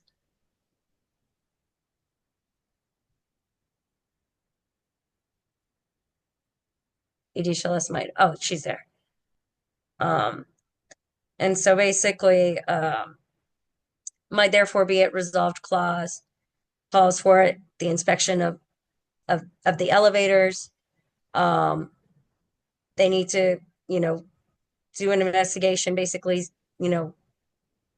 check into the complaints about mold in the common areas and in tenant units, the inspection of the water system, which also falls under the Department of Buildings, the inspection of the fire alarms, fire panels, that's also falls under the purview of Department of Buildings, the inspection of pipes, because the building states to the public that they are a lead-free building, but many of the individual units have not transferred out of lead pipes, and that there needs to be a rodent inspection. And so my therefore be it further resolved clause calls that Chairman Mendelson, Councilmember Pinto, Councilmember White, Robert White, and representatives of the Office of Tenant Advocate and the Office of Attorney General grant a joint community meeting with the residents of the Claridge House Cooperative. I have already testified in the performance oversight hearing before Chairman Mendelson. Chairman Mendelson has expressed deep concerns that my residents have echoed. I do have a commitment from Chairperson Mendelson that he is going to come to a community meeting to my building. I was going to invite fellow ANC colleagues if they wanted to just be participants and observe this. And so I did express to Chairman Mendelson that I was going to be sending him an ANC resolution on the matter. So he is aware that this is coming. And so on that note, I am moving this resolution, and to start discussion and comment from colleagues, I am going to need a second of record. Seconded. Okay, this is moved by Commissioner Patel, seconded by Commissioner DeCapo, and I already see Commissioner Malik's hand is up. Okay, thank you for offering the resolution. First, I'd like to start with a motion to amend to strike 3 consecutive clauses beginning with the following words: whereas to date, whereas residents, and whereas management.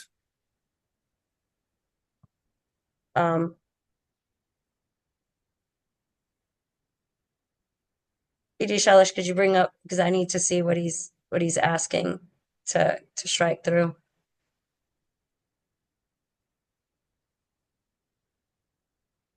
Okay, so are you talking about whereas the building management called the elevator company? Whereas to date, the building management is denying the gravity of the situation. The next sentence, whereas Okay. residents' concerns are being dismissed. And then the third sentence, whereas management has attempted bullying. Okay. So is there a second to Commissioner Malik's amendment?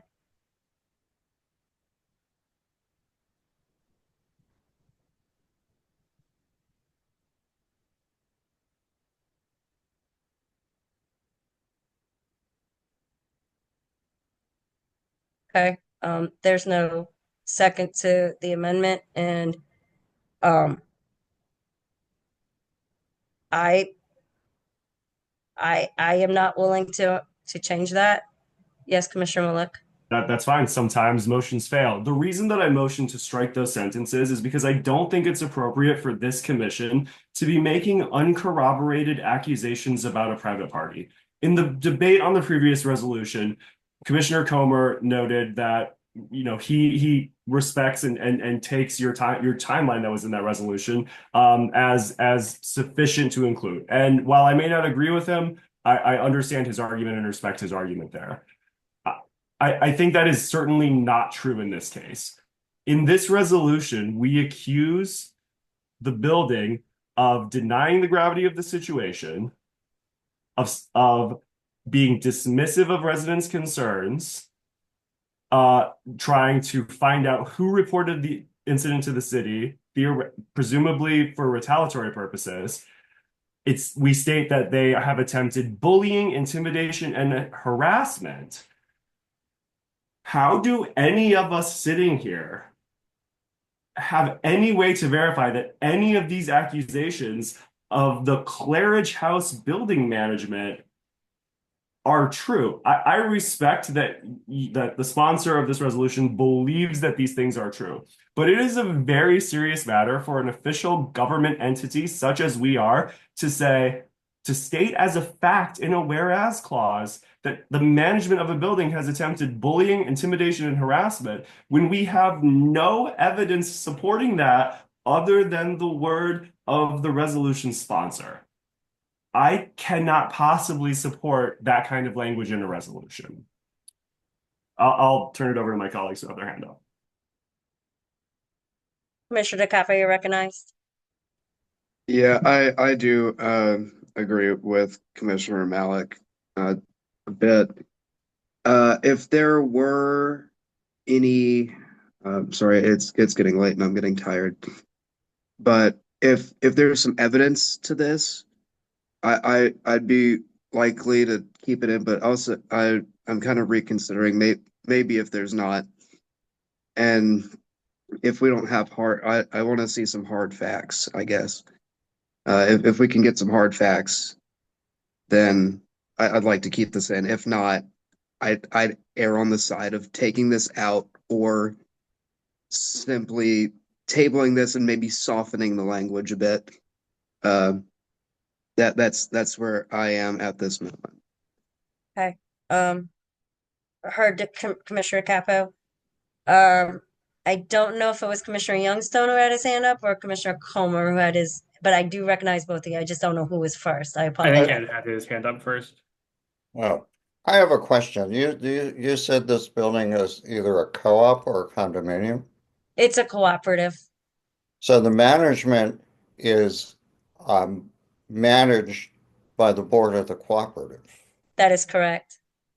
So we have the residents of the cooperative complaining about their own board and their own management. That's correct. I think that's an internal matter that the residents need to fix in a lot of ways. And I say that as a member of a co-op board. I will just say, I think this is too unique and too specific to the internal operations of the co-op for the ANC to really be taking a position right now. You know, I understand the residents have complaints. They do have remedies, which is to change their management. And to pin that on it just strikes me as inappropriate for us to get involved in this. So that's my comment. Okay. Commissioner Youngstown?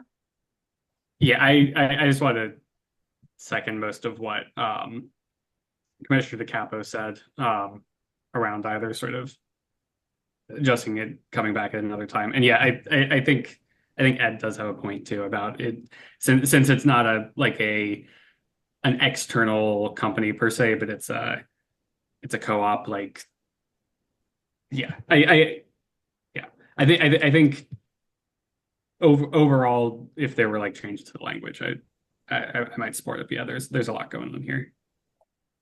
Okay, so this is addressed to Commissioners Comer, DeCapo, and Youngstown.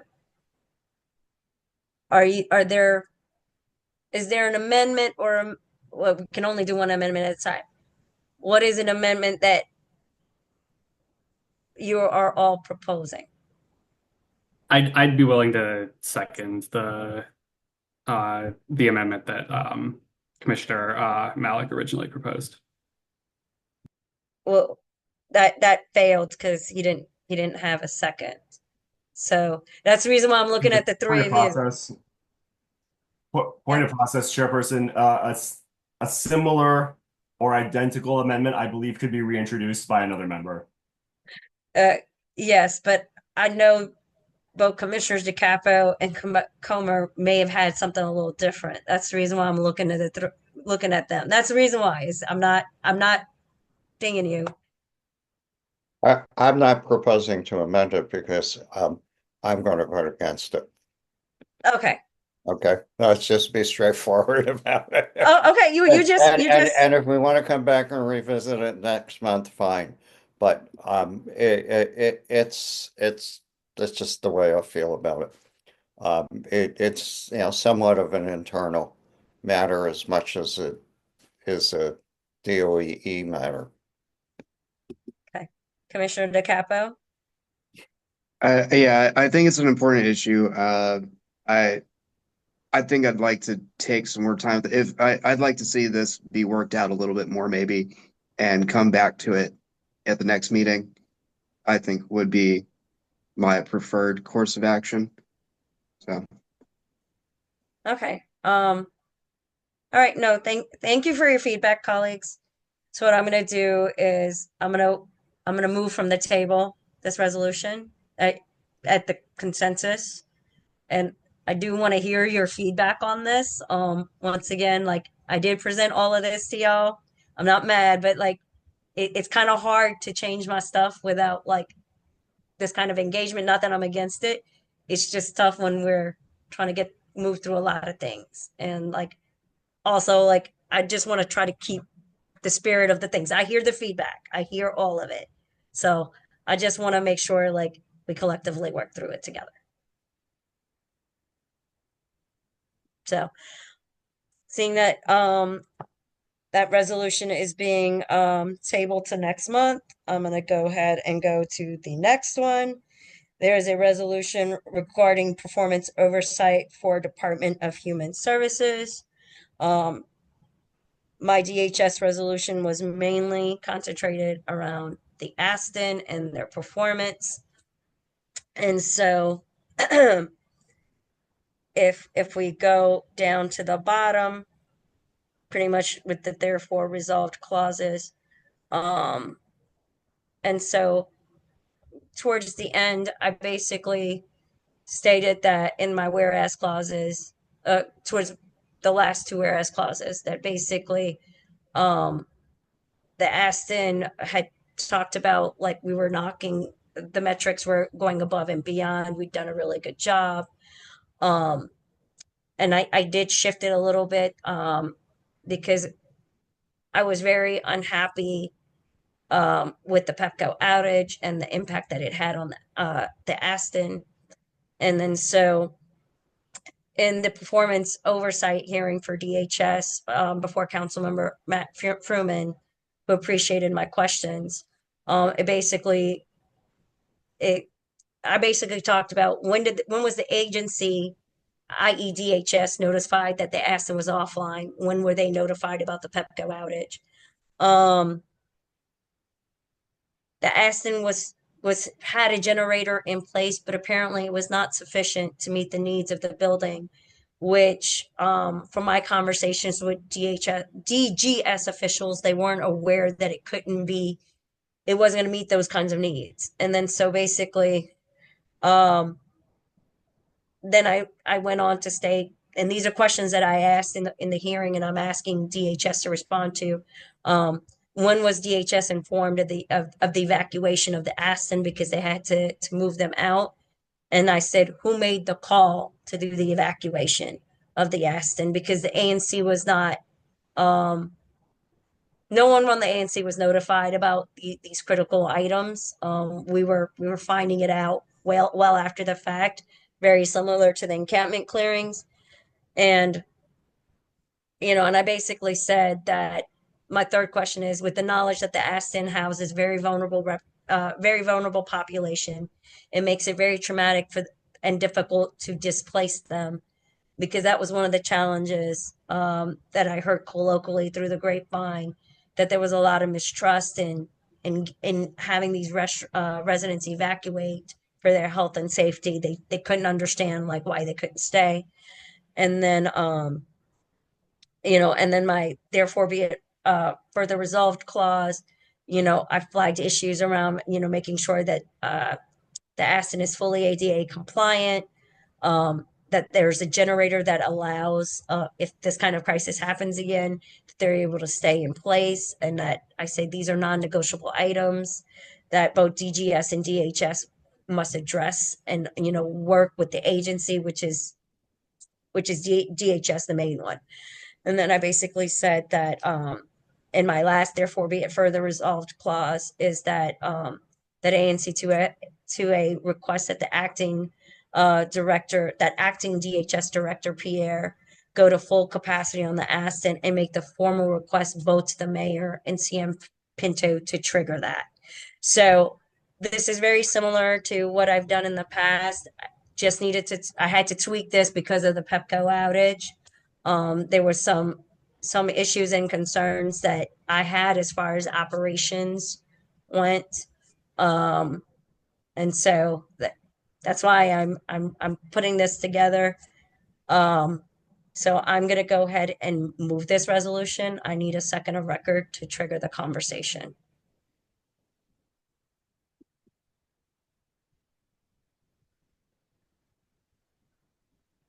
Seconded. Okay. The DHS resolution is moved by Commissioner Patel, seconded by Commissioner DeCapo, and Commissioner Malek, you are recognized. You're on mute. Thank you. One major comment for debate on this. Increasing to the full capacity is not the promise that was made to the community. The district, Councilmember Pinto, and myself, among many others, on numerous occasions, have assured the community that the maximum capacity for this facility would be 100 people. now, literally as soon as DHS has been authorized by the CAT to ramp up from 50 to 100, literally within a couple of weeks after that, this resolution asks the district to break its promise. I can't and won't support a resolution that does that. Our constituents deserve to know that when we tell them something, we mean it. That's the foundation of good governance. I do not believe that ends justify the means. I understand the argument for increasing capacity. I wish that the cap that is in place was not in place, but we have 2 years, 2+ years at this point of conversations with our neighbors and our stakeholders about what this is going to look like. And I'm not willing to go back on that. I'm certainly not willing to go back on it without the people who made the agreement talking to us about it and making the case that needs to happen. In my opinion, we are nowhere near the point at which we would make this ask.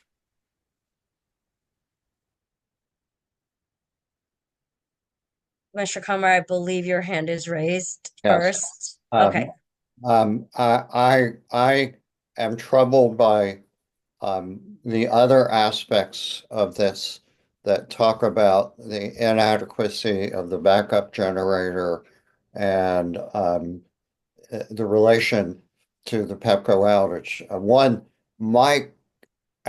I'd like more information. My understanding about backup generators is that's exactly what they are. They are intended to apply a minimum amount of power to keep essential facilities operating, but they're not intended to work for, long-term to keep an entire facility at 100% electric capacity. So asking for that, I really question. I just don't think that's appropriate. Although, the Pepco outage was a problem, I bet you all the other buildings in the neighborhood had similar kinds of backup generators, and they didn't have, maybe the Ritz had full capacity, but I'd be surprised. Tying this to then, and I did ask at the beginning of the meeting, I asked our council member if she would advocate for pressing fuller capacity, and fill up the Aston, and she said essentially what Jim just said. So I'm really not there with you on this one. I think we have to be, and frankly, I think we have to be much more careful with the number of resolutions we're proposing. This one I just think I can't support. Thanks. Okay. Commissioner Youngstown? Yeah, I'm sorry, I'm just a little confused. Commissioner Malik, what you were saying, it sounded like you were saying this resolution is pushing to increase capacity to 190. I think I just read this as like sort of saying that like in theory the building has that space. Doesn't seem to be like specifically advocating that like it be increased above the sort of 100 residency number, but it's just like a description of the building physically. But yeah, okay. Anyway, but yeah, I think I do sort of second what Commissioner Comer said about sort of also not being sure whether having like full generating capacity is necessarily a necessity for a backup generator. Commissioner Malik? So for clarity, that be it resolved clause says ANC 2A requests that Acting Director Pierre go full capacity on the Aston and make this formal request to both the mayor and CM Pinto. So to me, that's not ambiguous. When we I'm sorry. I think I misread that clause. Okay, sorry. Yeah, you're right. I'm sorry, I misread it. And so I also just wanted to ask Commissioner Comer for clarification, and this is honestly just for informational, just to make sure that I'm on the same page as you. Earlier, I thought that you were asking to go to 90. Were you asking the council member, were you supporting going up to the 190 capacity, or were you asking her to go up to the capacity that the CAT had authorized, the maximum capacity under the agreement, which was 100? You asking me? Yeah, I'm just because I did not know that the CAT had authorized 100. Actually, maybe I did. I was asking her to move up to begin to move up to full capacity as quickly as they could efficiently and effectively do so. When you So say full capacity, do you mean full capacity as agreed between the mayor and the council member, which is 100, or do you mean full capacity that is possible in the building, which has sort of been off the table since that agreement? The full capacity, I think, is like 196. what I intended to mean, I don't know exactly what I said, was once we reach the 100, let's start addressing going above 100. Okay. I just wanted to make sure I understood. And not delay that for a while. Yeah.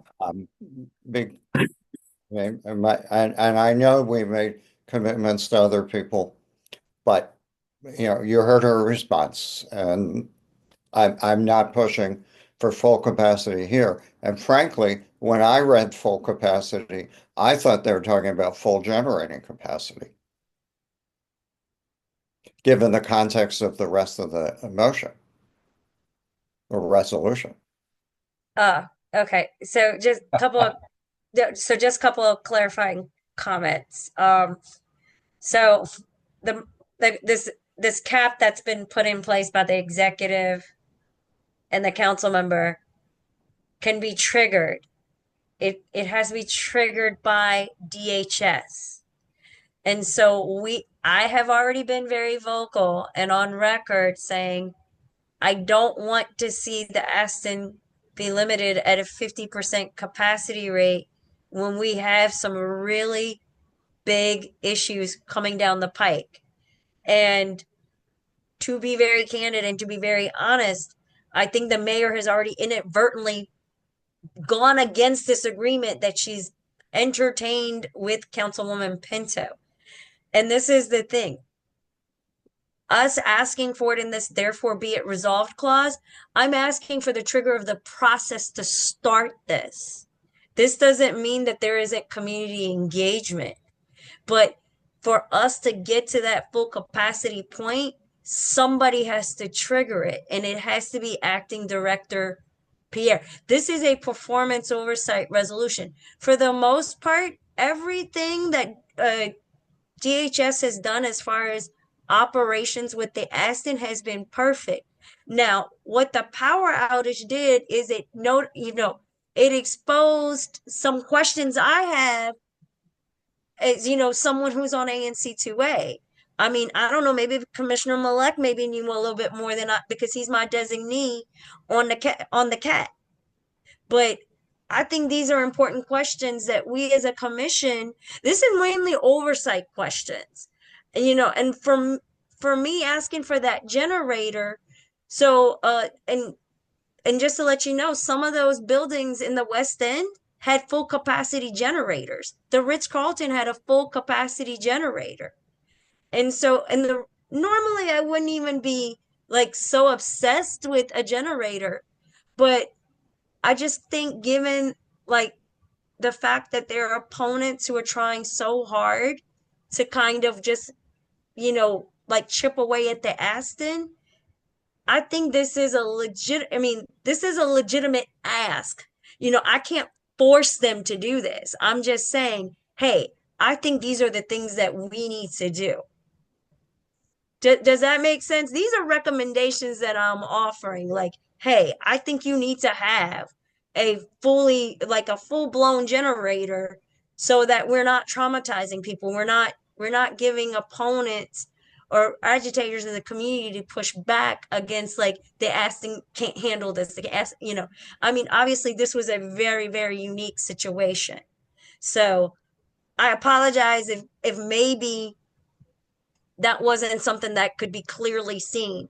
This is me just saying, hey, there are some valid questions and concerns that I have. This isn't in no way means a way to kind of dig at DHS. You know, DHS has always had, you know, a record with the ANC2A of not being the best at engaging with us or giving feedback. I think we as a commission should know these answers because, you know, hey, who made the calls on all of this? And that was the point of this resolution, to be very honest.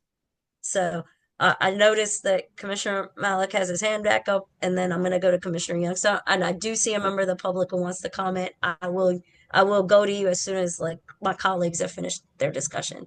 Okay, so I'm not opposed to supporting the ask for the generator if we amended this to remove the ask for capacity. Going to that question of capacity, Chairperson, you just mentioned a trigger. I've been serving as the CAT co-chair for about 2 years at this point. We have had many conversations about capacity. I have never heard of this trigger. I am reading the memo between the agreement between Councilmember Pinto and Mayor Bowser right now. I'm reading the paragraph that talks about the limit of capacity at 50 and then up to 100 with CAT approval. I don't see anything about a trigger. Can you give us more details on this trigger that you think exists? Because I don't know anything about it. Oh, certainly. And I mean, I guess because I just kept asking questions, and I asked members of the DC Council and their teams. I said, okay, I know I know this was a deal that was brokered between the mayor and the councilwoman. I said, what does one have to do to change this? And basically I was informed it would have to be DHS, the agency, that would have to make the case to the executive. Like they would trigger it and say, okay, you know what? We've addressed your concerns. We've heard your concerns. And so we think we can do this. And so, but it apparently it's DHS that has to trigger this. And so from my understanding, Acting Director Pierre would have to be the one to say, you know what? The Aston is ready to go to full capacity. But I just want to be able to, I mean, I can't force DHS to do it. I'm just trying to amplify, like, hey, I think you need to trigger this, the start of this conversation. Because we can keep saying we want it to go full capacity, but we have to tell them, like, hey, I want you to trigger it this way. I mean, Councilmember Matt Fruman in the performance oversight hearing with public witnesses, along with other advocates, he was happy to hear that someone from ANC2A wants the Aston to go to full capacity. There is this impression that ANC2A doesn't want to increase, you know, and I let Councilmember Fruman know. I said, I'm not speaking on behalf of the commission. I'm speaking in my own individual commissioner capacity. But I have told him, I said, no, there's some of us that want this to go to full capacity. Now, obviously, this isn't going to be like we go to full capacity in a week or two. I know there's going to be community engagement around that. I understand that, but we have to start the process. And basically, I'm starting the process in the performance oversight resolution. That was the purpose of it. And then Commissioner Youngstown, I didn't know if you wanted to say anything else to me, Commissioner. Well, yeah, just very briefly, and apologies to Commissioner Youngstown for jumping back in. Just, I would not describe what you just described as a trigger.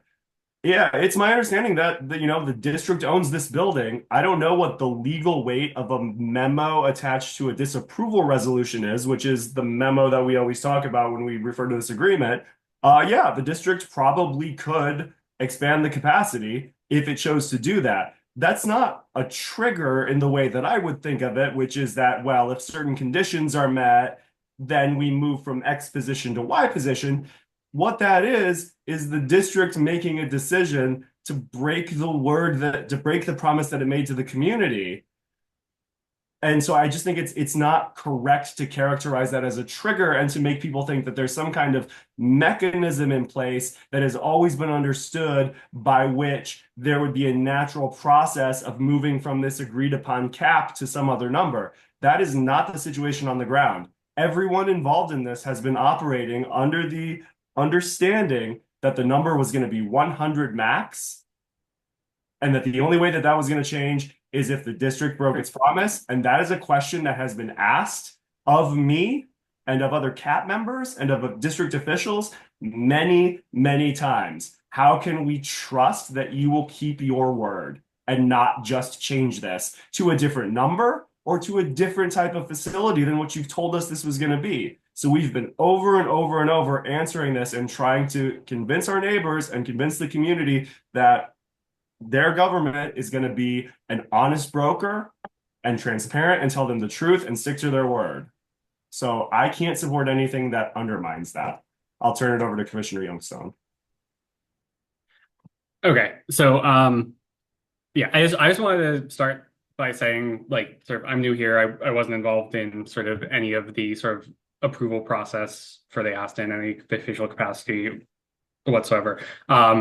I think it's unfortunate that when this was put forward, there was an agreement made to sort of ultimately set some sort of indefinite cap on this at sort of 100 people, considering it's a facility that sort of, in theory, has the ability to house 190, and that, like, there's a really dire need for those extra facilities, and sort of having that there physically presently, I think it is deeply unfortunate that those rooms are just sitting empty when they could, in theory, be sort of being filled. And sort of I would definitely support a resolution to sort of once sort of the 100 are comfortable, assuming the community is willing to support it as well. I'd be very supportive of sort of a resolution for increasing the number to 190. However, I think the inclusion of that in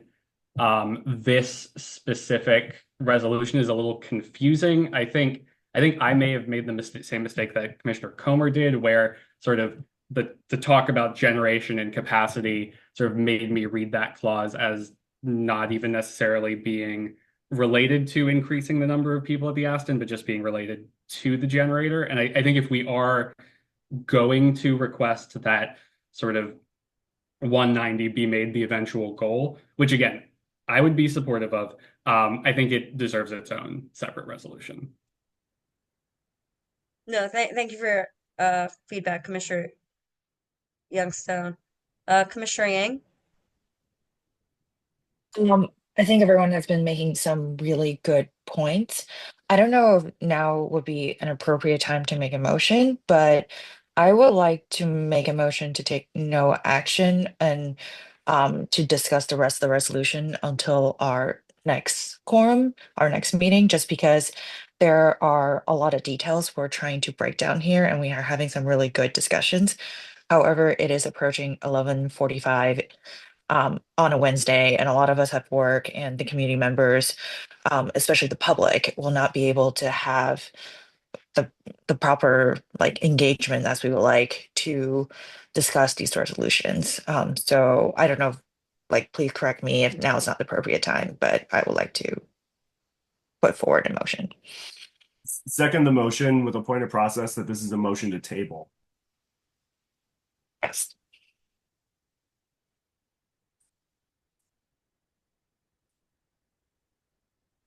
All right, so you guys are voting to motion to table this to the next meeting, and I want to let y'all know that the next meeting is also going to have a budget performance oversight resolution against this one. So we can table it, but I'm going to have to go to a budget one on the same meeting. And that meeting's going to also have a lot of resolutions. I'm just letting y'all know now. So I just want to say that to y'all. That's all. So Commissioner Yang has put the motion forward to table it. It's been seconded by Commissioner Malek. Go ahead and go by division of the House on, this is voting just to table it. If, and I see a member of the public who wants to comment, if the motion to table passes, like, we're not gonna be able to take public comment on a resolution that's being tabled. All right, Commissioner Gappo, how do you vote? This is to Yes. table. To Okay, table, Commissioner yes. Gappo's, okay, to table is yes. Commissioner Yang, how do you vote? Yes. Okay, Commissioner Patel is gonna be a yes on this. Commissioner Comer is yes. Commissioner Malik? Yes. Okay. Commissioner Youngstone? Yes. Okay. So this is gonna be moved to next month. All right, so the next item up is a resolution around performance oversight of DGS. Commissioner, sorry, Edie Shellis, could you go ahead and pull up that resolution so that I could go ahead and discuss it, please? So this performance oversight resolution around DGS also very much mirrors the one that I put before DHS. Commissioner Comer, I know, gave lots of constructive feedback. I don't know if you can tell, I took all of your comments against it. And so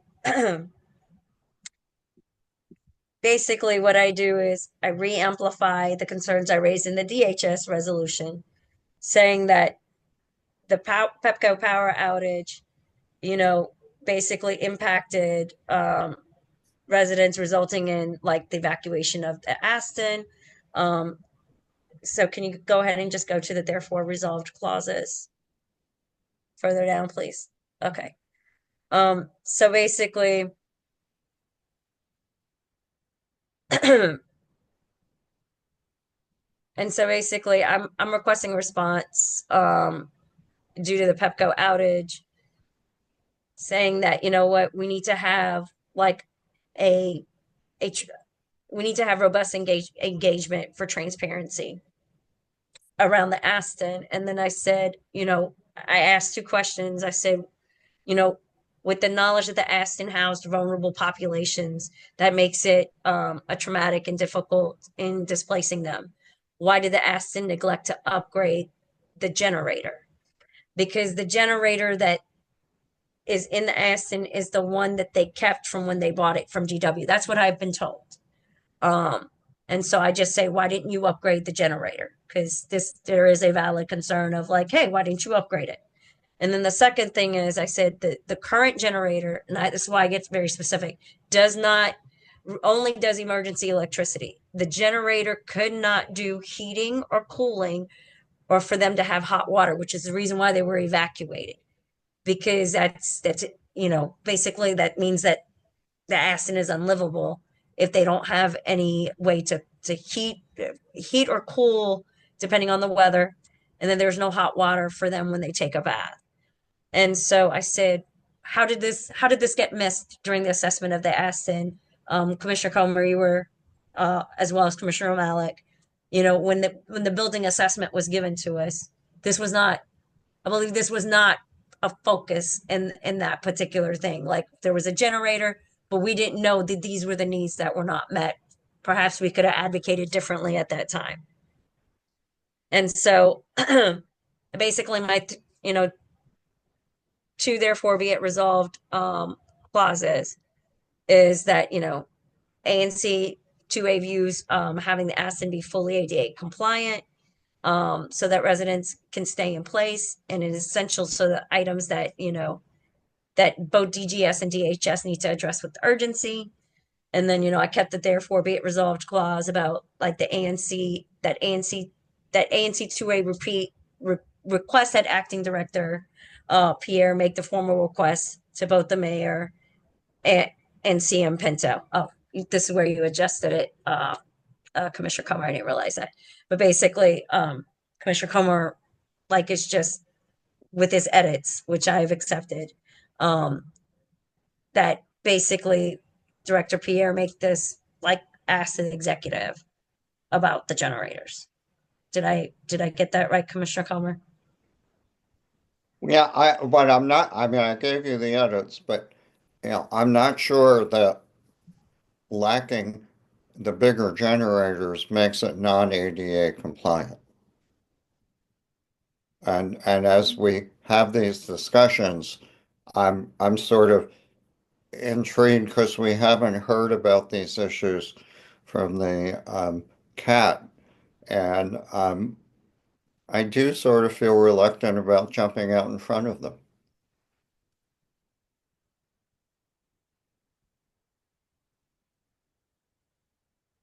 Well, the issues around being ADA compliant is when myself, you, and then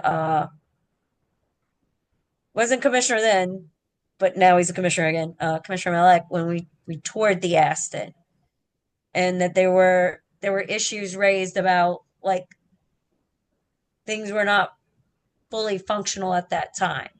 Now I have been told that everything is now operational, but I was still operating on the premise that there were still outstanding issues. So when the aides when they had their ribbon cutting ceremony, they didn't have everything set up for someone who was wheelchair bound to get to and from all the places during the opening ceremony, the ribbon cutting. I have been informed that that has now shifted and changed. So then why are we complaining about it? Um,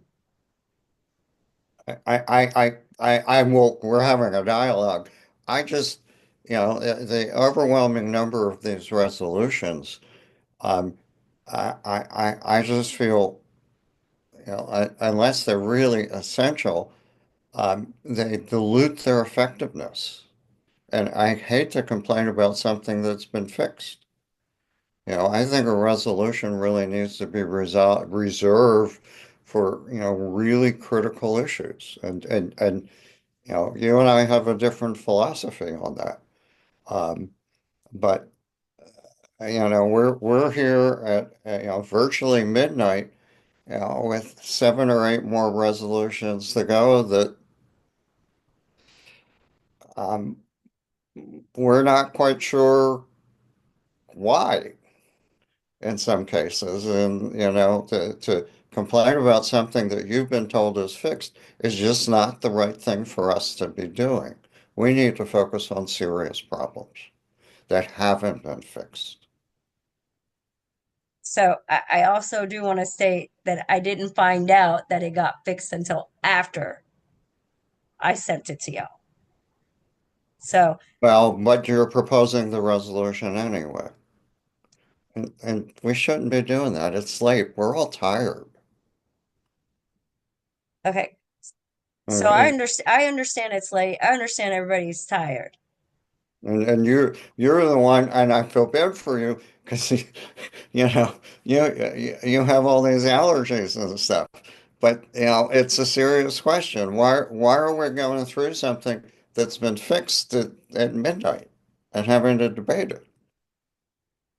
Well, People have to go to work tomorrow. I understand, and I mean a lot of this is running late because we didn't have quorum for 2 months. Okay, and like a lot of this is important because it has actually brought about some of the changes here, and I'm the one that's willingly writing this, and to let all of you know as colleagues, I sent all of this to you on Friday. I sent all of this to you on Friday. I said I would be willing to talk to y'all about this.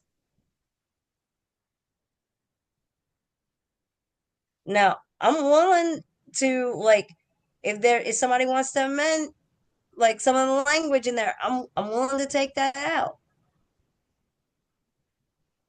Like, okay, I mean, I think it's important that we do make sure that the Aston is fully ADA compliant. And just to say, hey, like we are paying attention to it. But you Commissioner, just said you've been told they are now ADA compliant. I have been told, but what if the equipment breaks again? Then they're not ADA compliant.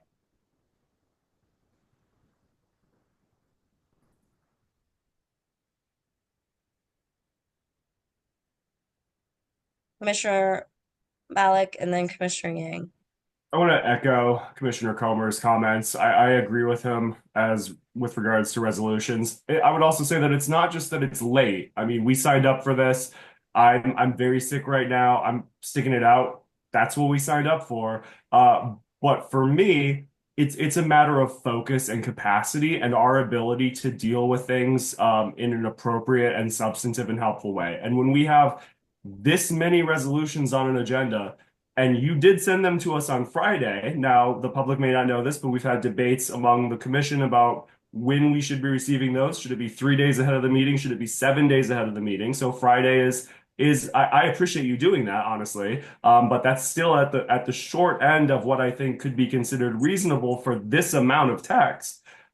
We don't have time to then go through all of the resolutions to the degree of rigor that our constituents deserve and expect of us. So it's very important in that regard that everything that's brought before us really needs to be considered so that we can pay close attention and do our due diligence on the things that actually matter. And when there are 10 resolutions, it's really, really difficult to impossible to give each one the appropriate level of time and attention. And it's further, I will say that for the overwhelming majority of the public, it is impossible for them to read all of these resolutions. I don't think there's anyone in the ANC that got that agenda at 3:55 p.m. today and read 10 of these. So how can they offer any feedback on this?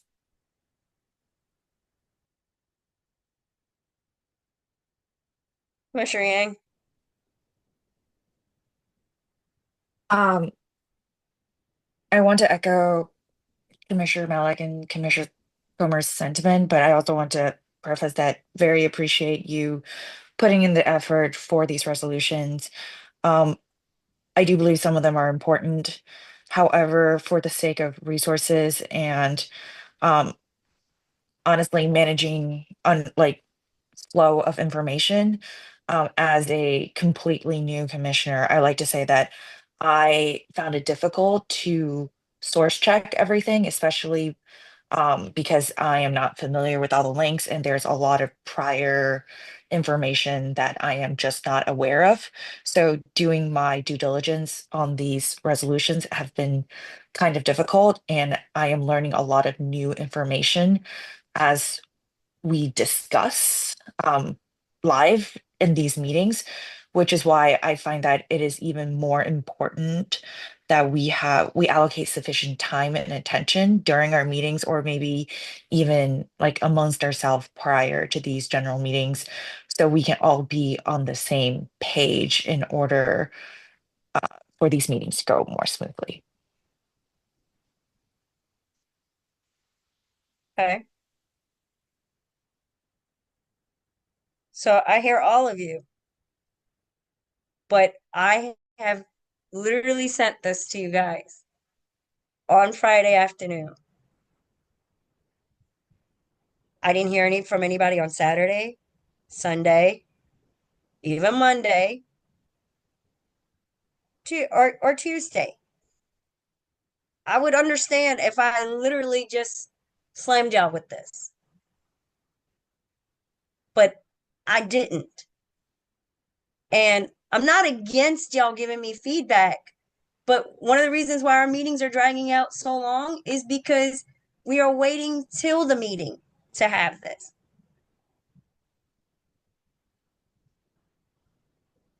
So, I mean, and all of us here are unpaid volunteers. I get it. It's midnight. We are tired. I don't feel good. Commissioner Malik, you don't feel good. I hear y'all. But I also warned y'all, like, our meetings are going to be long for the next couple of months. There's budget performance coming up, budget battles we're gonna have to weigh in on.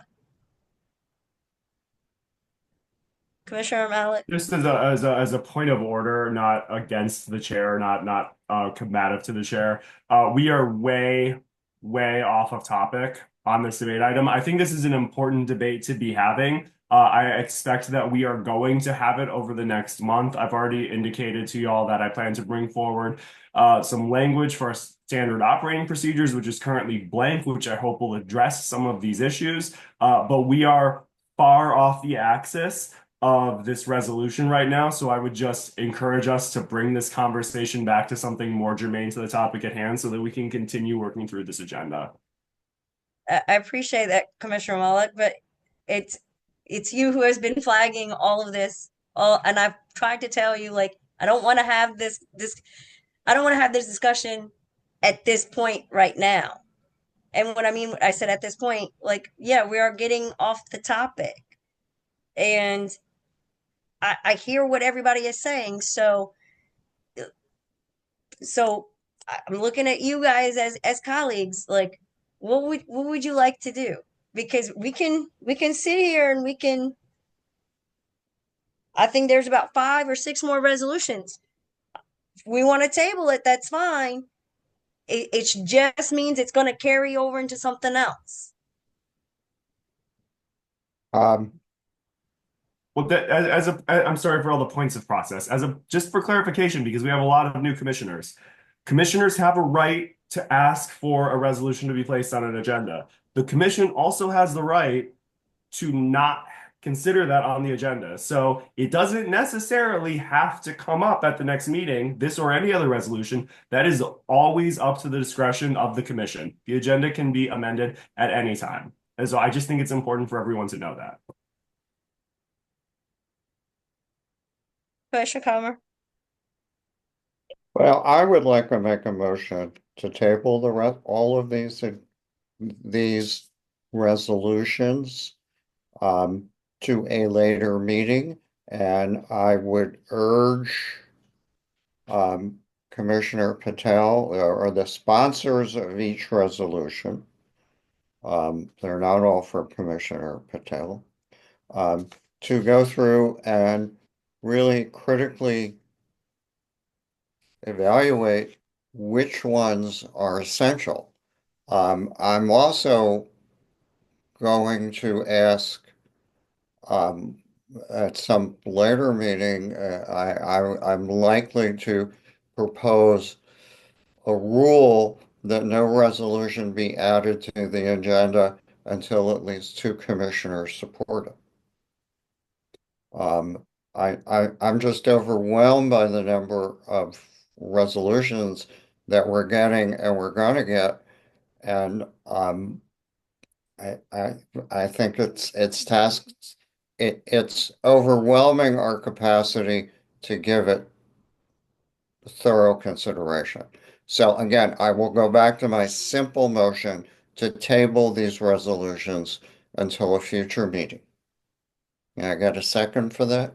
Seconded. Commissioner Youngstone had his hand raised, so. Yeah,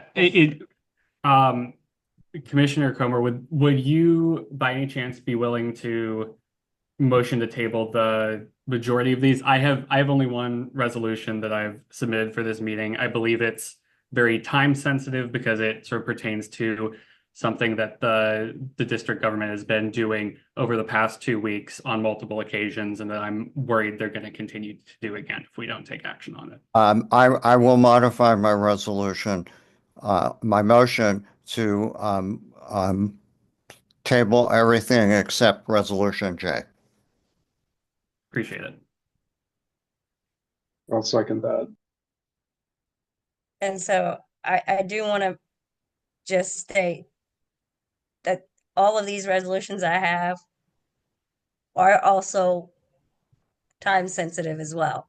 This is to go in coordination with performance oversight. And a lot of these issues, while maybe it's overwhelming for many of you, and I understand that, they are also important. They are also time sensitive. And some of them are around DPR. WMATA, DDOT, DC Water. Everything is laid out for everyone to read.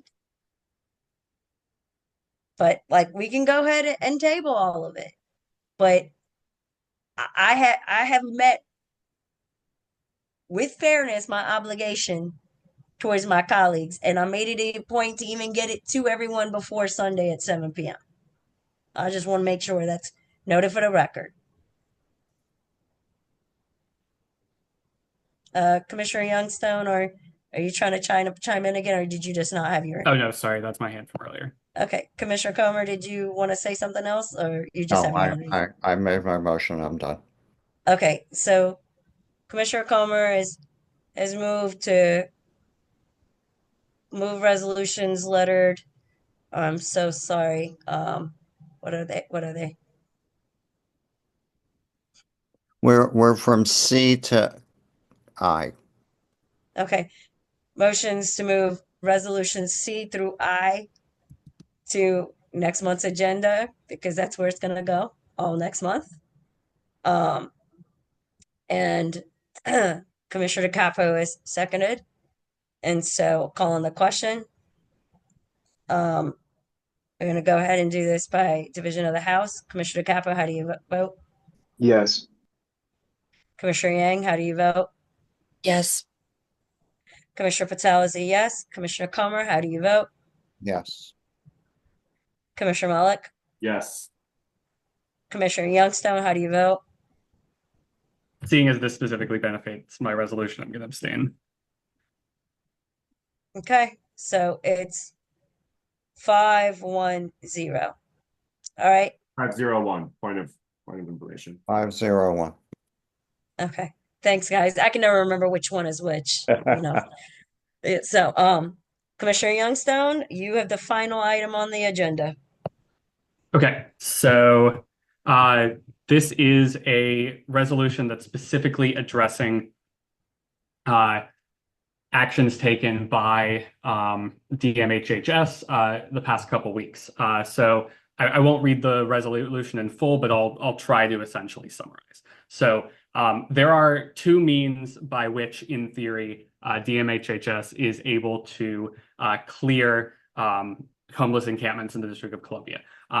The standard engagement that they participate in requires a 14-day notice. This 14-day notice is in place so that everyone who is going to be swept up in it has time to make preparations, that they know it's coming down the pipe. There can be communications with people who provide resources to them so they can keep in touch with them, to give them time to secure a new place to live, and basically just sort of provide some level of respect to them as human beings, because sort of these are places that in which they currently live that they are being sort of asked to vacate. There is also what's known as an immediate disposition. According to rules of DMHHS, this is not meant to be a regular way to clear encampments. It's meant to respond to emergencies, to situations where there is a major, immediate, new and pressing health and safety concern.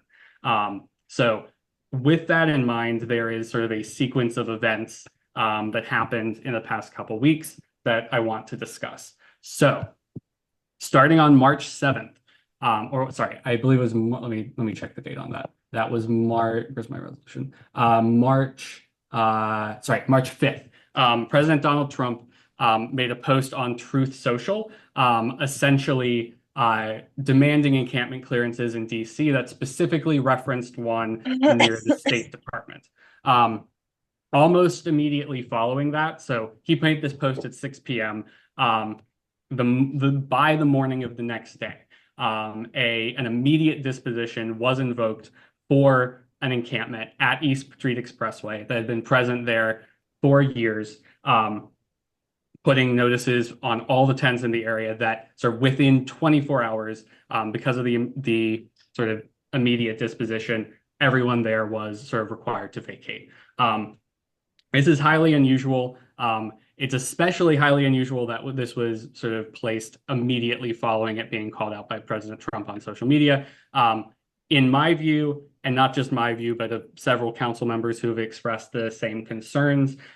This appears to be the city taking procedures that are designed to protect people's health and safety, and instead invoking them for pure reasons of sort of political motivation, basically to sort of make the mayor look good, make the president look good by providing that immediate response. Muriel Bowser herself acknowledged that this site that was called out on was the same one identified by President Trump in his post.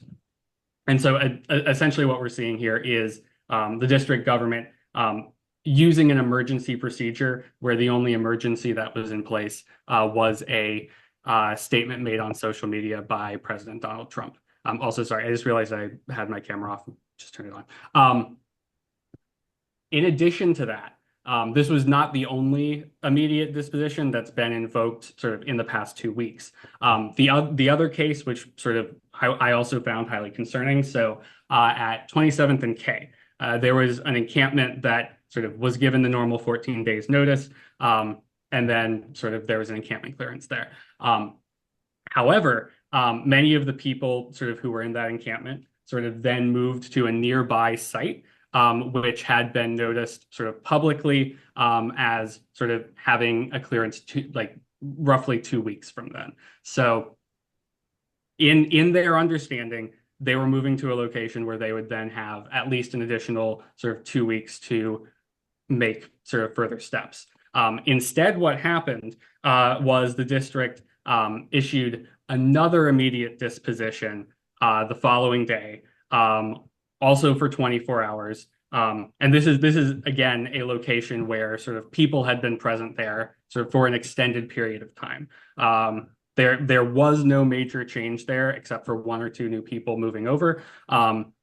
And again, they were given sort of 24 hours to clear out. So effectively what the result was that you had people who were sort of given 14 days notice to move. They moved somewhere else where they thought they would have another couple weeks. And instead they were slapped with 24 hours, you have to go in. So within 48 hours, you had several people who were forced to move to pick up and move to one location and then pick up and move to another location.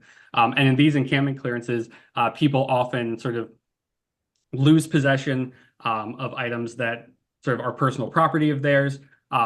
They sort of, if they move a longer distance, they may lose sort of connections with social workers and other people who are providing services to them. It's a very disruptive experience, and sort of to invoke to what appears to be an arbitrary invocation in both of these cases of this emergency measure, and sort of failing to provide people sort of this amount of time that sort of is there so that they can sort of find alternative places to live, sort of make alternative plans, sort of receive city services before they're asked to leave.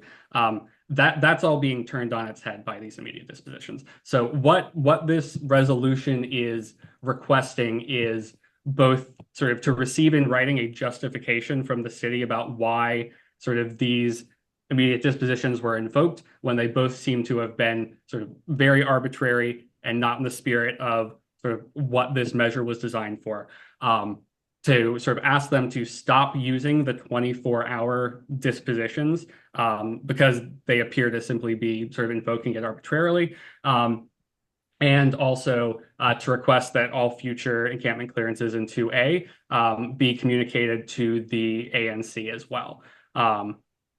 And as came up in earlier discussion today, there have also been encampment clearances that have been happening in the past 2 weeks that have been receiving that notice.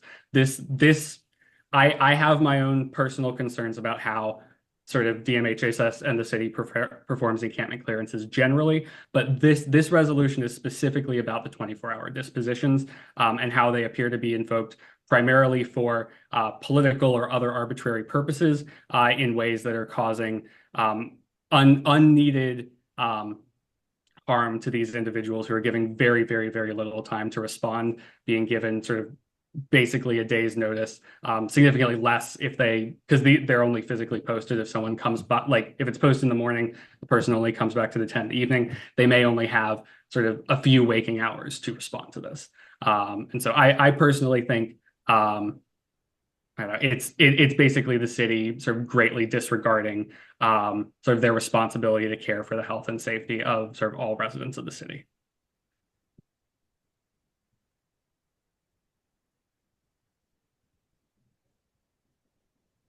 Okay, so you made a motion to move it. Are you gonna call for a second? Yes. Okay, Second. okay, Commissioner, so it's moved by Commissioner Youngstone, seconded by Commissioner DeCapo. It starts discussion. Commissioner Malek. Want to congratulate Commissioner Youngstone on an excellent first resolution. I want to thank you for allowing me to participate in the edits and revisions to this. I think what you've delivered here is very strong. The language is assertive. The language in the, I will fully admit, the language in the therefore be it further resolves clauses is it's strong language. I think it's appropriate language because the government of the District of Columbia should not be taking dictation from the White House, whether from social media or anywhere else. And I am frankly appalled that the administration appears to be, governing as a proxy of Donald Trump's Truth Social account. It's bizarre and unacceptable. So thank you for bringing this forward. I'm really proud to attach myself to it and be a part of it. Any further questions or comments from colleagues? I have someone who is a friend of mine who wanted to comment on it but had to go to bed. So once we get to the public comment period and everyone has commented, I'll sort of read that out as well. Okay. So I'll just take privilege and make a comment to attach myself to actually Commissioner Malek's comments. Bang up job on a first resolution. I know it's always really scary and intimidating to write one of these, and you got it in before the deadline. I think you turned it in on Sunday afternoon. I know you put a lot of thought, a lot of work into it. Took a lot of constructive feedback in making it stronger. So I do want to appreciate that. I know it's not easy when people are like, "Hey, I want to change up your work." So I thought it was very good. So happy to support it. So before I call the question, I'm going to go ahead and give members of the public an opportunity to weigh in on this. We have two members of the public that have raised their hands, so go ahead and one of them, please.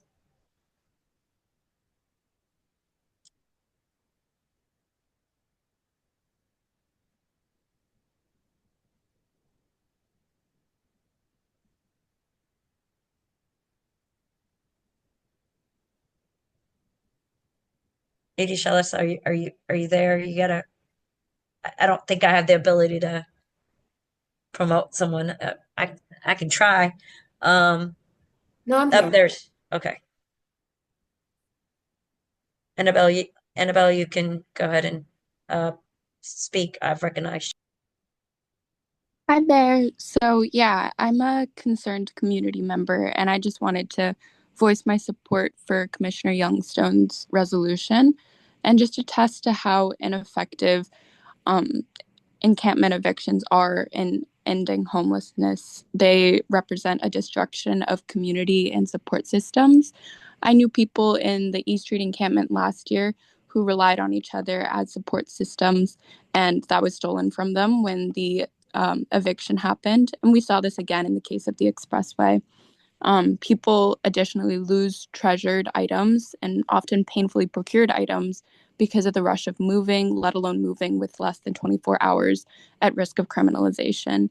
And they lose the space that they know, the space that they chose because that was where they felt safest. And relating to this, there's an intense psychologically damaging effect of encampment evictions. It's an incredibly destabilizing experience. People feel paranoid and they don't know where they will move to next. If they also feel paranoid if they think they might have missed a notice, especially with 24-hour notices. They don't have a lot of time to see the notice in the first place, let alone figure out moving plans and elicit support from their communities.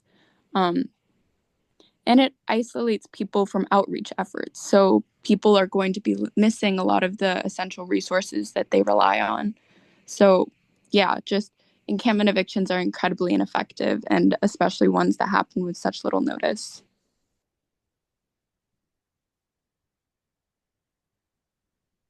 Next member of the public that has their raised hand. Hand raised. Hello, yes, this is Gary Barnhart. Uh, we're of course most familiar with 27th and and it doesn't, I turned my video on, but it doesn't allow me to. First off, these are not places people are supposed to be living. Okay, this is something, and the people that have been encamped there know that. Okay, this has been, please, I get an opportunity to speak, Commissioner Patel. Okay, this has been for well more than a decade a problem. Okay, and if you folks would like to sign up to have a homeless encampment in your backyard, okay, it's a thrill, let me tell you. Okay, I'd be more than happy to show you the pictures and the bills for the 4 large-scale dumpsters of debris that we had to remove, okay, from, and funded the cleanup that we did. So the encampment should not be there. The mayor should be commended for finally addressing at least the issue of the encampments. There are fundamental issues with respect to homeless, provisions, how they are dealt with. Absolutely, I'm fully supportive of the city, taking responsibility for addressing these issues. Interminable process is not a solution. Going off and giving people the idea that this is okay for them to be there is not acceptable. Okay, and this is something that, I realize, my political leanings are a very different direction than the current, administration. Okay, I'm speaking as a property owner that has to provide for the safety of my renters. Okay, and to be able to maintain the environments around our property in a responsible manner. We're trying to do the right thing. The fact that the city hasn't done so for over a decade is, that's a whole nother thing. This is something that's got to be needed to be addressed. It happened in a weird way, but everyone should have understood that they weren't supposed to be there in the first place. And creating support systems that encourage that is a fundamentally bad idea. And we'll take this at whatever level we have to make sure it's understood. Thank you. Okay, next member of the public.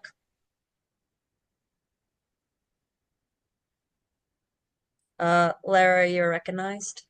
Hi, my name is Lara Konezovic. I'm a current GW student and I live off campus. I'm not sure exactly what section of Ward 2 I'm being represented in, but I would do mutual aid outreach every Friday, and I've gotten to know a lot of the community members that have been living there. And Gary, frankly, I feel like your sentiments are vitriolic, and you should honestly be ashamed that you believe that, because you can't say people don't deserve to be there or live there. Living is a human right, babe. And I feel like you only are thinking about this for your own economic gain, which is frankly quite embarrassing. I don't know, like I honestly don't know what else to say other than that. You should be totally ashamed of how you view human life. And it's clear that you don't care about people. You only care about what looks nice and how much money you would probably be making from being a property owner. The fundamental issue is that this country, or especially the city of DC, hasn't been giving resources to people who need them. And that is like, and homelessness is a result of that. So honestly, I just feel like I completely support Commissioner Youngstone's provision. I think it is beautifully done and beautifully said. And they have like, and Commissioner Youngstone has my complete backing. Thank you for your comments. Next member of the public that has their hand raised.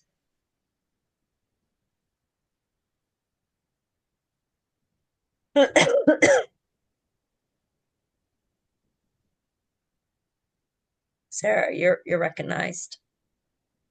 Sarah, I think you're muted. Figure out. Okay, how about now? We can Yeah, hear we can you. hear you. Okay. I just wanted to say I needed two hands because I wanted to clap after that resolution. I just thought it was beautiful. And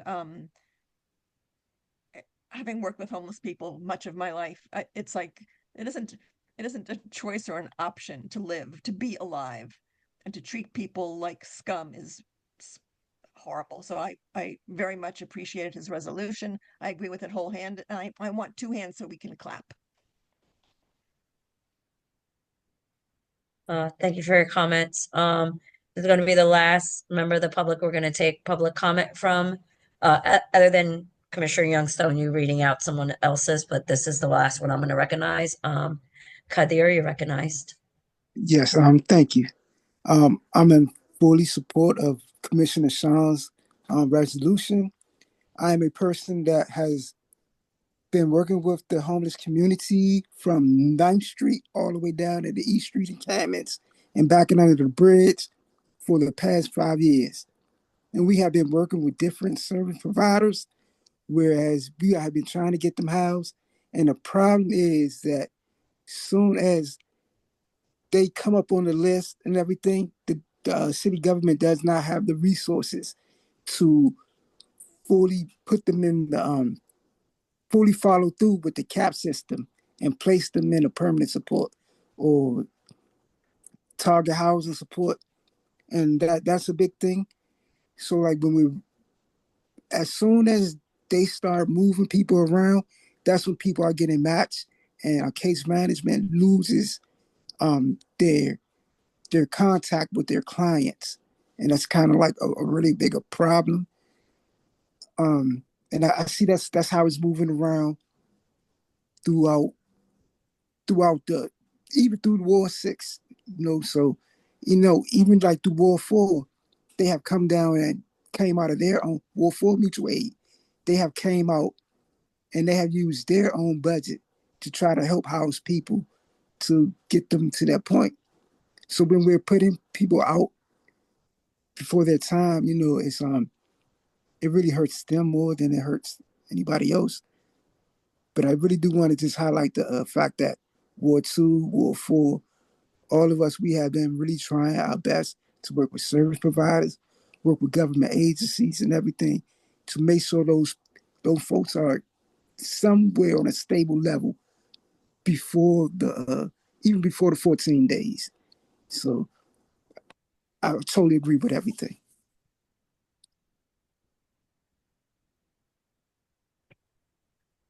Thank you, Kadir, for your comments. Commissioner Youngstone, I'm going to go ahead and grant you the courtesy of reading someone's comments into the record because I know they wanted to try to stay. So Okay. go ahead and do that, and then I'm going to call the question. Okay. So yeah, this is a comment from my friend Aaron Schmieder, who's a Ward 2 resident. I'm writing in support of Commissioner Youngstone's resolution to condemn the mayor and DMHHS for their handling of the recent encampment clearings in the Foggy Bottom area. Mayor Bowser's seeming knee-jerk response to President Trump's comment to clean the camp with only 24 hours notice both violates those neighbors' right to a proper notice period and weakens our city's strength of home rule. In addition, such clearings put the health, safety, right to personal property, connections built over time to resources, and personal dignity, as well as neighbors living in 2A at risk. Okay. I'm going to go ahead and call the question. We're going to go ahead and do this last agenda item by division of the House. Commissioner DeCapa, how do you vote? Absolutely, 100% yes. Commissioner Yang, how do you vote? Yes. Commissioner Patel is a yes. Commissioner Comer? I will abstain. Okay. Commissioner Malek? Commissioner Malek, you're on mute. I know you have the cute cat in front of you. It's making me jealous. I kind of want to hang out with the cat, but you know. Aggie and I vote yes. Okay. Commissioner Youngstone.